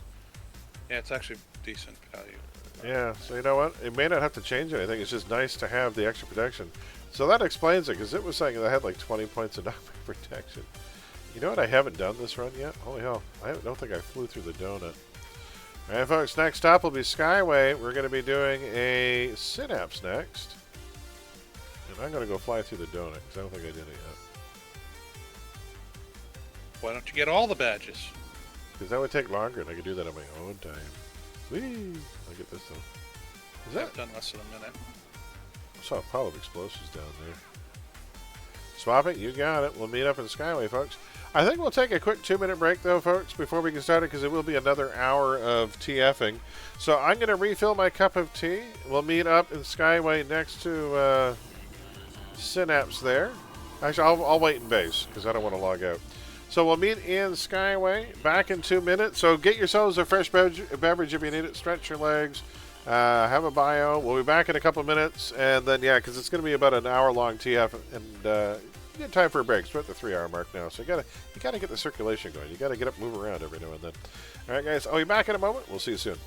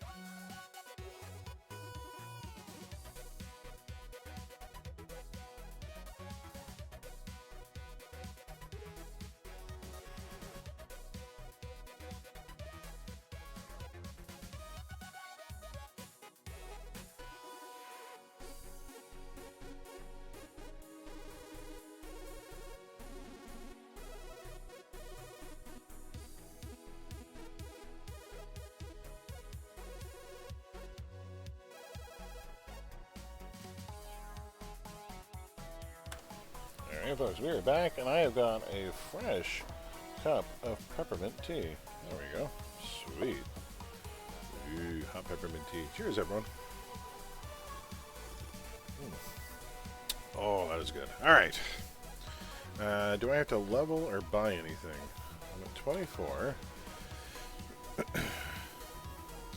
Reactive regeneration is going to get Numena's at 27.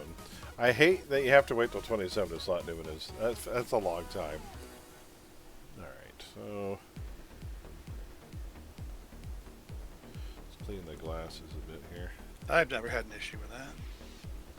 There we go. I'm still on SOs until I get to the 40s. There we go. Typically. Alrighty, so now, fast healing.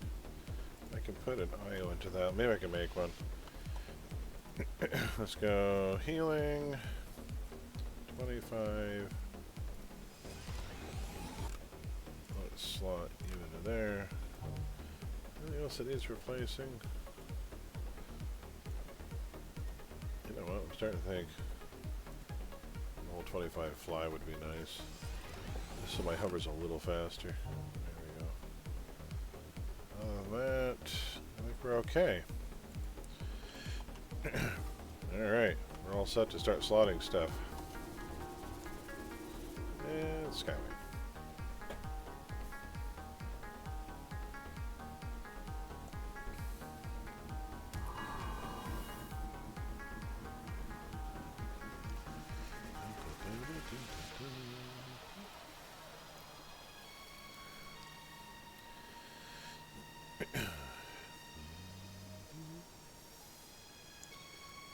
Toxic resist. That does 20% toxic resist. How much toxic resist does it do? Not much. It's not worth it. Alright. Just looking at a couple things here. Alright, let's start getting some invites going. Oops. Alright. And let's see. Who have we got here? We have got Roar. I'm looking for an invite. Joe Cool is on team already, and Brother Darkness is here. Oh, you're on. There we go. We got room for 2 more slots here. I think we're 2 people swapping. King Kudzu. Roar, why are you back? Okay, good. We got room for 2 more folks in the tickets. They're starting to want back. Yes. Get you an invite. What's your new partner? Skyway, right? Yeah. Stars and founders, but I'll give him an invite. There we go. He'll be here in a moment. There we go. You swap. Okay, good, good, good. Alrighty. Grabs here.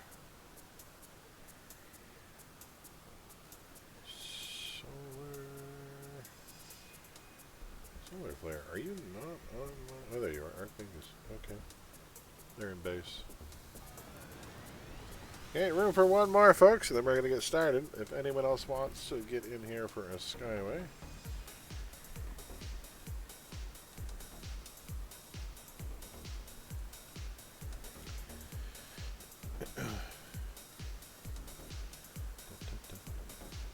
Here's stars here. 1, 2, 3, 4, 5. Solar flares in base. Are they coming? More coffee for me too. He went to go get coffee 8 minutes ago.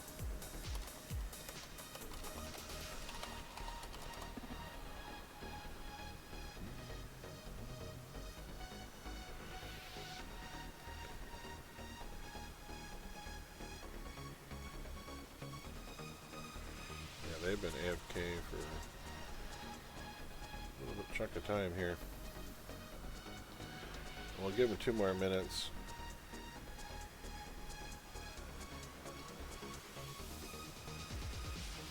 Somebody's posting hammy raid information in everlasting TFs. Is that like a timed thing?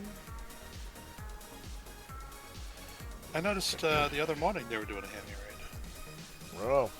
On the weekend. I was surprised Really? at how early it was. Yeah, I don't usually see those so closer to midnight. I don't know if solar's coming or not.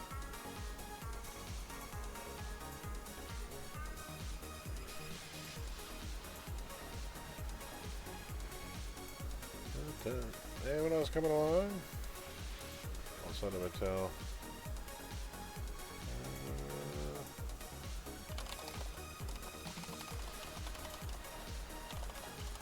Oh, I think that was just an update to the message of the day. Oh, okay. Oh, because they probably rolled over at the server. Yeah. Oh, he's here. Okay, good. Everyone's here. Excellent. Welcome back. Alright, so we got 1 last spot. Anyone else coming, or we're just going with 7? Last call, folks. Water had to heat up. No worries. We're all here now. Alrighty. This is the first time I've had fun with Melee and see what it's like. Melee is fun. It can be very, very fun. Melee is the first time. This game is the first time I had fun with Melee in MMOs. Period. Because my experience up until this game was just EverQuest playing a wizard. So, and I was scared to death to try tanking. But I thought, you know what? I'm going to make a tank and see what the fuss is about. And I'll tell you something. Jumping into the middle of a group and not giving a shit, just cannonballing in there and pissing everything off. Once you get a taste for it, it never goes away. It is endlessly fun. Alright. I guess we go with 7, folks. Here we go. I've got the first TT. And I guess we'll get started. If no one else is coming, last call. Going once, going twice.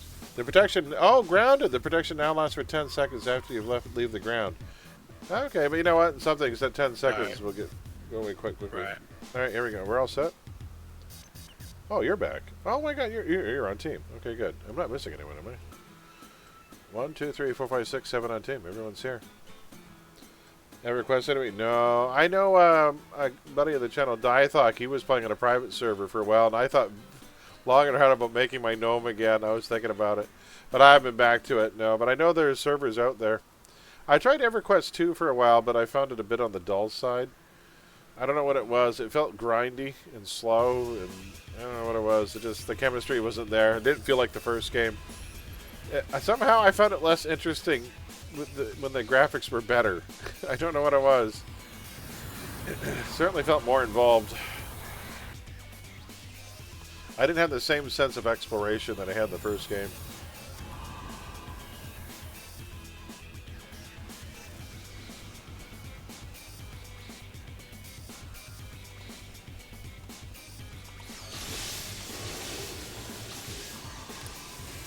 Myself more hit points. Alright, I am now regenerating 31 health per second. We're getting there, Grab, we're getting there. Running quick recovery, second wind, and reactive. Eventually that's, yeah, that leads me to 25. Okay, we're getting there.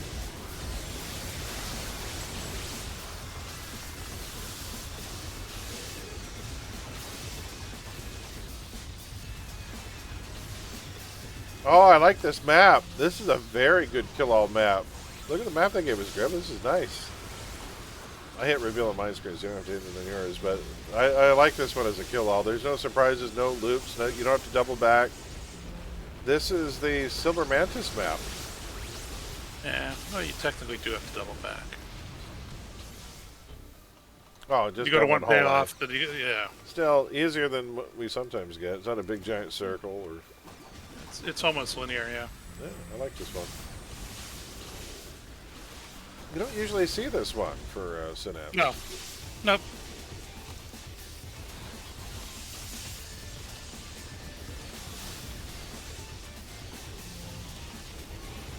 Thematically, I kind of like that I don't have the bloodthirst. That this tank, while he does, he can get full 5 charges of those attacks. He has to get there. Like, he can't just get immediately pissed off. On a brute, it would probably make more sense.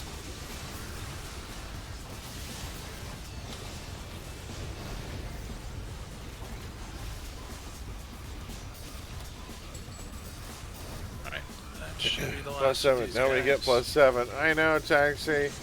I don't think I'll be running it. But just for incarnate stuff, though. Hi, Taxi. No one else back here. I grabbed the last 2, so it should be coming. Alright, we're good. Sonic Melee sounds like it's going to be fun, Taxi. And we're getting a new task force. In Callisti Wharf, we're getting a new task force. Zoe of the Goldbrickers is getting their own task force. Should prove interesting.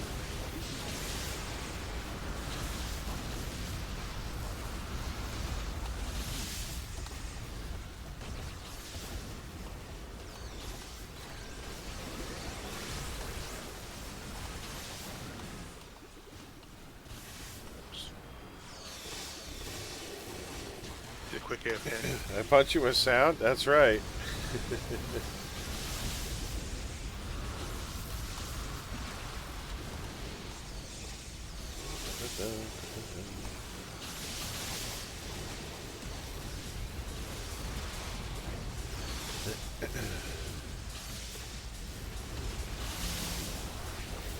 Seems pretty stupid. You have a sonic screwdriver in Doctor Who, and that does things that are completely stupid sometimes. The sonic screwdriver is an impossible piece of technology. In recent years, it's become more of a magic wand. You know what? Back in the original series, the magic wand, the sonic screwdriver was less used. It was like less prominent than it is now.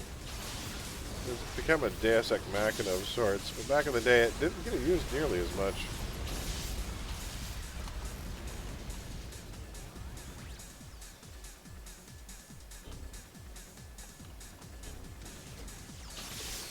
Folks. Alright, let's run everyone up. One thing about the new Who that I liked was the psychic paper. That was fun. That was good. I like the psychic paper. Yeah, that was smart. I'm like, that's kind of useful.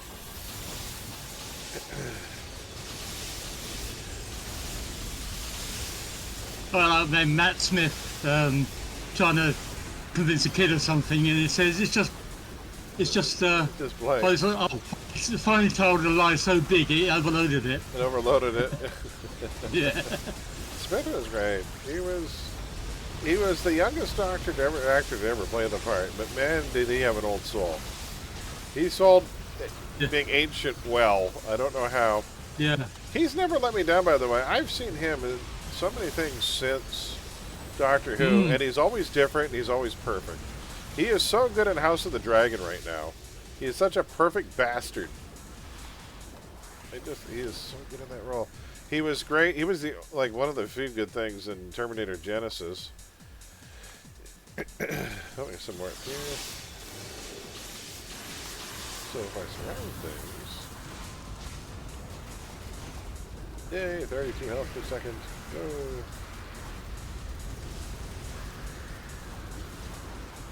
I like the screwdriver in the Warlords during the Trout years. It was used to loosen a tighten a screw. Oh, nice!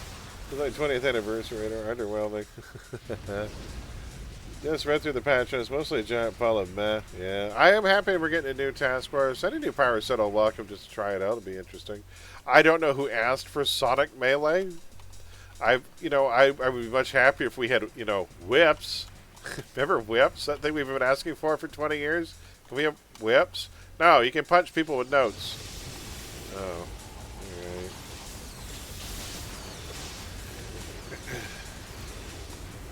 Why do you keep going to music?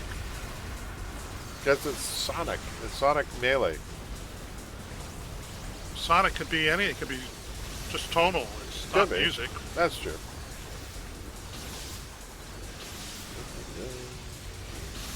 Anything that has pitch to it. Or frequency.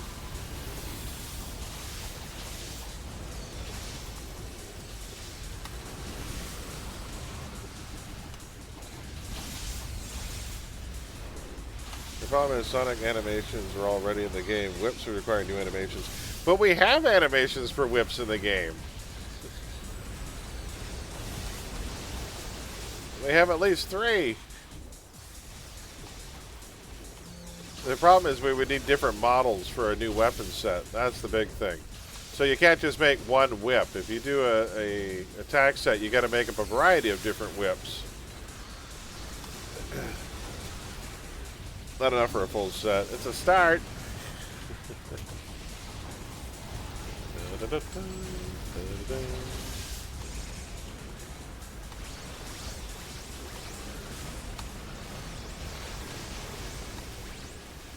Whip it real good. That's right. Whip it. Whip it good.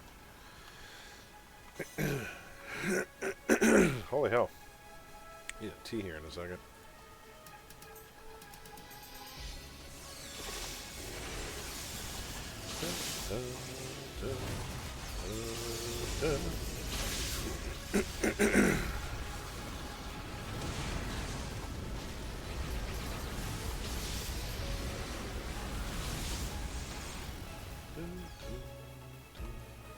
Hey guys. I'm going to pull him around the corner over here.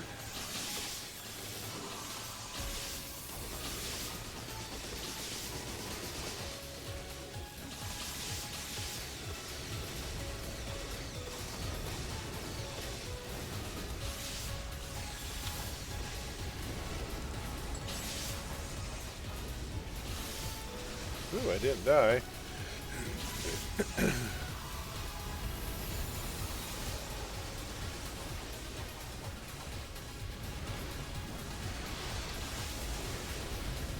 The duration on second wind, I think it's 2 minutes.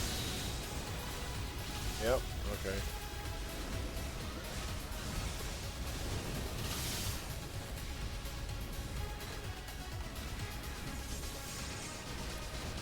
More Badger in the Labyrinth, or did I read that wrong? Yeah, and a new currency for the Labyrinth. So they're going to get their own currency, apparently, much in the way that Vanguard has its own currency. And Mastermind Pets apparently are getting a level shift. So Mastermind Pets, the Minion and Lieutenant Pets will be even con. So they'll be like +1 level from where they are now. So that's kind of nice. I mean, I don't think that's game breaking at all, but it's pretty nice.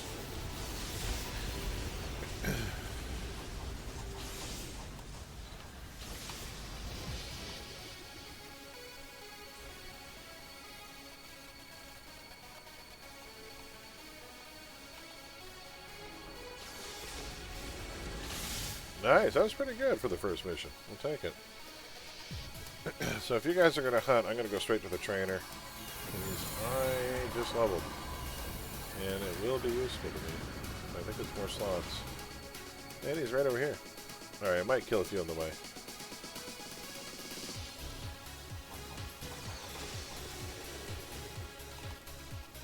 They're good. New TF cool. New story arc cool. Not always the biggest fan of COH homecoming stories. It's good. The rest more catering to the COH's too easy crowd. I like my creative little sandbox. Half the fun of the game has nothing to do with the challenge of it. It's more about being able to be creative and make your own characters and, you know, dabble and tinker. The challenge of this game was never a selling point for me, but I guess for some people it is. Here's what I like, though, is that they're not forcing the difficulty increases on everyone, but it's available to those who wanted it, and for that, I have no problem with it. So, as long as they're not making the entire game more difficult across the board and forcing everyone to, you know, to play that way, then I'm okay with it. I'm not sure who was asking for it, but, you know, whatever. No skin off my nose. As long as they don't start retroactively making all the lower level content worth less influence, then I don't see there being an issue.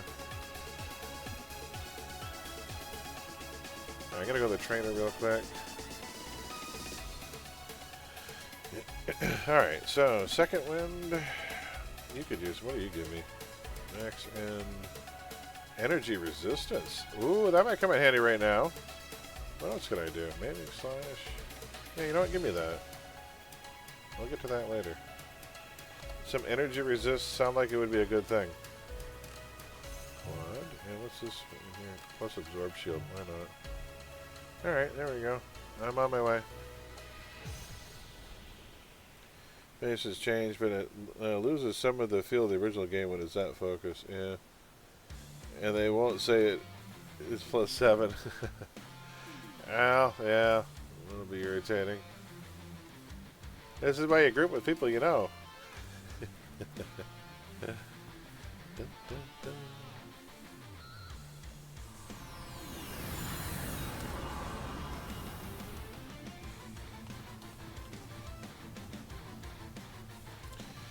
for everyone to get here. I'll have a sip of tea while I'm waiting.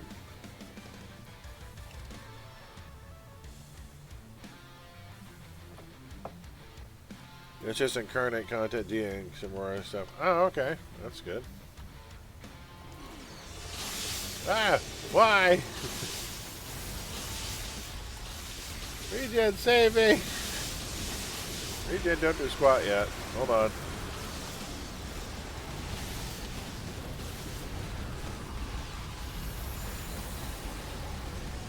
What'd you say? Bring more bad guys? You got it. Yes, yes, that's exactly what I said. Good. I'm glad you were listening, Grab. Thank you. More bad guys.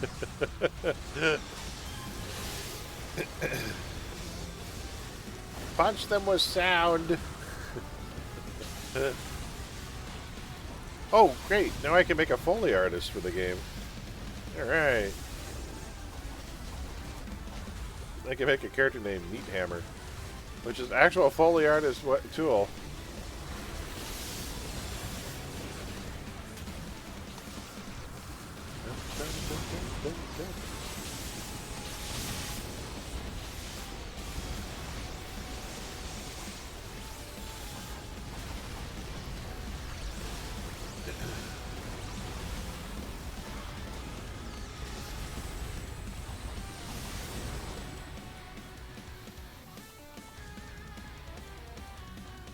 Oh, you can make a Minotaur character with Sonic Melee and call him the Decibel. That'd be great. Ooh, that name's going to yeah. be taken so fast. Day one. Not by me. That's for sure. I better grab that name now. +5 of all regular content, +6 for incarnate. Okay. Up to +5 for regular.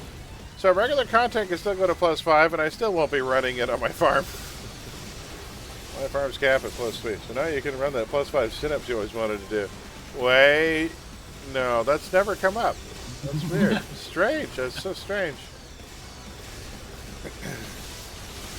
I mean, if you wanted to really push the limits and test a build and just see if you could do it for bragging rights, I would do it one night for the challenge. But you don't tell me it's the best way to make money. Don't tell me it's the best way to level. I will wholeheartedly disagree with you. But if you want to try it sometime for the challenge of it, I will do it just for the sheer challenge, for the bragging rights to say, we tried it, we did it once. You know, but, you know, just don't tell me, oh, wait, now we can farm more effectively. No, that's not, it will not be that.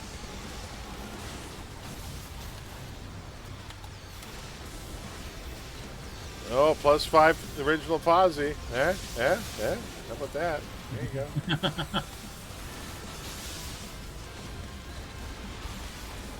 Yeah, I'm laughing, but it's hysteria, honest. Yeah, no.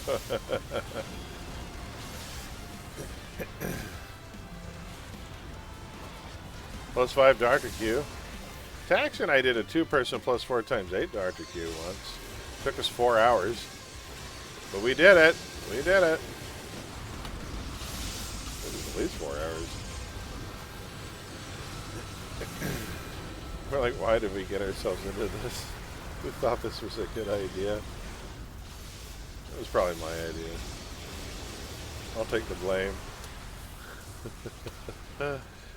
Wait, did we do it for like a charity event or something? I can't remember what the circumstances were. What brought us to that madness?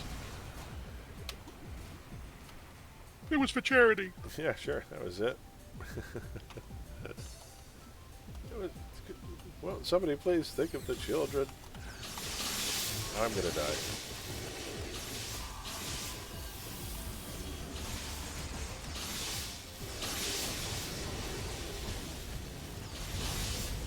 I'm gonna pop a purple. That's what I'm gonna do. No one should die with a partial inspiration trait.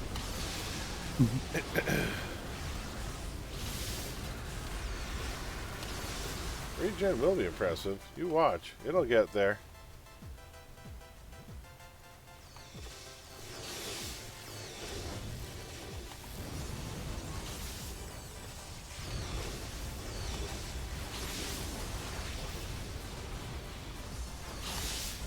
Pushing my tank to below +5. Let's go. Fire tanks somewhat care now.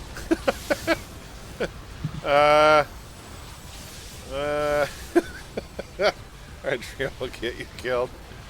Andrea's a professional. You'd never let that happen. Fire tanks care about tedium. You know how I know? Because that's what my fire tanks care about. Things getting horribly tedious.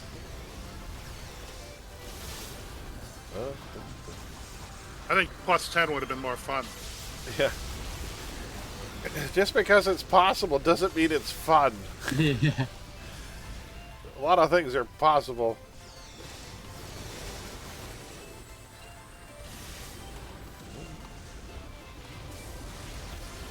There are people Sorry, who fall. Yeah, I sorry, go ahead. meant times 10. Sorry. Times 10. I mean, there are people who have historically, there are records of this, falling out of airplanes without parachutes and living.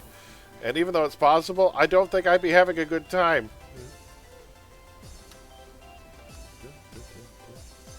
It'll take a couple minutes to hit the ground. At what point are you just going to enjoy the view?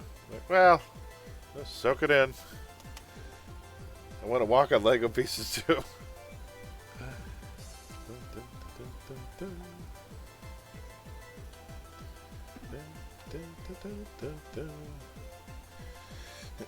As it was someone saying, that was fun, let's never do that again.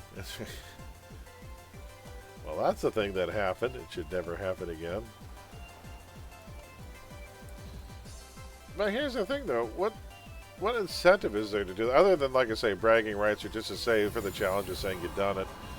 And unless they're going to start handing out, like, insane rewards for getting it done. And at that point, that'd be a bit unfair. I don't know. Because then you're going to... people will be pigeonholed into building a certain way. So I hope they don't have new rewards that you can only get by running plus Fevin content. That would not make me happy.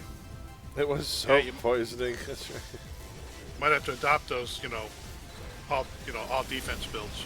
Oh my God! I'll have to make them even more defensive. Taxi, we're gonna need more defense.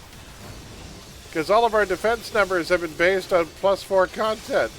So now instead of 59, you'll probably need like 70%. Uh-oh. I'll have to redo all my builds to make them even more defensive. That way Mega Defense build is awesome. That's right.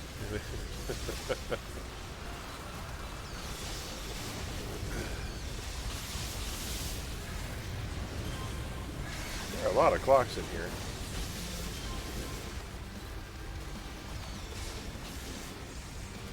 Oh, I leveled again. Sweet.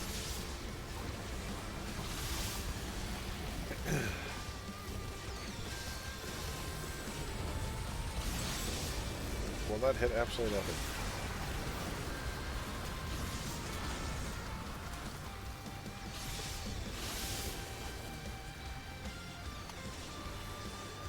Nice herd. Hey, I can make him as tight as my team lets me. That's right. You can pull him right to the ice slick. After that, it's all bets are on.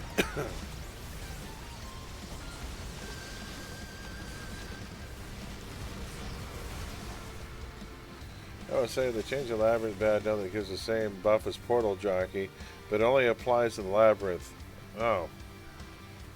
Wait, I cared for a second there, and then it kind of went away. I was like, oh, no. Oh, well, oh, well. I'd still rather do Portal Jockey. I don't know. I still have no interest in the labyrinth. I don't know. See, by and large, this is my history with MMOs, though. I am not a raid guy. And any MMO where they've had like a 24-person anything, I'm like, nah. You know what it is? Because WoW ruined the experience for me. They really did. Maybe, and even on ESO, I see signs of it being too much like WoW. And I'm like, I just don't care. I don't want to be, one person in a horde of like, in a multitude. It's just, I don't want to be a number on the battlefield. That's not fun. Well, EverQuest had it too. I have no interest in it. I don't want to feel forced for an accolade. Oh, there you go. Oh, that's why you like it. That makes sense. I thought you were being sarcastic. Sorry, I read sarcasm into that. I think it was the period at the end of Excellent Decision. It's like, excellent decision. No, it's true. At least we're not involved. You know what? It's a better decision than putting out a new accolade and forcing people to go red side in order to get it. You must at least be a vigilante or you can't get this. Your hero must dip their toe slightly into the world of villainy or you cannot have this accolade. They changed it. They did? When did they change that? Okay, so did they change the story arc and make it available to heroes? Or did they change the requirements? Last page. Oh, okay. I don't remember. I didn't see the change. Well, okay, so you can actually get Elusive Mind now on all your characters, Ari. That's awesome. Change the requirement. Oh, that's good. Nice to know that the devs watch your channel, Ari. You gotta feel a little happy about it. Like, oh, look, they care. I have a funny feeling some of them listen to my channel for my requested change to a regen. I said, can I just get some slow resist? And we did. We got it. They did a lot more than that. That's all I wanted was slow resist. We got so much more.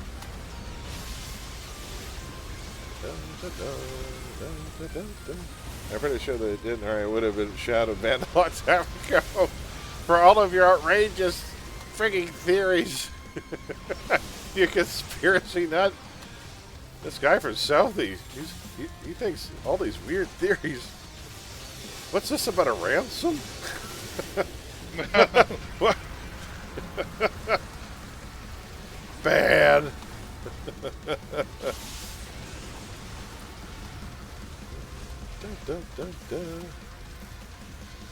And Ori has more time to promote wrestling. Woohoo! Let's see here. Oh, I keep trying to freeze and hold the Paragon Protector. I see that. And I'm like, somebody stop him before he bogs. Wait, we're not doing a manticore. Log into the bill, mate. That's how I can't log. 3 times now I've run up to and tried to punch that Paragon Protector with a chance for hold. Oh, you.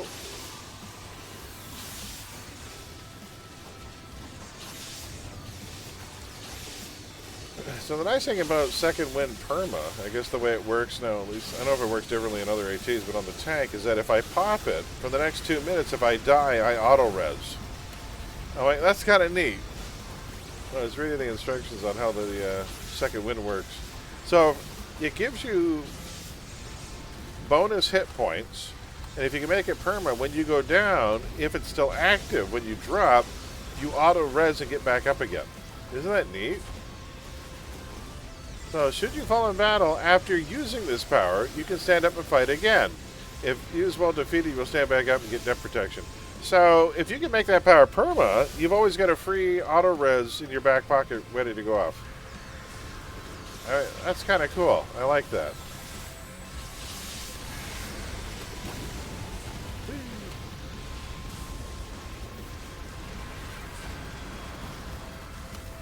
Oh, Ori, I have to say that 3 of my coworkers found yesterday, during your stream yesterday, there were 3 of us in the office watching, and everybody really liked the Candyman song. That Candyman song is now going to get play on the office thanks to you, and I'm going to have that fucking song stuck in my head during my working hours because it will not go away. It's it's amazing until you hear it on repeat at a coworker's desk for 8 hours. I'm like, God damn it. It is a fun song, though. But yeah, that had 3 of my coworkers walk over to my desk and say, what the hell are you watching?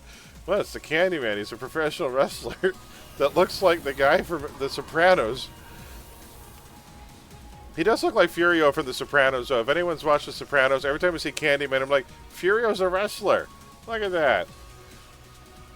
That was the whole basis for the character. I always thought Furio looked like a bulky Data.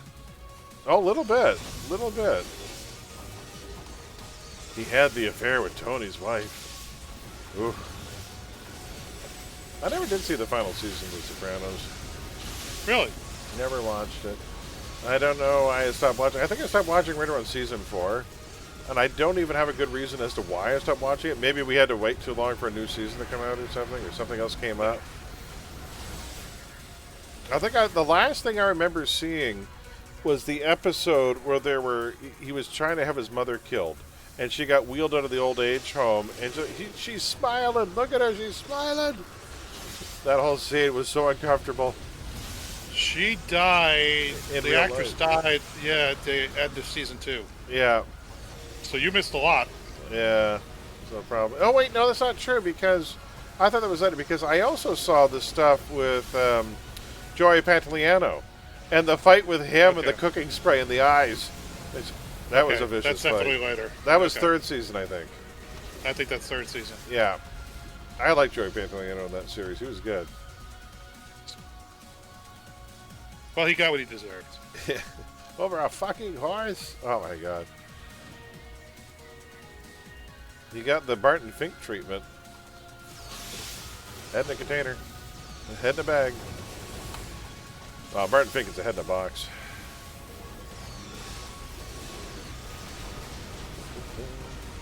That's right, kids. Barton Fink, there's a decapitated head in a movie about a Hollywood writer. Long before Seven. I think Seven stole that idea from Barton Fink.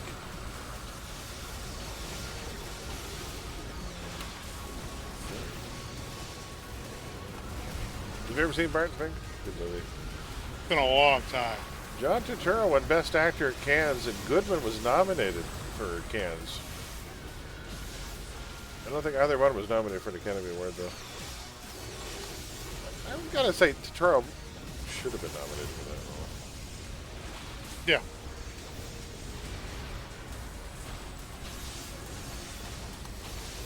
John Mahoney's great in that one, too.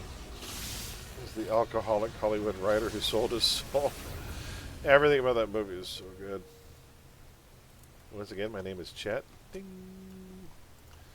The way he takes a second to stop the bell from ringing out at his desk.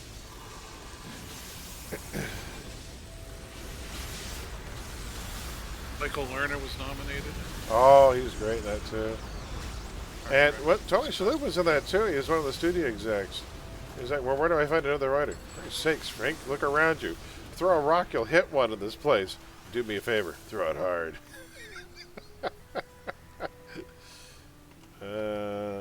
Empty? Okay. At least when I get the room where there's a bigger room off to the side there. Hey, guys.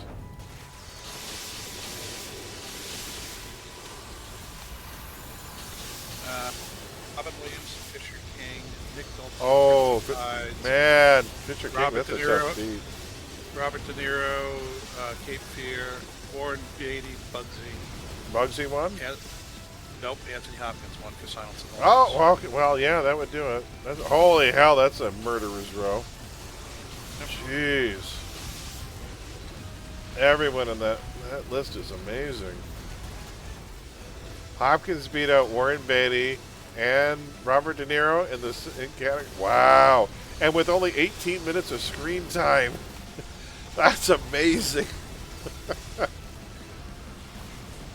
That's right up there with Joel Grey beating out Al Pacino for Godfather. Godfather 2, wasn't it? I can't remember. Or was it The Godfather? I think it was Godfather 2. It would have to be the first one. Oh, okay. Because the Cabaret was very early 70s. Ah, yeah. So it would have been 74. Yeah, that makes sense. Joel Grey was so good at that movie, though. It's the best supporting actor. That was the year Jack Palance did push-ups on the stage. That was with Billy Crystal hosting. And that was City Slickers in the 90s, wasn't it? Yeah, 91. 91, yeah, that's a good one.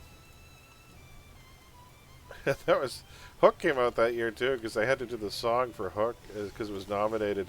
And after all the kids came out on the stage and sang the song, Billy Crystal came out and just went, Jack Palance is the father of all those children. He was just making Jack Palance jokes all night long. Jack Palance was an incredibly intelligent man. I don't think he ever got his due, but that guy spoke 6 languages. I speak 1.5. I'm like, holy hell. Fluently. Like, he was a smart guy. Mate, I struggle just one. Yeah, that's it.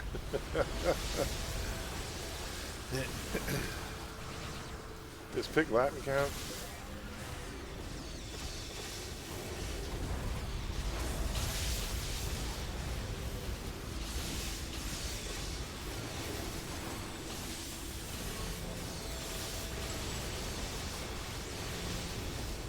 Oh, I didn't know that. Juliette Lewis was nominated for Cape Fear. She was actually pretty good in that. Okay. That's like when Holly Hunter got nominated for The Firm. You don't think of her as being one of the... It's like, oh, that's right, she was in that. Oh, yeah, she was good. She was very good in that movie. It was wasn't that Nick Nolte who played the PI and she was the secretary? In what? In the firm. No, it was the guy that was in the motorcycle accident ruined his face. Oh, Gary Busey? Gary Busey. Yeah, she was the secretary. Yeah. I haven't seen The Firm in a long while. That was a good movie, too. Gene Hackman's good in that movie. And also, Crap is the head of security. Wilford Brimley is really good in that movie. I get paid to worry about things. Yeah. That's such a great line. That's true of every security officer I've ever met. Well, that's like in Munich. That's Kieran Hines. He works in insurance. Oh, same thing with that. I can't remember the actress's name, but the one at the end of 12 Monkeys when they're on the plane.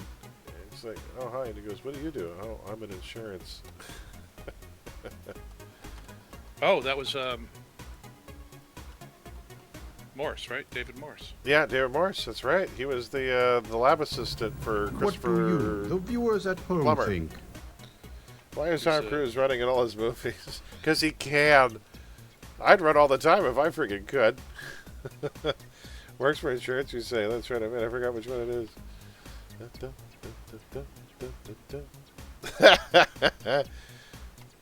Good question. Tom Cruise does run a lot. Except for Eyes Wide Shut. Then he just walks towards the camera. Oh! I think it's 2, Ori. Oh, nice. Great. Here, I'll cue it up for you. Now we're going to listen about a buffet. It all looks so good.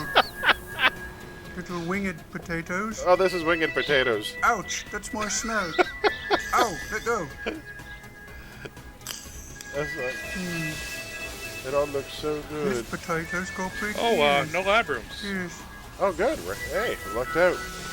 You lucked out. Good XP, though.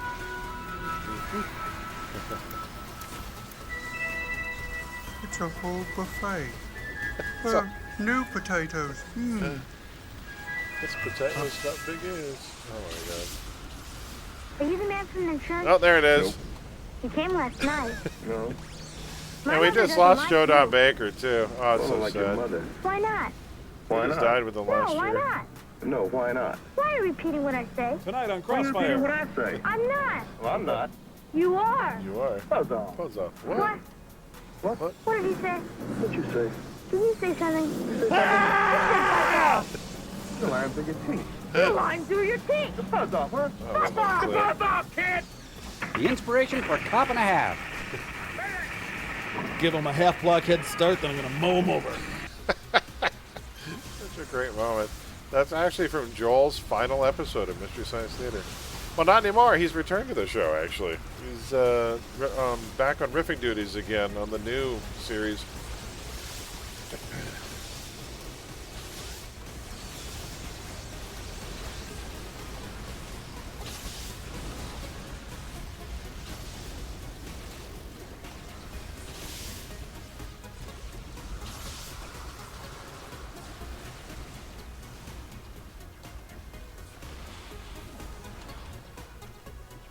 Oh, there's going to be some over here, won't there? Or no? No, I pulled that group. Oh, that's right. Okay, we're good. Yay! You were ruining my poll, by the way. I ruined things. I'm a ruin mage. All right. Hate it when the other tanker jumps in where you're pulling from. Woohoo! Nice pile! Cannonball! Alright, I'll let you pull that forward. They're going to murder me. My regen isn't up to scratch yet. I'll come in and help, though.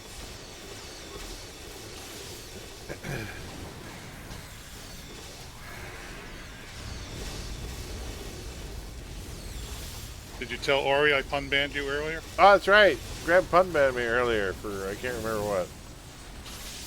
We'll just leave it at that. Oh, all No right. spelling, I think it was. Oh, that's the official. No, that was after the ban. No, that was his violation of the ban. Oh yeah, I thought you were trying to spell Babs.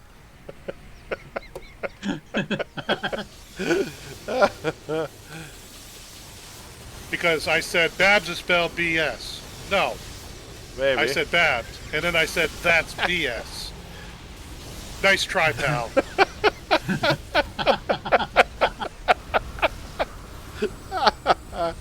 I saw it was in the car. Already saw it. Yeah, I figured you were driving. I didn't want you to have to do something sophisticated on the phone. Oh my god. Stab. I want to see this hold proc go off once, and it hasn't happened yet. Did I even slot it with the cold proc yet? I thought I did. Maybe I didn't slot it yet. Hold on. Yes, I did. What the hell? Something get frozen. My pleasure, Ori. I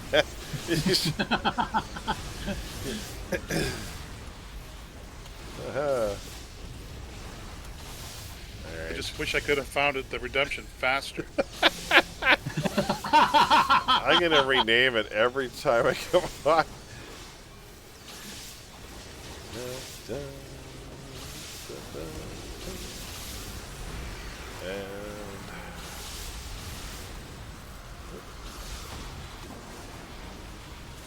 Full hub.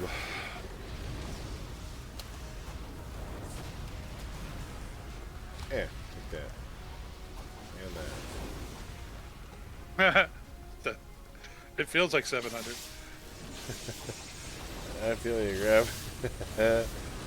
Why you watch Jay's well right? He's a loyal viewer. That's right. And he's using voice to text because he's a responsible, hands-free driver. Or, yes, he uses hands-free options.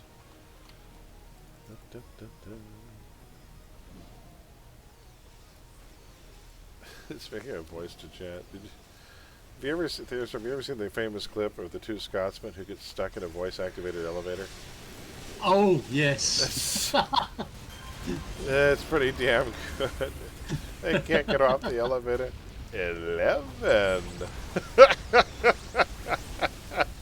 They kicked off. Apparently that was a thing. Early voice recognition software wasn't working in Scotland. That was an absolute thing. They were in trouble.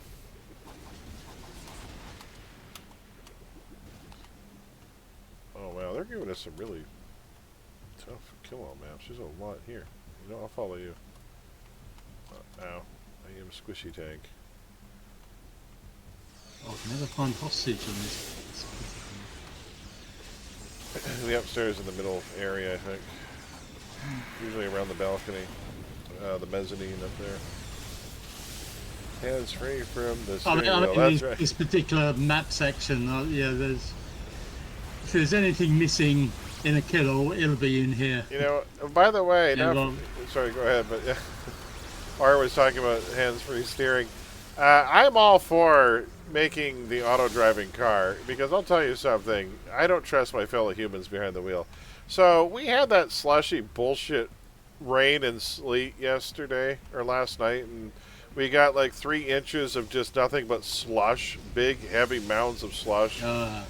In 5 hours, the city of Windsor had 20 traffic accidents citywide in 5 hours because of that slush. And I'm like, yeah, I don't trust my fellow drivers. The last time we had this weather this bad, in November, we lost one of our favorite chicken joints in the city.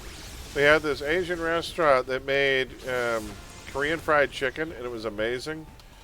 And a person got it was a heavy snow in November, and they hit a patch of slush and slid right through the front window of the store. And this was back in late 2019, just before COVID happened. So while they were working out the insurance and trying to get the place rebuilt, COVID happened in, what was it, January of 2020, and they just cashed the money and left, and we never got it back. They never returned. So we lost our chicken place because somebody hit a bad patch of slush in November and didn't know how to drive and went right through the front window of the place. I'm like, there's your chance. You can add a drive-through window now.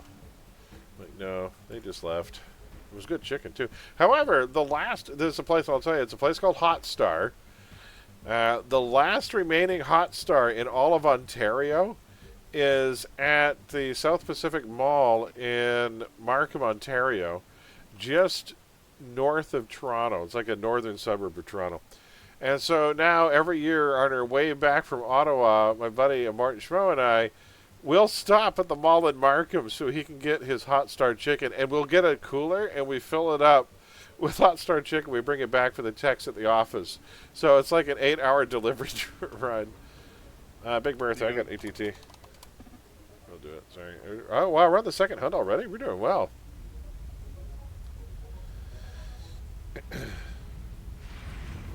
And TT. We'll use one. Here it comes.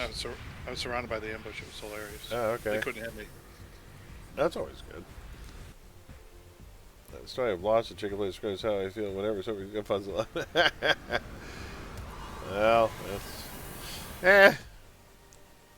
I gotta have people spend points somehow on this channel. Otherwise, they ask me to put together builds. I fun enough. You need a wine redemption. That's what I need. Oh, God, wine. I just wine for free. No one has to pay for that. Someone paid me 20 mil for a touch of death proc piece. Wow. Or you should check out what some of the prices are going for not for panacea, but for preventative medicine. Some of the preventative medicines were going for 10 to 15 mil. We're just, we're going to fly up. I'm like, what the hell is going on with the market right now? PvP pieces are going through the roof. The tanker PvP pieces were going for almost 20 mil yesterday. I'm like, I ain't paying that.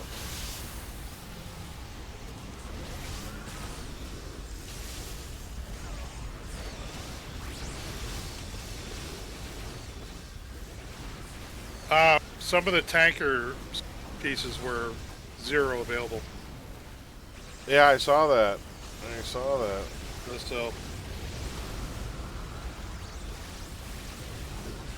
So yeah, there's some short supply out there. Nobody's buying hero packs, I guess.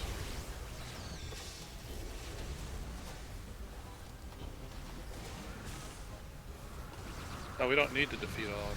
No, we can just head to the elevator. Heading upstairs. The drivers in the chat asked them. Did it last? Oh, okay. I don't know. When I started tonight, preventative medicine was through the roof. And I think only for 4 of the pieces, though. 2 of the pieces were still at 3 mil. 4 of the pieces, I think 2 of them were sold out completely. And yeah, the other 4 were going for north of 10 mil. So I'm like, for a preventative medicine, but for a piece that, by the way, a week ago was going for about 1.5. That's a volatile market.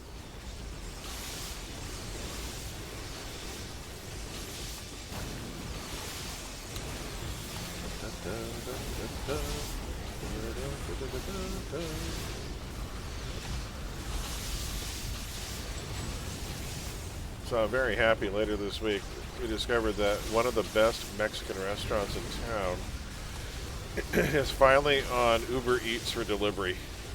Just this week they just added a delivery option.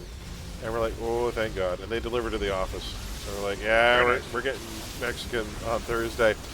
Best Mexican in the entire city. Holy hell, they do it. Just remarkable food. So I'm like, you know what? Guess what we're doing Thursday? And the weather will be nice too. So all that slush and bullshit that we've had to shovel and salt and take care of, our temperature is going to plus 11 a day. 24 hours from now, the temperature will be plus 11. It'll be up to plus 13 Celsius by the end of the week. Why? It's a preview of things to come. You know why it's so good? They use canned mushrooms. Mushrooms are great. But if you don't like them, our winter pizzerias will give you fresh mushrooms. Yeah, so you have to have both kinds, though. I like fresh mushrooms depending on the type of pizza. And a panzerotti, I prefer canned mushrooms than a panzerotti. I don't know what it is. Your $14 burrito is now $32. This place, it might be worth it. You know, once a week we can order out. Once a week we'll order out from work. We all just got raises recently, too. So it's like, aha! Spend some money. Who's got a TT? Anyone? You got one. Greb's got it. Thank you, Greb. You're welcome. I read that in chat. Did you see that? Look at that. I read chat. It's amazing. Not before you ask the question, though. I haven't had any caffeine today either. So it's a miracle that I'm reading anything, really. I'm drinking peppermint tea. Does it have any kind of neurological properties, peppermint tea? Peppermint tea is wonderful. That is. It's aromatic. It's great. Oh shit! I opened that door and now I'm being killed. Oh wait, I can fight like 2 clocks at once. 2 clocks and I can regen the damage. More than that, I'm probably in trouble.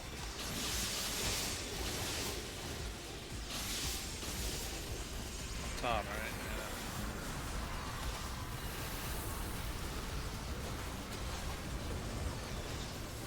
Yeah. Been a long time since I rock and roll.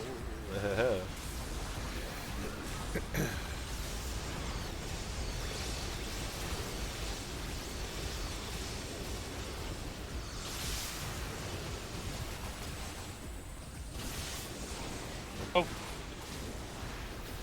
Yeah, there's a place across from work that isn't too bad for the Mexican food. They're called Bobby Burrito. And they do a chicken quesadilla there that I love because you can get it with a side of avocado ranch, and it's an amazing dip for a chicken quesadilla. You guys opened the next door? You sure did. Oh my goodness. Oh my goodness.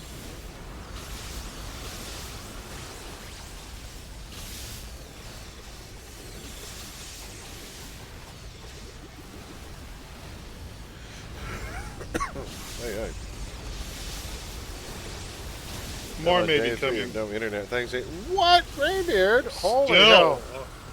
Oh, I hope you're getting a month free from those people. By the way, Graybeard, as somebody who works on the inside for these places, once they get all your crap fixed, you're going to want to call AT&T, and the department you want to ask for is called customer retention. Ask to be transferred to customer retention. And then explain that you had no internet for 3 freaking days. What are you going to do for me? I bet you they cut you a deal. Because that's inexcusable. We would never leave any of our customers stranded for 3 friggin' days. That's insane. Here's the problem. I'm going to guess in your area, is AT&T your only option for internet? Because I find in the States, ISPs kind of operate more like drug dealers. That they kind of have, they agree to all have their own kind of corners. So that there's little competition. Because there seems to be quite a few areas in the States where there's not a lot of overlapping service. But yeah, trust me, try asking for customer retention. That's a department who, like, you never want to talk to. If you go to talk to customer service or sales, you're getting a sales rep. You go to talk to tech support anymore, you're probably getting a sales rep. But the department whose job it is to keep customers satisfied is called customer retention. We don't actually have that department. We don't play those games, but the only option is the best of them. Oh man, I'm sorry to hear that. Ooh. So I think you were saying, Grim, too, that in the Canada, AT&T became Bell Canada. Yes. Yeah. And Bell's a terrible company. They have been caught so many times doing the dirtiest shit, scamming seniors for one thing. Like, oh my God, the whistleblowers, the articles that come out.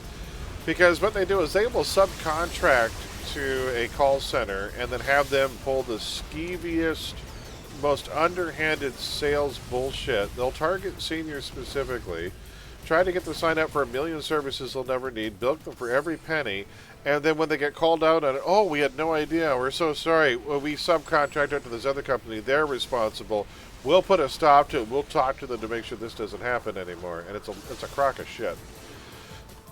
Then they just move on and get a different company, and they can take over, and then they just start pulling the same shit again. This one woman, she was she was a national hero in Canada for a while, but she was a whistleblower from Bell Canada, who was on her 4th leave from the company for stress relief. I think she was working on like a second heart attack. She was constant stress because you would not believe the stuff that she was the one talking about all the stuff they make them do. First of all, everyone in tech support there is basically a sales rep, and if you weren't trying to upsell on services regardless of the call, on every single call, you got written up or fired. So you actually had to try and sell services. If a customer called because they needed a repair, well, while you're at it, have you thought about getting more phones for your family? Have you thought about getting our TV service? Have you thought about upgrading your package? How would you like more speed? If you weren't trying to upsell at every call, even if it was a tech support call, you were written up or fired. Just dirty. Just dirty. Here's the thing, our company, I've actually talked people into getting the slower packages. I'll talk them into lower end packages. I'm like, you know what, you're on a gig. You don't. How many people there? Two senior citizens. You know, this little man and his wife, and they're retirees, and the kids have moved out and they're home alone, and they watch movies together. They don't even watch separate movies. They only have the one TV, and it's like, you don't need gigabit. You can do just fine with 50 megs. I'm like, do either of you own an Xbox or a PlayStation? Do any kind of gaming? Oh, no, we just watch TV. You don't need 1,000 megabits of bandwidth to watch TV. First of all, this is what they won't tell you too. Your Android boxes and your Fire Sticks all have 10100 adapters. They don't even, your Fire Sticks you buy from Amazon aren't even gigabit. They cannot even take in more bandwidth than 100 megs, which is fine because even 8K is not out yet. 8K is only going to take about 50 megabits too when it finally becomes the norm. So I have talked people into lower end packages. At any other company, I'd be written up for that. You know, for telling the customer the truth. Such a taboo. Alright, first warehouse in Skyway. Who's got a TT this time? East Fiber coming? Oh, nice. My load of AT&T is hanging by a naughty thread. Well, you know what? After all this nonsense, I would call them up, talk to customer retention. They might cut you a pretty sweet deal.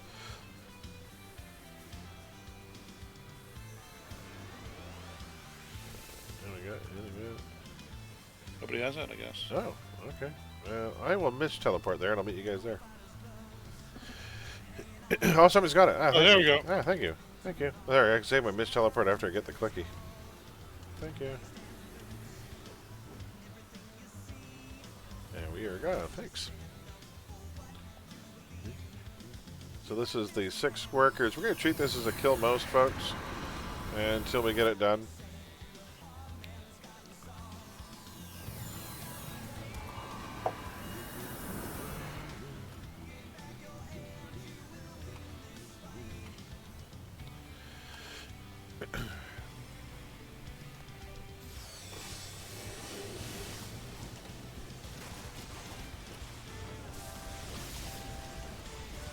Hell, you should see some of the door knockers.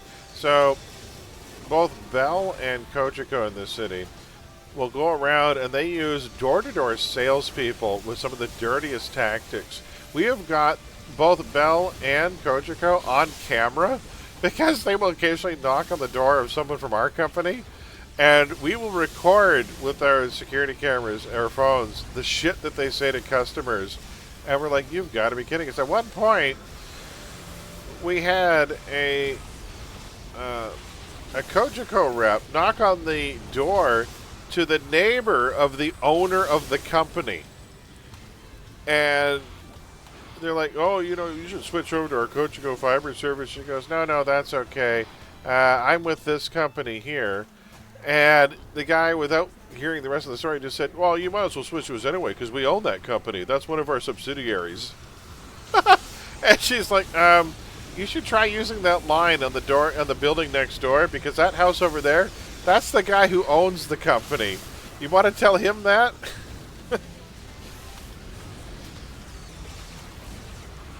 Skeevious sales tactics.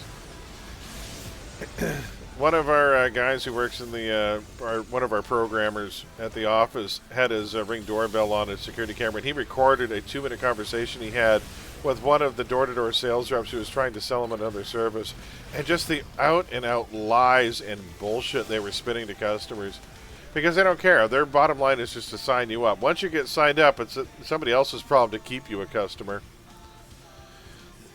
You can go back over this way. Oh, okay. Well, yeah, might as well. I don't think there's going to be 4 in the payoff. So no, probably not. Yeah, Probably 2 down here.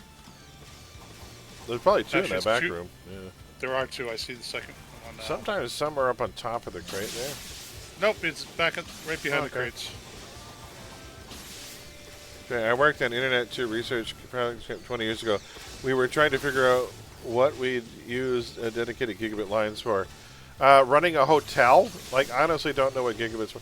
And now they're talking about going to 2.5, 10 gig is coming. I'm like, for what? Unless all of a sudden holograms become a thing, what the fuck is 10 gig for the average household for? It's madness. It's utter madness. And here's the thing: they're promising, oh, faster speeds is better service. No, it's not. It's a flat-out lie. It is a complete lie, and it's one that pisses me off to no end. Telling people that they're going to be able to stream videos better because after a certain point is just a flat-out lie. 95% of households will never do anything that even requires gigabit service. You're paying for bandwidth that you will never use. In fact, most people, when I tell them this, I'll say, okay, you've downloaded 20 gigs of data today, that's it. I said, on your gigabit package, you basically downloaded, about a minute and a half worth of data out of a 24-hour period. What you just downloaded would take about 90 seconds to download on your package. And that's all you use for an entire day. You're on a package you do not need. Is the regen tank build? It is. Yeah, this tank build is in the Discord. I did make a change to it, so I am going to upload a slight change. So I'm going to upload a different version of this tank. So I substituted one pool power set so I could save a slot, and so I could put this in. Here, I'll show you. I wanted to put in the chance for self-heal into my end return power.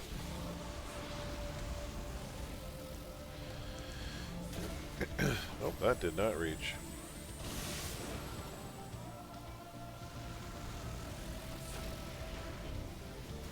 So, but yeah, I'll post the new version at the end of the stream here, Greybeard. So we let our new A overloads talk to each other. It's pointless, utterly pointless. I would argue to say that there is no one in this city who needs gigabit internet. Oh shit, why did I do that? That was... Oh good, they didn't all see me. Yeah, there's never anyone down that hallway. Oh good, got them all. Nice going, guys. Clockwork Lord is up next, and then when we finish the Clockwork Lord fight, I'll be the last one out. I'll let Greb pick a spot.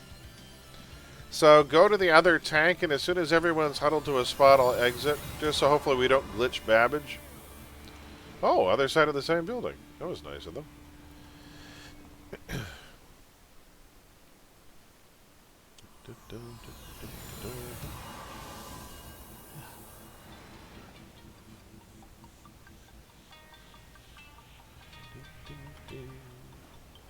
So for my gargoyle, I actually use, that's a Japanese mask on the front part. I colored it stone. I like the tusks. They just look good. So I took the skull grin piece, I think, for the hollow eyes, and I made them glow, but then I put a Japanese mask on the front part. That kind of works, because none of the monstrous masks look appropriate for a gargoyle. None of them.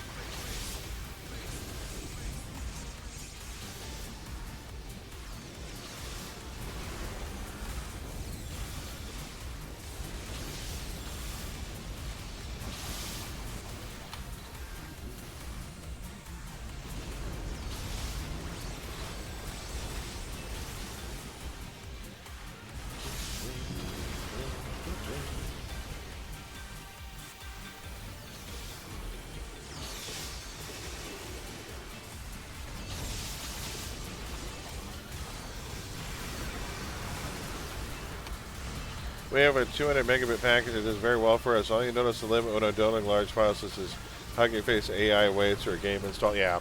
The only time you'll ever notice it is if you're downloading the latest Grand Theft Auto or Payday, whatever they're up to now. Some of those installation files are now like 200 gigs in size. And your bandwidth will determine how long you get that installation file downloaded. That's about the only thing. That's the only reason I ever ask a customer when they say, what package do we need? The first thing I'll ask is, do you have any avid gamers in the household? You know, people who buy their games online. Everyone buys online now because, let's face it, cartridge or physical media is on the way out. So it's going to be the new norm. So if you've got a 200 gig installation file, having a faster package can mean the difference between playing it tomorrow and playing it the same night.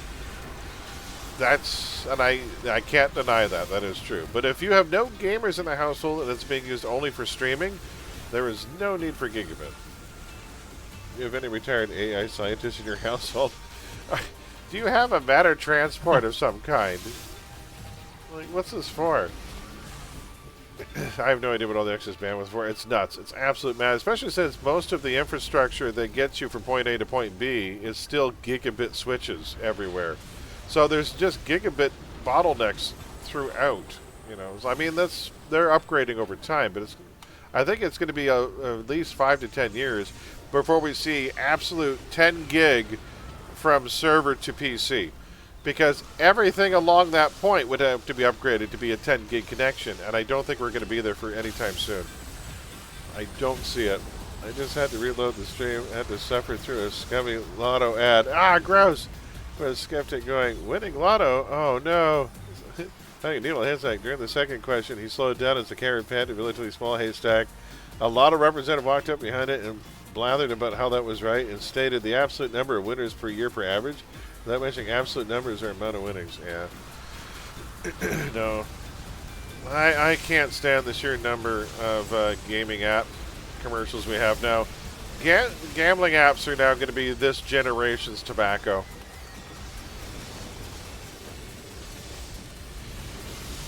And here's the thing, the old adage, the house always wins, is more accurate than to say some people win. It's not true.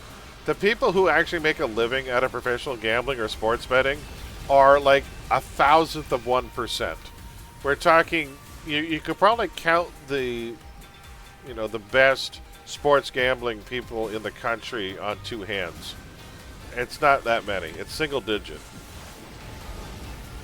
And we're talking guys who went to MIT and, do insane tables and data crunching and use predictive algorithms. And so unless you are into quantum mechanics or really, insane, PhD math, you're probably not going to be a success at sports betting. Vegas wasn't built on the backs of winners. This is true. This is absolutely true. Vegas isn't built on being generous.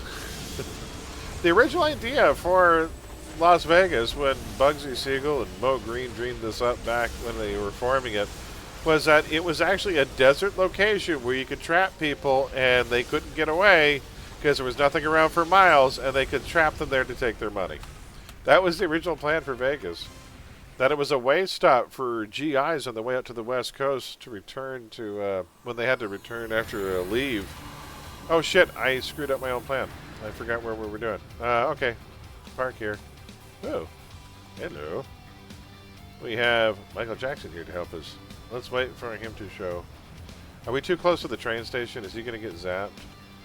Let's go across the street.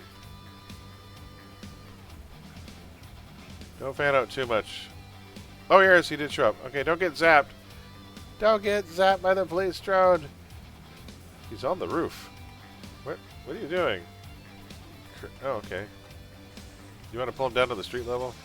We got a parking lot here. Pull him to the parking lot, but that's fine. We'll pull him down there. There he comes. All right. Yeah. Kiss me. Didn't want to kiss. I was reading that the most successful professional gambler won a staggering 54% of his wages. That's probably true. As knowing when to bet. And he was probably a genius.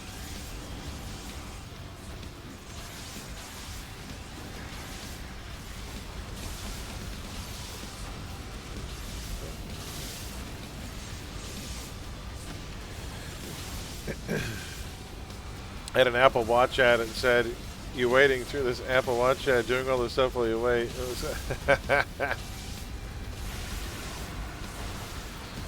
Yeah, unfortunately now, I still watch some network television because I'll have it on in the background while I'm doing other things. Like the Golf Network, I'll watch golf games online, or I'll watch Heroes and Icons channel. Because there's some old Detroit channels that show some of the old classic shows. And I'm like, oh my god, like A-Team is on Heroes and Icons, or they have Columbo marathons on Saturday. I know I'm old. But the only commercials we get now are gambling apps, Viagra commercials, or commercials to help you with your Medicare plans. I'm like, wow. Wonder who they're targeting. We're like this close to having a Murder, She Wrote channel. Well, it's all it plays 24/7. Or Matlock, one or the other. Some of those old shows are amazing, though. I've been watching, of all things, Hawaii Five-0 has been on Heroes and Icons on the weekends. And I forgot just how freaking serious that show was. Like, it was as serious as a heart attack, that show. Holy hell. They had one episode, and like you don't think of it. It's like, oh, hi, hi, hi. It sounds like a gimmick show in paradise, and it sounds like a cheesy cop procedural. It was not. It was not at all. Jack Lord was an amazing actor. He was so good in that show. They had an episode where they were trying to track down a police officer who was a serial rapist, and they only identifying mark that they had was that the witnesses identified the uniform because he used the uniform to get into their houses. And it's like, really? Holy shit. It was a chilling episode. It's like, holy hell. That luck she wrote.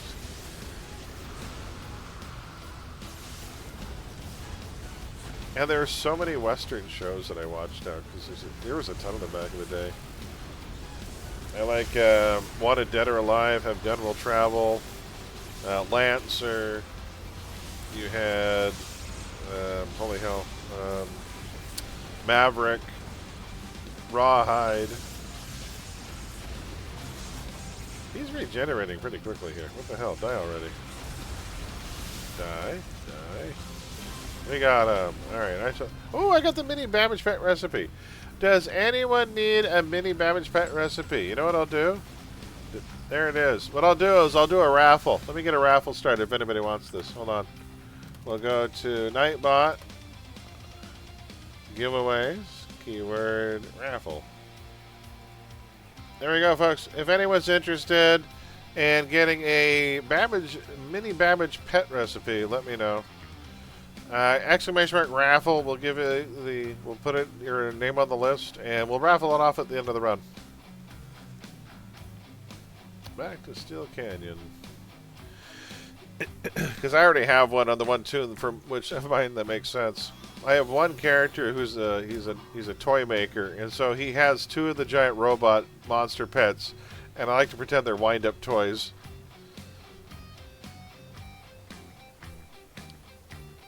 The mission see what you had me shut down freak show network nodes. Okay. I noticed a clue that explained how my character was shutting them down using a disc. This probably confuses people in a round time. Yeah.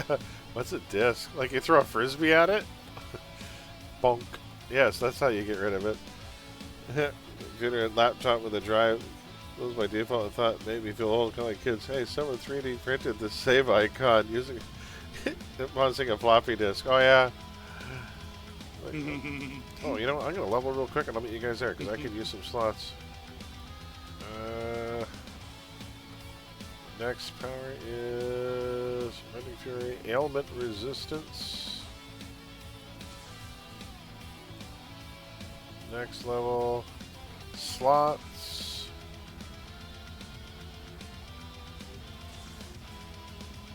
Should get some aiming slash going. There we go. And another level. Holy hell. 28 I'm taking. Right there, folks. I'll miss teleport. Combat jumping. Nice. I'll take it. There was one of the notes on the beta update was for the Citadel Task Force. All doors now in Independence Port will be close to the train. In Independence Port? Really? Independence Port, yep. Alright, let's miss teleport. And that's going to be a new update. And they're adding two entrances, two zone entrances off of King's Row now. That's interesting. Well, one's a mission area for Galaxy City. The other one's going to be Prez Park. I had a story manager who did not know what a disc was or how to use it. Oh yeah, that's common. First of all, that's not even uncommon. So we get a lot of doctors, lawyers, and dentists who call into our place. They are the worst. Lawyers, doctors, and dentists, anyone who has underlings to do things for them because they're just too important or too busy, are the worst customers to deal with in tech support. They are woefully incapable of doing anything even minutely complicated. I was like, how many cables do you see? Oh my god, can't I just have my secretary do this? One zone entrance, one piece of window dressing. We had a dentist who kept calling us up every couple of weeks to complain about the quality of his Wi-Fi. Does anyone have stealth? Does ATT? Anyone? If not, I have Shield of Indifference. Oh, if you want to try it, you can. Yeah, I hope I survive. Uh-oh. You don't know. You'll survive more than I will right now. German lawyers get instruct when they are to use anything other than fax or, God forbid, receive documents. this guy kept complaining, but yeah, I'm not telling you, dentists, lawyers, and doctors, worst people to deal with on the phone in tech support. They just are so fed up with everything. But this guy complained consistently. Every time he called in, he complained about the quality of his Wi-Fi. We kept telling him he had to move his router because he literally had his router in his kitchen perched on top of his microwave oven. ATT. And then one day he finally called to say, I found out what the problem was. I just had to move it away from the microwave. We're like, yes, we know. We had like months of notes telling this guy to move his damn router. Can your remote take over their desktop and do it for them? I've had lots of friendly people named Jim or Mary offered to do this. Yeah, no, we deliberately do not have remote access to anything other than our TV equipment. So, which we have to, because there are senior citizens who have no idea how to use a remote control to save their lives. And so we can be like, here, and I'll just turn on their equipment for them because they don't know how to use a remote control. You would not believe how often someone calls me and I'm like, you need to push this button on your remote. Hold on, let me get my glasses. Oh, I better turn the lights on. Hold on, I can't hear you. Let me go get my hearing aid. I'm like, maybe get all your ducks in a row before you dial the phone. I don't know. What did you think we were going to do while you were blind, deaf, sitting in the dark, unable to do anything? What did you think was going to happen here? How did you find the phone? That's my all right. Lay off Grandma. Jeepers Crow. No, I will not. Grandma sucks. Holy cow. Grandma's clearly got signs of dementia. What's wrong with you? Who calls us up? This happens. Calls us up in the dark. Can't find their glasses. Can't hear. Won't turn on their hearing aid. And I'm like, what do you want me to do awful here? People not thinking about you. Yes, that does make them awful. They're inconsiderate. God. No, they're worse than that. They're making it harder on my other customers because now you have to wait for them for 5 to 6 minutes while they shuffle around their house looking for their glasses and everything else while other people are waiting on hold with actual problems. No. All right, Ebenezer. That's right. These are friends with Doug. Holy hell. You get one thing and nothing less. You know what? Your patience would run out too. You just give it time. You're like, really? This is why we have to have remote access for the TV boxes, because we will turn that shit on for them. Hold on one sec. Is it working now? Okay, goodbye. Have fun. Enjoy your TV. If it's internet related, we're in trouble. I've opened so many tickets that we will call them Mission of Mercy calls.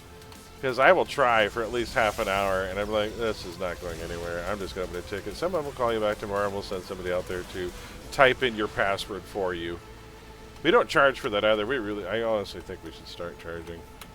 Because we send technicians out for things that, honestly, we're too nice. What was that, Molly? Your rambling was mumbled like an old fart. Can you repeat it? Wait, I got a clicky thing here. Get off my lawn, taxi. You won't like my lawn right now, and it's covered under half a foot of slush. You get at one thing and nothing else. I use the phrase with duck. Yeah, get your ducks in a row. That's right. There we go. Hour 17, not bad. We'll take that. A lot of XP, though. We got some levels there. All right, let's head out. I'll call it in. And then, folks, we're off to our Penelope Inn. So who's in for Yin? We'll do a no witness Yin because I need it on this tank. And now he's the appropriate level, and he's the right level to do it at max. So let's open Supergroup Portal. I'm going to bow out. Thanks for the fun. Take care, everyone. Take care, Greg. We'll see you down the road. Have a good one, sir. Cheers. Speaking of duck things, have you heard the game Escape from Duck Cop? No, I haven't. Oh, that's right. We got to do the raffle. I did call it in. All right. So last call if anybody wants in for your chance to win a mini Babbage pet recipe. Here you go. Takes all of one prismatic ether, and you too can have a tiny little Babbage to follow you around. Exclamation mark raffle, get you in, and we will do it now. Alrighty, here we go, folks. Someone is going to win a Babbage. Alright, folks. Our winner is in 3, 2, 1. The free Babbage goes to... Hey, Braljo. Congratulations. Thanks for joining us there. You are our winner. Congrats. can you meet me on Everlasting next to Penelope Inn? Congrats. I don't know if you're in the game or not. Are you on Everlasting, or are you one of the other servers? Or if you want, you can send me your global, and I can send it to you in the mail. Or better yet, tell you what, send a tell to my global. There you go. Send a tell to @Valier, because it's safer for me to reply to your message with an attachment than it is for me to try and type out your global. Because if I type your global wrong and try to send you something, it will vanish into the void, and sometimes the devs can't retrieve it. So it's probably safer if you send me an email to @Valyard through the global mail. There we go. That's you there. Here we go. Ah, there we go. And greetings. So if you send a tell to, send an email to @Valyard. So if you go into email, right here, go to new, and put @Valyard. And just put Babbage for the subject, I'll know. And then I'll reply to it. When I reply to it, I can put the attachment in. Gonna switch to my other tune real quick. No problem. Yeah, if you just when you send the email, I'll just reply to it and attach it for you. A lot safer that way. Alright, so we got 5 people here.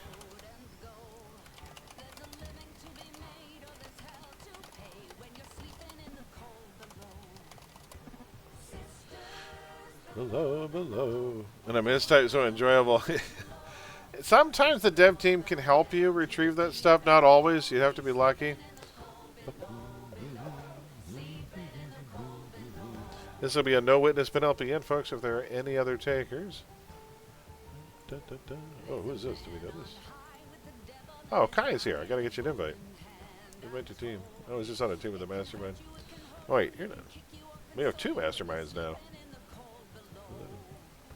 Sisters below, going where the winds don't blow.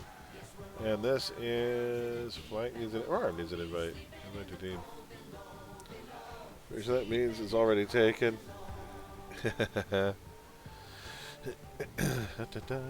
Lucky's probably taken by somebody who was really lucky. Got there first.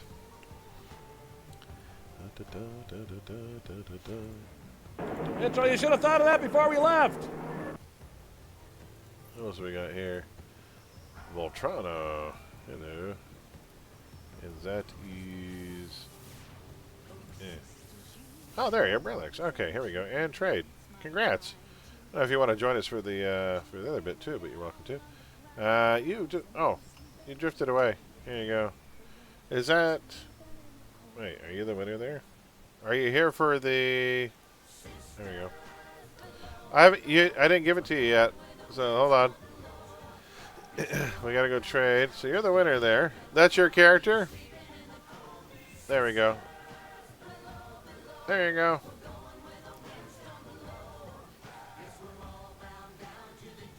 There you go. Congrats. Oh, you didn't take it. It didn't go. Do you have full recipes? Are your recipes full? Because I didn't transfer. Let me try that again.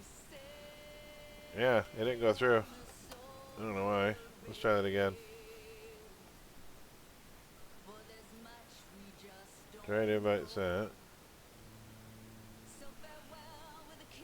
Let me go to combat and tell me why it didn't go through. Oh, you didn't have enough inventory. Oh, there we go. Okay. Let's try again. Yeah, you must have had the full recipes. And mini Babbage pet. There you go. Enjoy. Huzzah.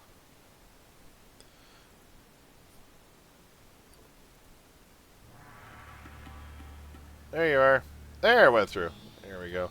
So we're going to be doing a no witness yin. So are you in for the yin? Because we can get started here if you want in. Oh, I can put a luck of the gambling piece in there too. 1 second. There. Now even more defenses. Ailment resistance. You are getting a miracle piece. Yeah, let's go grab that. Hold on. Alright, let's go AH.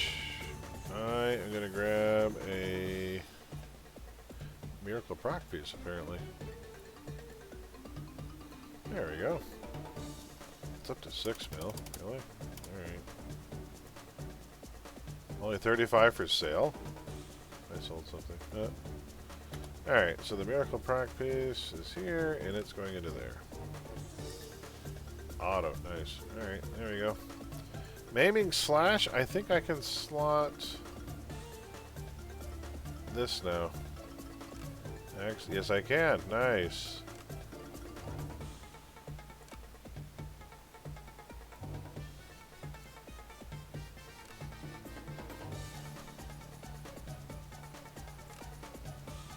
Yeah, look at me, some smashing lethal resist. Nice. Okay, there we go. Alright, folks, let's get started. We've got 8 people on team. This will be a no-witness run, so folks, we're taking out everything on every map. Let's go. Wish us luck. I don't think we get this done in under 20. Not with my slow-ass tank speed. Let's go. Alright, let's go. This will probably bring us to just over 8 o'clock, but we'll try. Last time it felt slow. We were done in 23 minutes, which is not too bad. We usually finish around 25-minute mark.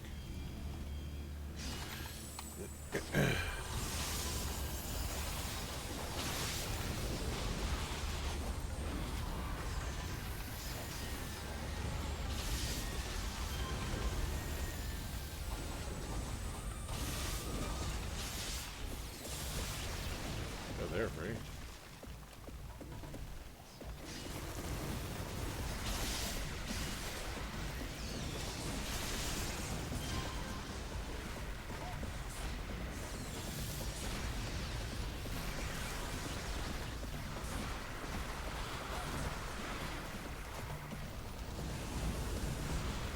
Who's flying up here in the air? Stop flying. You jerk. Quit it.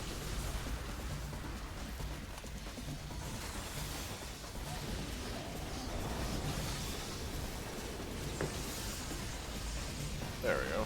Here I am. Hey, Dallas Rand, how's it going? Need more MMs. I know, we need more pets.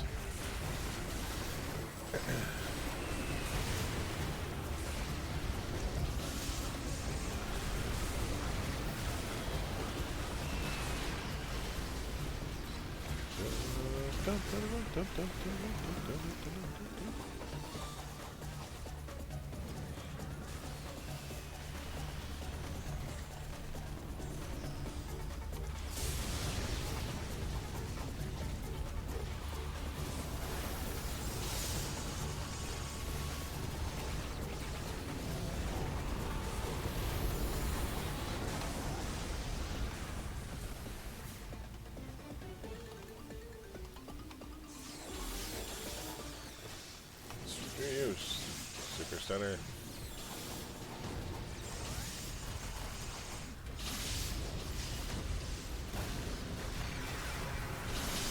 He can die far, far away. Oh, he got back up. I missed, yeah. Well, it was a full team, but apparently you needed to bring a mastermind. Princess Bride, yes, it was on TV. So dumb, I laughed. I was shocked. Ah, Princess Bride is great. It's on my top 100 list, man. I think it's in the top 20. I love Princess Bride. That movie's flawless. Taxi, I get choked up every time Peter Falk utters those words at the end of the movie when he says, he's like, well, maybe you come back and read it me tomorrow. As you wish. And he makes that turn. Peter Falk was the coolest fucking guy ever. God damn. I get choked up every time I see that. That is such a perfect ending. When he's just standing in the doorway there and the way he turns around with that, he puts that hat on. God damn it. So good.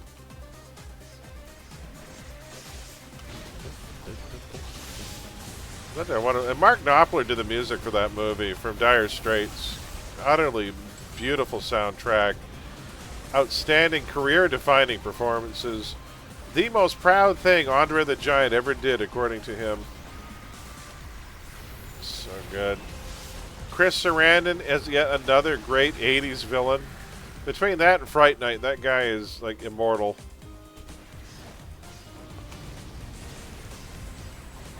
What, half a dink? The behind the scenes stories are amazing. That movie is just a complete package. So good. And didn't make any money at the box office. It was a box office bomb. It didn't start to make any kind of money until home video. Oh, thank you. Oh, I gotta do that too. Ow, why did you hurt me? What did I ever do to you? You hurt me with a bomb. I'm up to 42 health per second. Look at that, we're getting there. I'm probably getting some buffs from somebody though.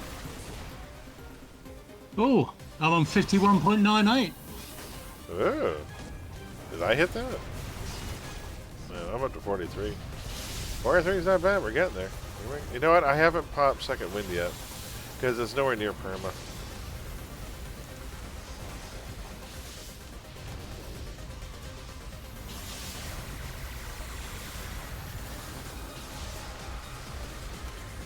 We got a runner back there. Review apart. Review apart. Hopefully no one gets back up again. I'm waiting to see if anyone reses. Yeah, someone just has. Oh, at the back. You bastard. You guys go in. I'll take care of this.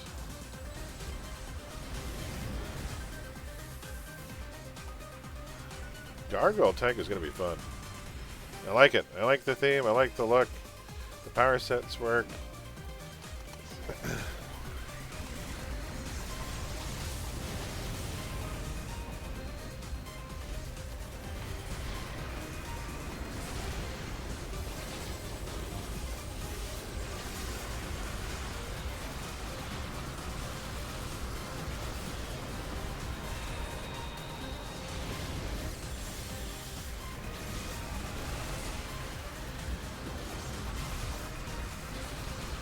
So instead of dull pain, second wind has taken over that spot, which is interesting. Because dull pain used to just be a max hit point boost, but now you get a max hit point boost with a built-in res on a tank. So that's pretty cool.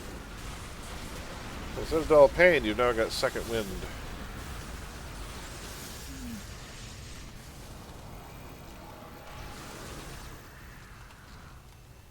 And away we go. Dun, dun, dun. Wait, Taxi, you watched Princess Bride? Inconceivable. He didn't fall. Well, he just a local fisherman for a midnight cruise in war-infested waters. No more rhymes now. I mean it. Anybody want a peanut? Ah!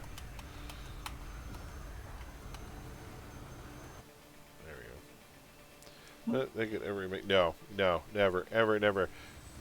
Did I just see somebody res as I was on my way out the door? No, you didn't. Oh, good. Okay, we're leaving. Because I left after you and nobody was getting up. All right. I thought for a second it might have been one of the robots getting back up. Manny Patinkin is always awesome. He's great in that. He's great in Dick Tracy. He's great in Dead Like Me. He's just amazing.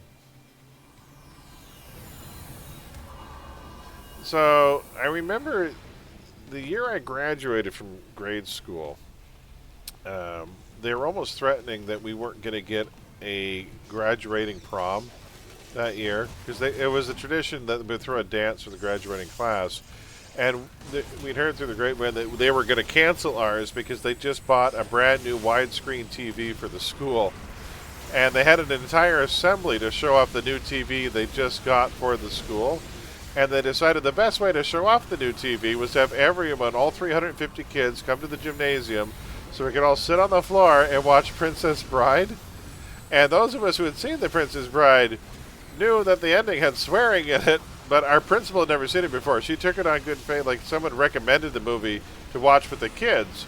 And so she watched it. They got to the end of the movie where Manny Patinkin is, "Bring back my father, you son of a bitch." It's like... The look on we weren't even looking at the TV. We were watching Mrs. White. We're like, oh my god. And her eyes were like, oh, I'm gonna get so many letters. I'm gonna be so many angry calls. I'm like, nah, everyone here's seen Princess Bride. We don't care. How dare you make our kids watch something with profanity? It's like my parents didn't give a shit. My dad was a fucking factory worker. I heard every dirty word in the book by the time I was 6, really. Oh no, he said, son of a bitch. Oh no. You were watching Mrs. White turn white? Absolutely we did. Poor Mrs. White. Her eyes bulge out of her skull. It's like, oh. It's like,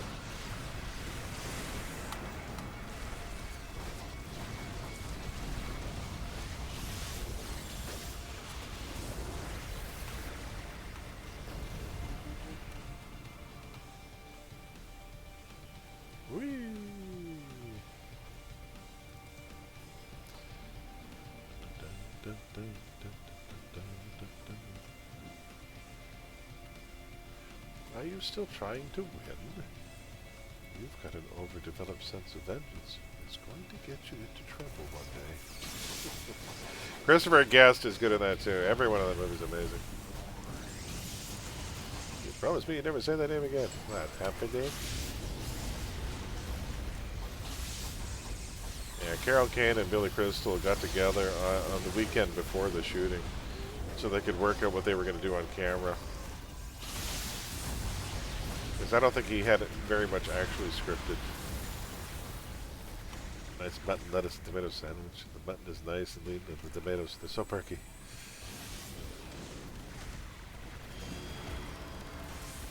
Two-Blade. That movie is so goddamn quotable. Yeah. I would not say such things if I were you.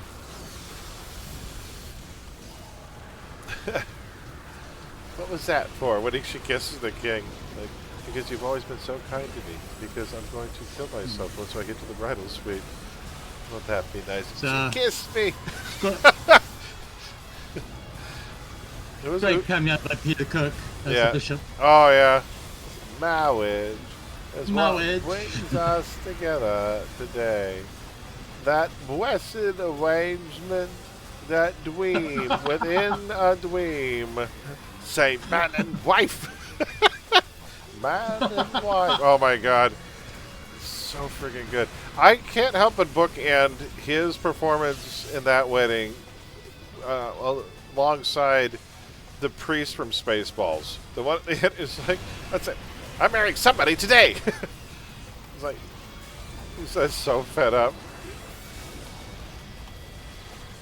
It's like, do you? Yes. It's like, you're getting the short version. Do you? Yes. Do you? Yes. Good. Kiss her.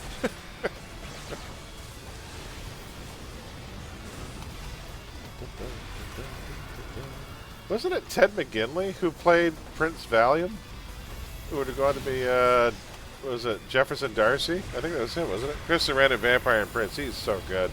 I got to meet him, and he signed my Fright Night poster, and I'm very, very happy. Oh, brilliant. Yeah, he was the nice guy. And by the way, genuine, real, seriously nice guy. So at his panel at Fan Expo a few years ago, first of all, kicking the kind of teeth there, but they didn't give him a main hall panel. He got one of the small room panels off of one of the in the adjacent building, so he didn't get a big hall panel, and I don't know why. Because, you know, I mean, the guy was in fucking Dog Day Afternoon. You give him a proper frigging theater, would you? So it was packed wall to wall. Everyone wanted to see him, and you know, people are talking about the fan experience, and he was telling his stories. And partway through telling his stories, I think it kind of caught onto him, the people in the room, how much he was loved for both Fright Night, for Princess Bride, for, you know, for even for Bordello of Blood, which is a really fun movie too. But he said for Princess Bride especially, and for Fright Night, how everyone keeps coming out and wanting to thank him. And he started talking about what it meant to him to be in something that people love and will continue to love long after he's gone. He started crying in front of this. He couldn't believe that all the people in this room were here to see him, and they were so happy for him. Also, Nightmare Before Christmas. That's Chris Sarandon too.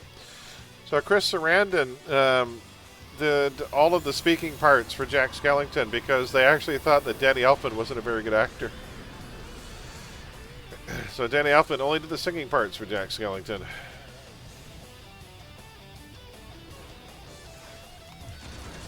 It's going to be AFK for a minute. No worries.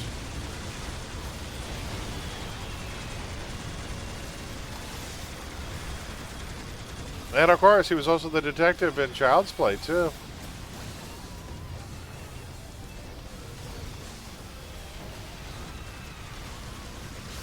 He was also in he had a recurring role in The Practice.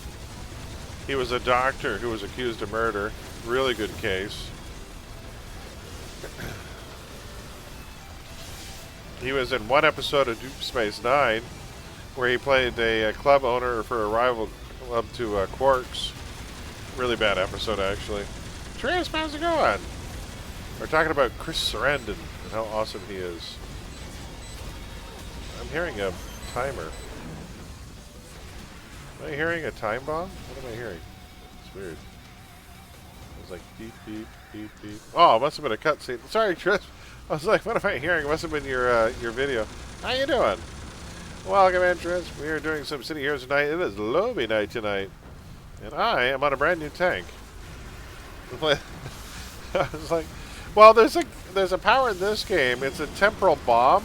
You can place a mine on the ground, and it does kind of make that beeping sound. I'm like, does somebody have time here? Somebody have traps? Is eating your lunch? Nice. Almost got traps, I think. Oh, there we go. Might have been the traps. I've seen a triage beacon, so yeah, there's I traps thought somewhere. I thought it might have been.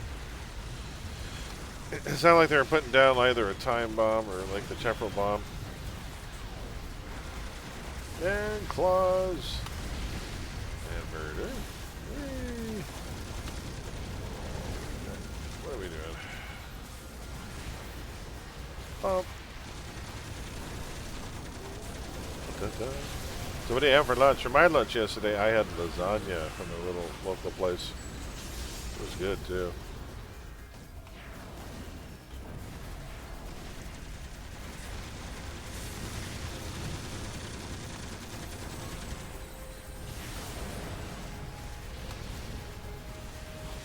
Got some Perry chicken and chips. Nice. I might order some pasta to take into work. There's a place in the little plaza by my house that does really good mushroom and black truffle pasta. It's unbelievably good.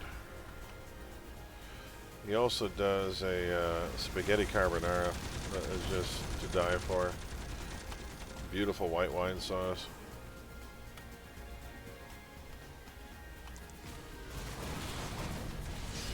Hairy chicken and chips at first. I tried Peri Peri for the first time. This because of all things, A&W had a Peri Peri burger, and I tried it. I thought it was really good actually. I liked the bite to it. But then the next time I tried the burger, they didn't properly skin the peppers, and they had these really tough bits to chew on. And I was like, oh, it threw me off. A couple of things, like there's a few textural things that I hate when places don't properly clean things. Like for instance, when I used to work for a sub shop years ago, I worked for a sub chain in Canada called Mr. Sub, and we used to painstakingly take our jars of banana peppers and pour them out into a colander, and we used to separate them and decore all of the peppers and pull the cores out, because in a big batch of banana peppers you get like rings around a core, and nobody wants to bite into a piece of core. It's like, it's disgusting. It's like biting into plastic. And there are places that don't do that, and that bugs me when they don't. But we also have a local burger joint here that they have really good burgers with purple onion, and I love purple onion, except I can't get the onion on the burger because they don't peel the skin off the onion. They just slice it.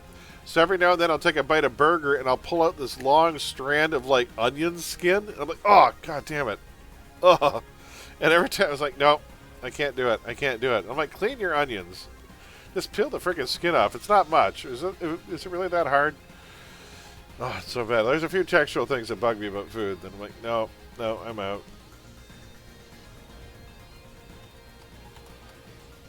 Dot.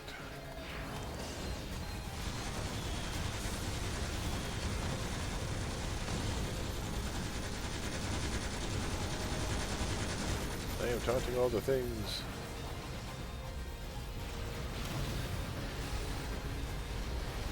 Oh, finally saw somebody freeze. Nice.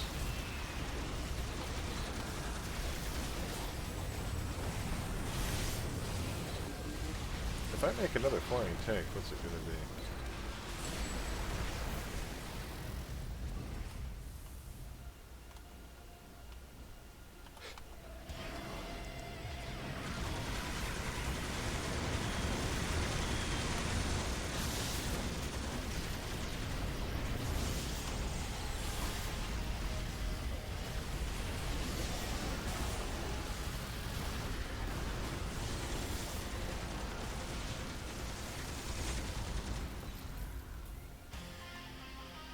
Can I get this guy held?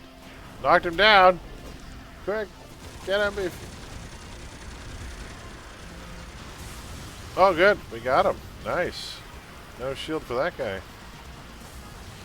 Sometimes knockdown works. There we go, folks. Final mission. I think I saw somewhere in the notes on the new update that basically they might, people like the Ascendants might lose their power of shielding. Hold on. Mission bugged. In certain, Mission bugged. I can't set it, and it didn't finish. I don't know why. Let me try calling it in. No, I can't call it. It says we need to go rescue the alderman. So, okay. Everyone exit. Watch stream. Come back in after I do. Sorry, guys. It bugged. It wants us to go save alderman next. Okay, so everyone exit. So, keep an eye on my stream. I'll count to 20. Come back in, so I'm the first one back in. It's incredibly important for female characters in the game. How else do you get if you're getting active all the time? That's it. Family planning. Okay, so we'll give it a second here. I'll wait for everyone else to log out.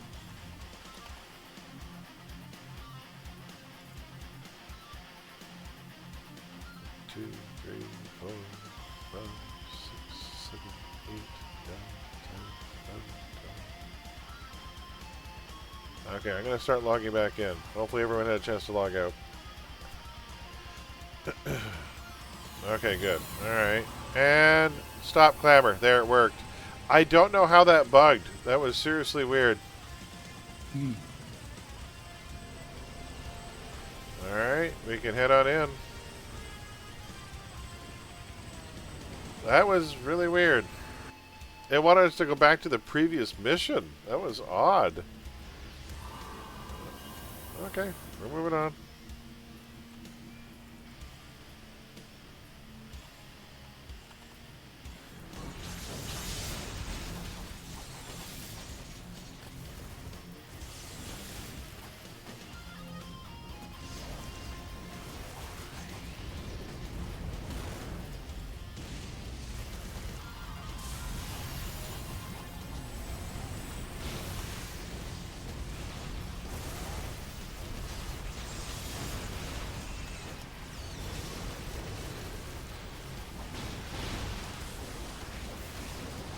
Ah, where's our mastermind at?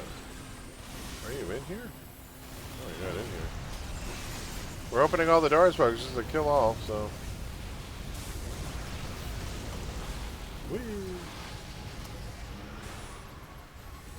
So in Great Britain, Aaron Fire, that's actually an expression. You would say, I'm going to go around and knock you up in the morning. Just means she's, you know, they're going to give you a wake-up call, knock on your door in the morning, come pick you up. There was, in the time before alarm clocks and factory working, there were knocker-uppers. Knocker-uppers, that's who right. Would, they would go around with long sticks, or in one case a pea shooter, and tap on people's windows. So they wouldn't sleep in and miss work. Yeah.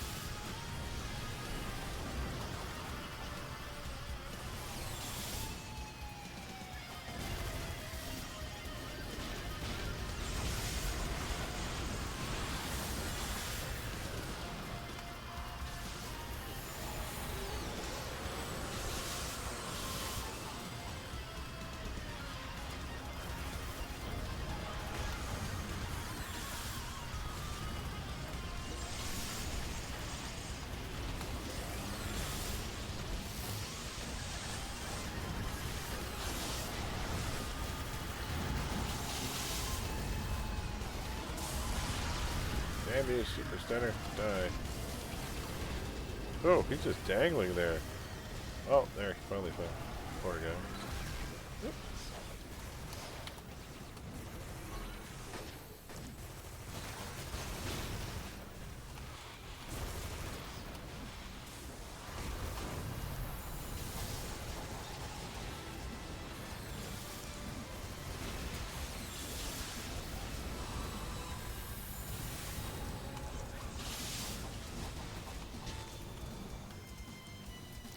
Ah, there's a supercenter just hanging out in here, you jerk. Take that.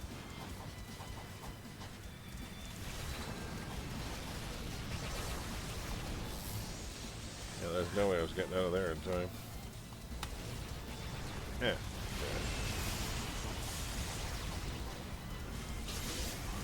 Well, we get to kill him twice at least.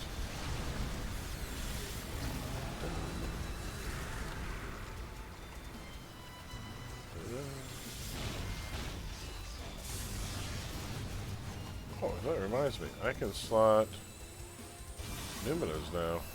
Pretty sure.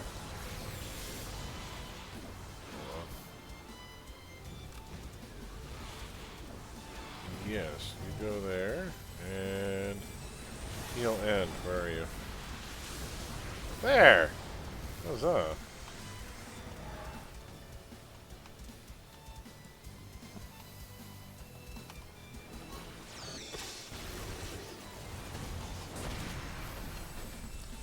.42 health per second.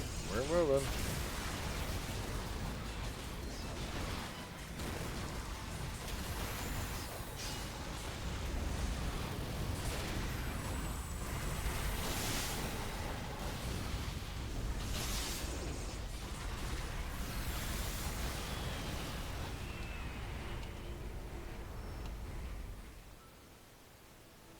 And cutscene. Hey, Mr. Ticket Truck, you're just in time. Is this why you came here, to see this?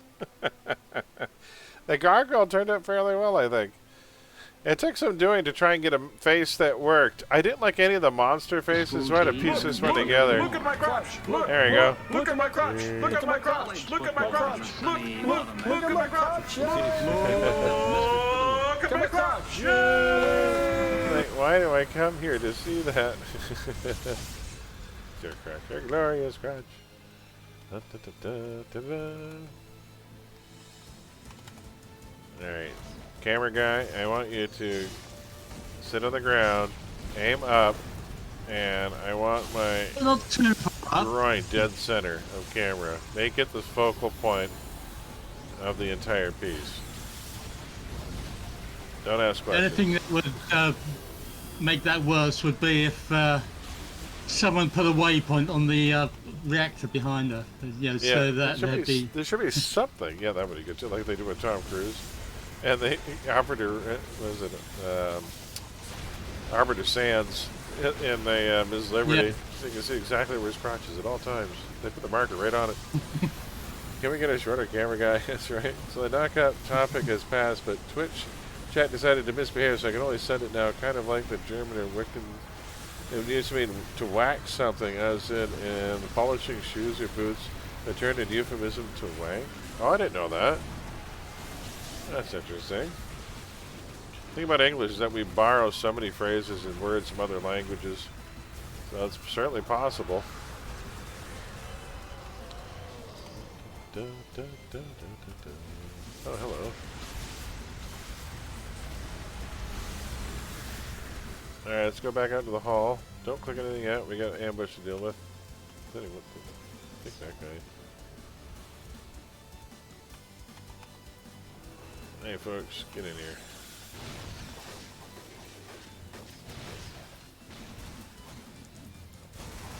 Nice, let's rip everyone to shreds. I can't wait till I get to the teleporting attack. This guy's gonna be good. He's getting there. His survivability is definitely better than where it was at the start of the night. You can see, look, I'm up to 46 health per second now, while surrounded. That's pretty nice. 47. Don't say Fanny talk about someone's butt in the UK either. Uh-oh.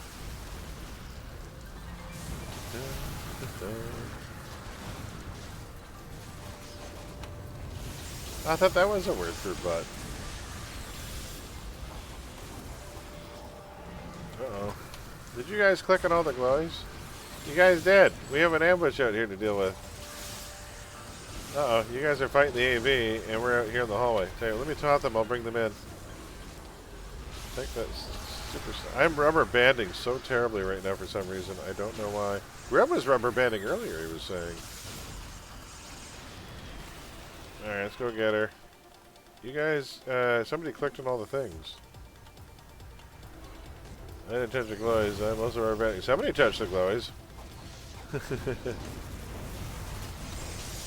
Oh, I gotta do this. And then... probably this. Oh my god, seriously? Oh, the ambush is done. Okay, because I'm being murdered by radiation. Alright, lady, you suck.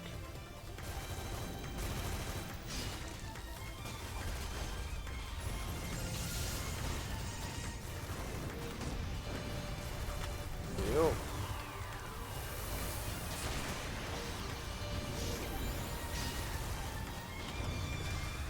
Let's do this and this. 60 health per second. I'm still occasionally in trouble. This is what the noun wisher means someone who does wish used to or Wiccan? Wixer. Connotation of being a loser. This came from how used the word where having to polish officers' boots was used as a disciplinary measure. By now, it's more of a German word for anchor. That's kind of where the term hoser comes from in Canada. Hosers are losers in Canada because in hockey games between kids, they used to play on frozen ponds, and the losers were the ones who had to go home, get their hoses, and spray the pond down so you had fresh ice for the game the next day. So they'd have like taps like at the in the public parks where you'd have to hook up a hose and spray the ice down. So that was the job of the losers. So the losers of any hockey match were the hosers. Wixer and Wixen are correct. Oh, okay. Hosers, good, yeah. Well, I reckon with that bug we lost at least 10 minutes there. So. Oh, no worries. That was still fun. That was still fun. But no, we had a good run. That was pretty good. We'll take it. Hey, a lot of XP. A lot of XP. I'll drop a base portal here if anybody wants it. Well, I called it in. I'm going to go level. We'll take a second to level. We'll take a moment here because I get to get some people to think too. Hoser, that's where it comes from, yeah. The hosers learn how to spray the pond down. So I hit 29, so I got... Where do I want to put slots into? I'd like to finish that for the defense. Something else needed slotting here. What was it? Oh, I know what I wanted. Because it will be supremely useful. Is I'm going to put... Well, if I 3-slot you, I get more hit points. That would be nice, but I kind of want this instead. Oh, 2. Yeah, we'll do that. So the reason I'm putting that there is for one reason. Reactive defensive proc piece, which I can slot, which will be more useful than just about anything right now. So let's go. I will park in Croatoa, and I'm also park in a university, start getting professor. You can see why a create your own website company Wix was expected to rebrand when they announced and the German marketing. They surprised everyone by not doing that, but fully embracing it. Their ad campaign, do it yourself via Wixer. Nice. There was a car company, and I thought it had something to do in Mexico. The car didn't sell well because apparently the name in Spanish meant a car that was broken down, and I can't remember what the name of the car was.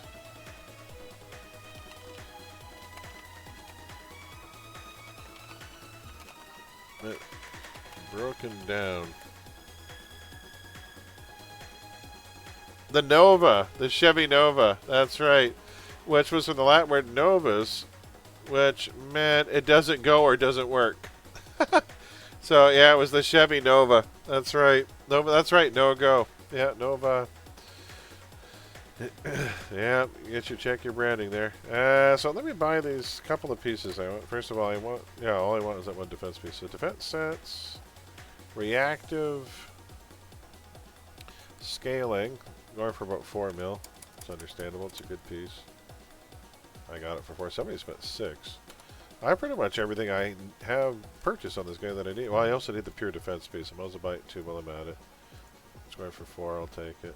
There we go. So that's good.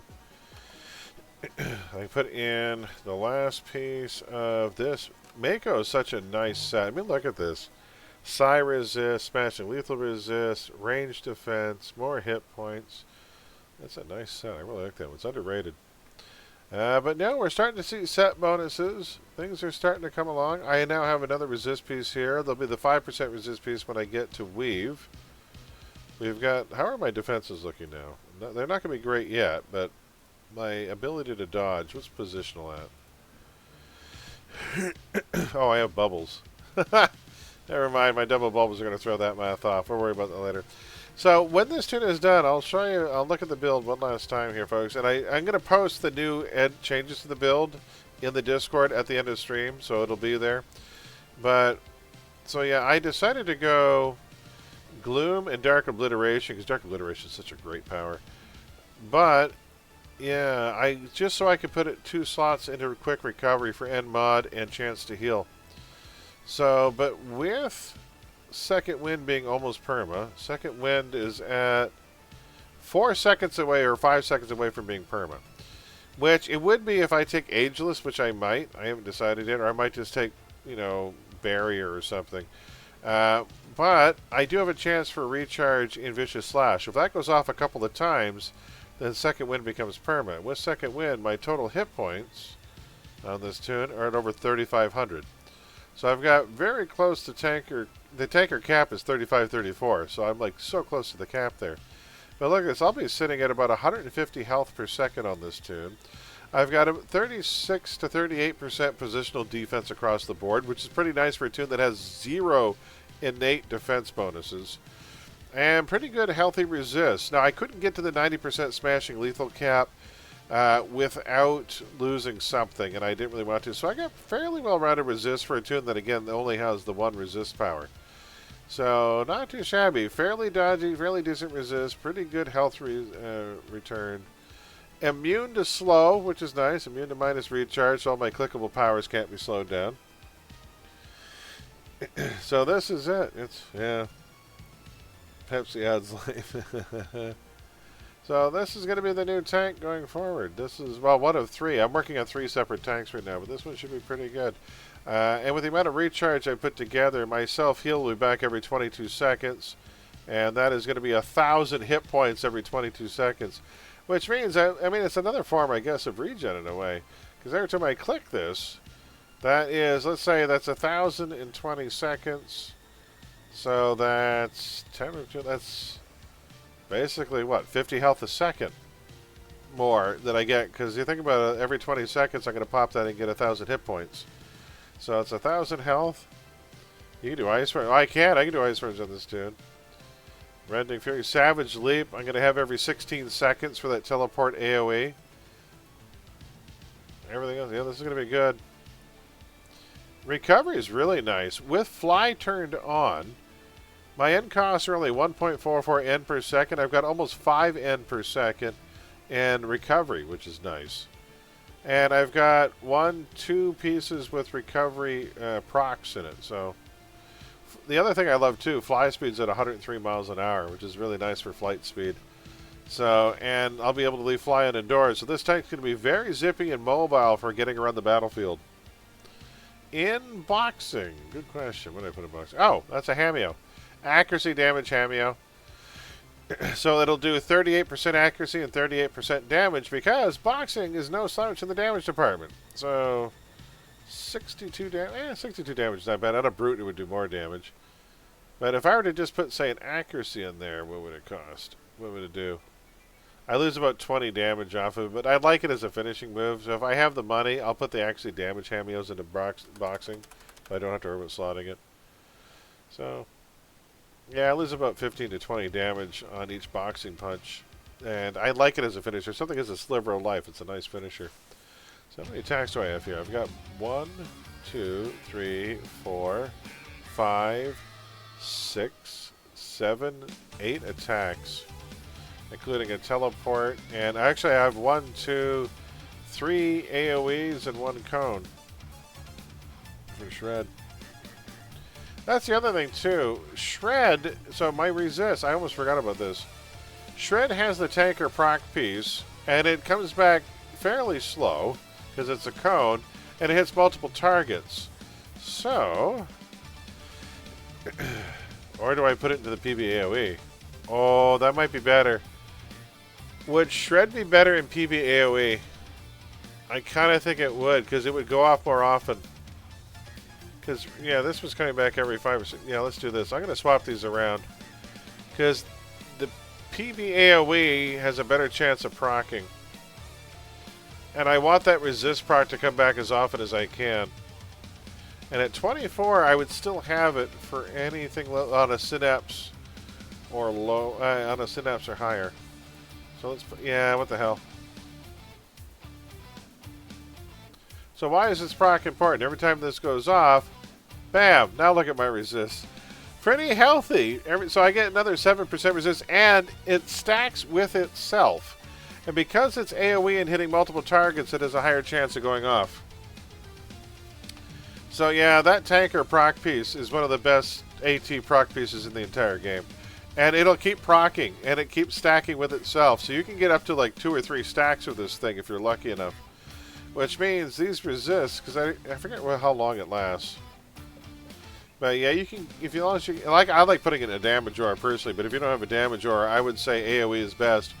But pretty healthy resist for a regen tank that has no, I mean, it only has the one innate resist power.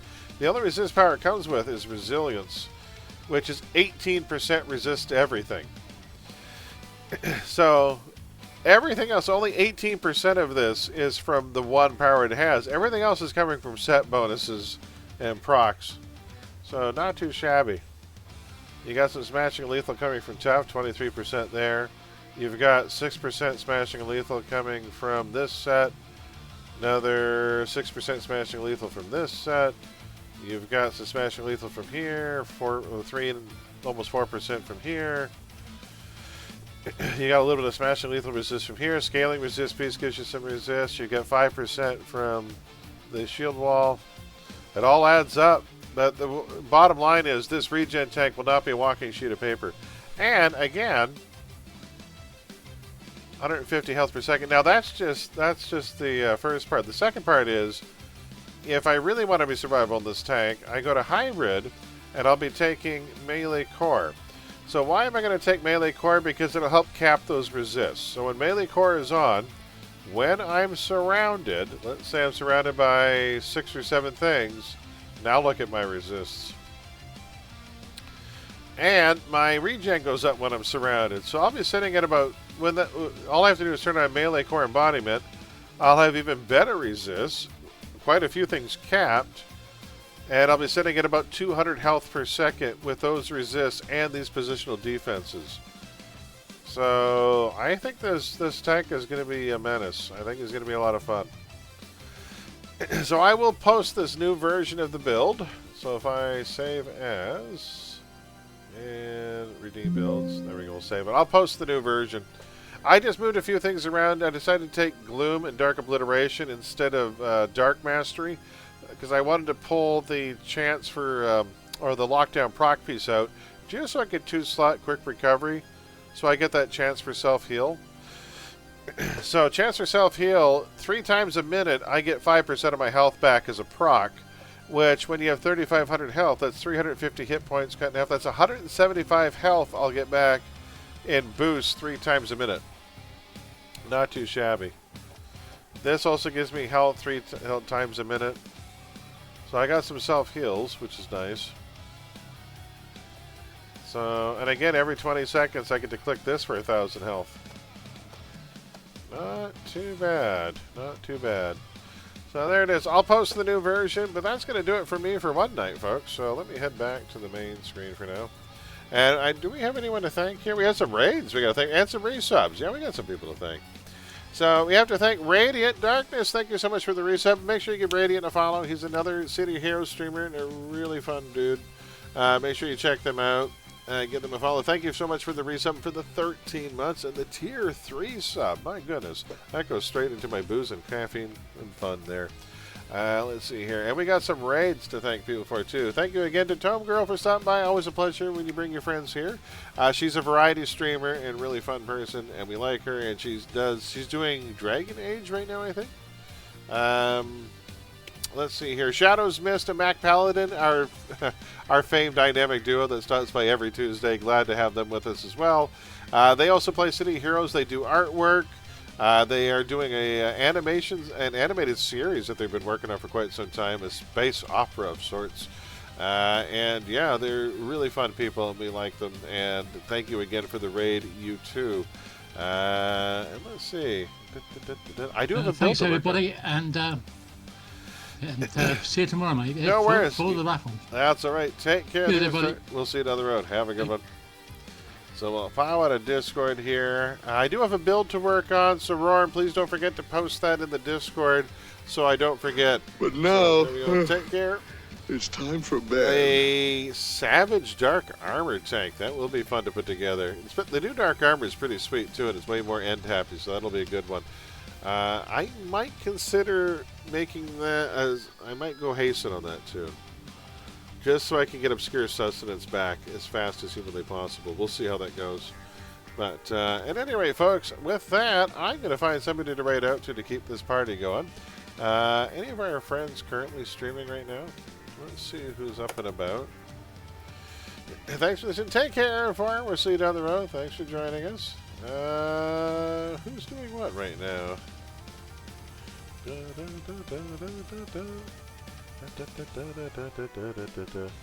Well, we've art Raiders. What's Grayskull doing? Is Grayskull doing some retro? What is this game? He's doing a marathon right now, and currently he's playing an NES game with a lot of corridors and early 3D graphics called Sleeping Beauty? Oh no, he's doing Go-Go 13. Oh, I haven't even thought of this game in an age. Okay, this looks like fun. Alright guys, you know, we're going to go say hi to Grayskull. Grayskull's a really cool, he's a retro NES player. He does speed runs. He participates in all the major events. So I'm going to get that raid started. And until tomorrow night, folks, when we will be doing Viewer Choice Night. So I have no idea what we're doing tomorrow night. It'll be up to all of you guys, so I hope you have some fun ideas. Viewer Choice Night tomorrow night. We'll pull at least 3 raffle names, and you guys will be in the steering wheel, behind the steering wheel. Until then, be safe, be well, take care, and the curtain is coming down. See you guys. Have a good one. Yeah! See you soon! Hey, Kenny! Yeah, Ben. Get those raid icons ready, folks. We're going to say hi to Grayskull.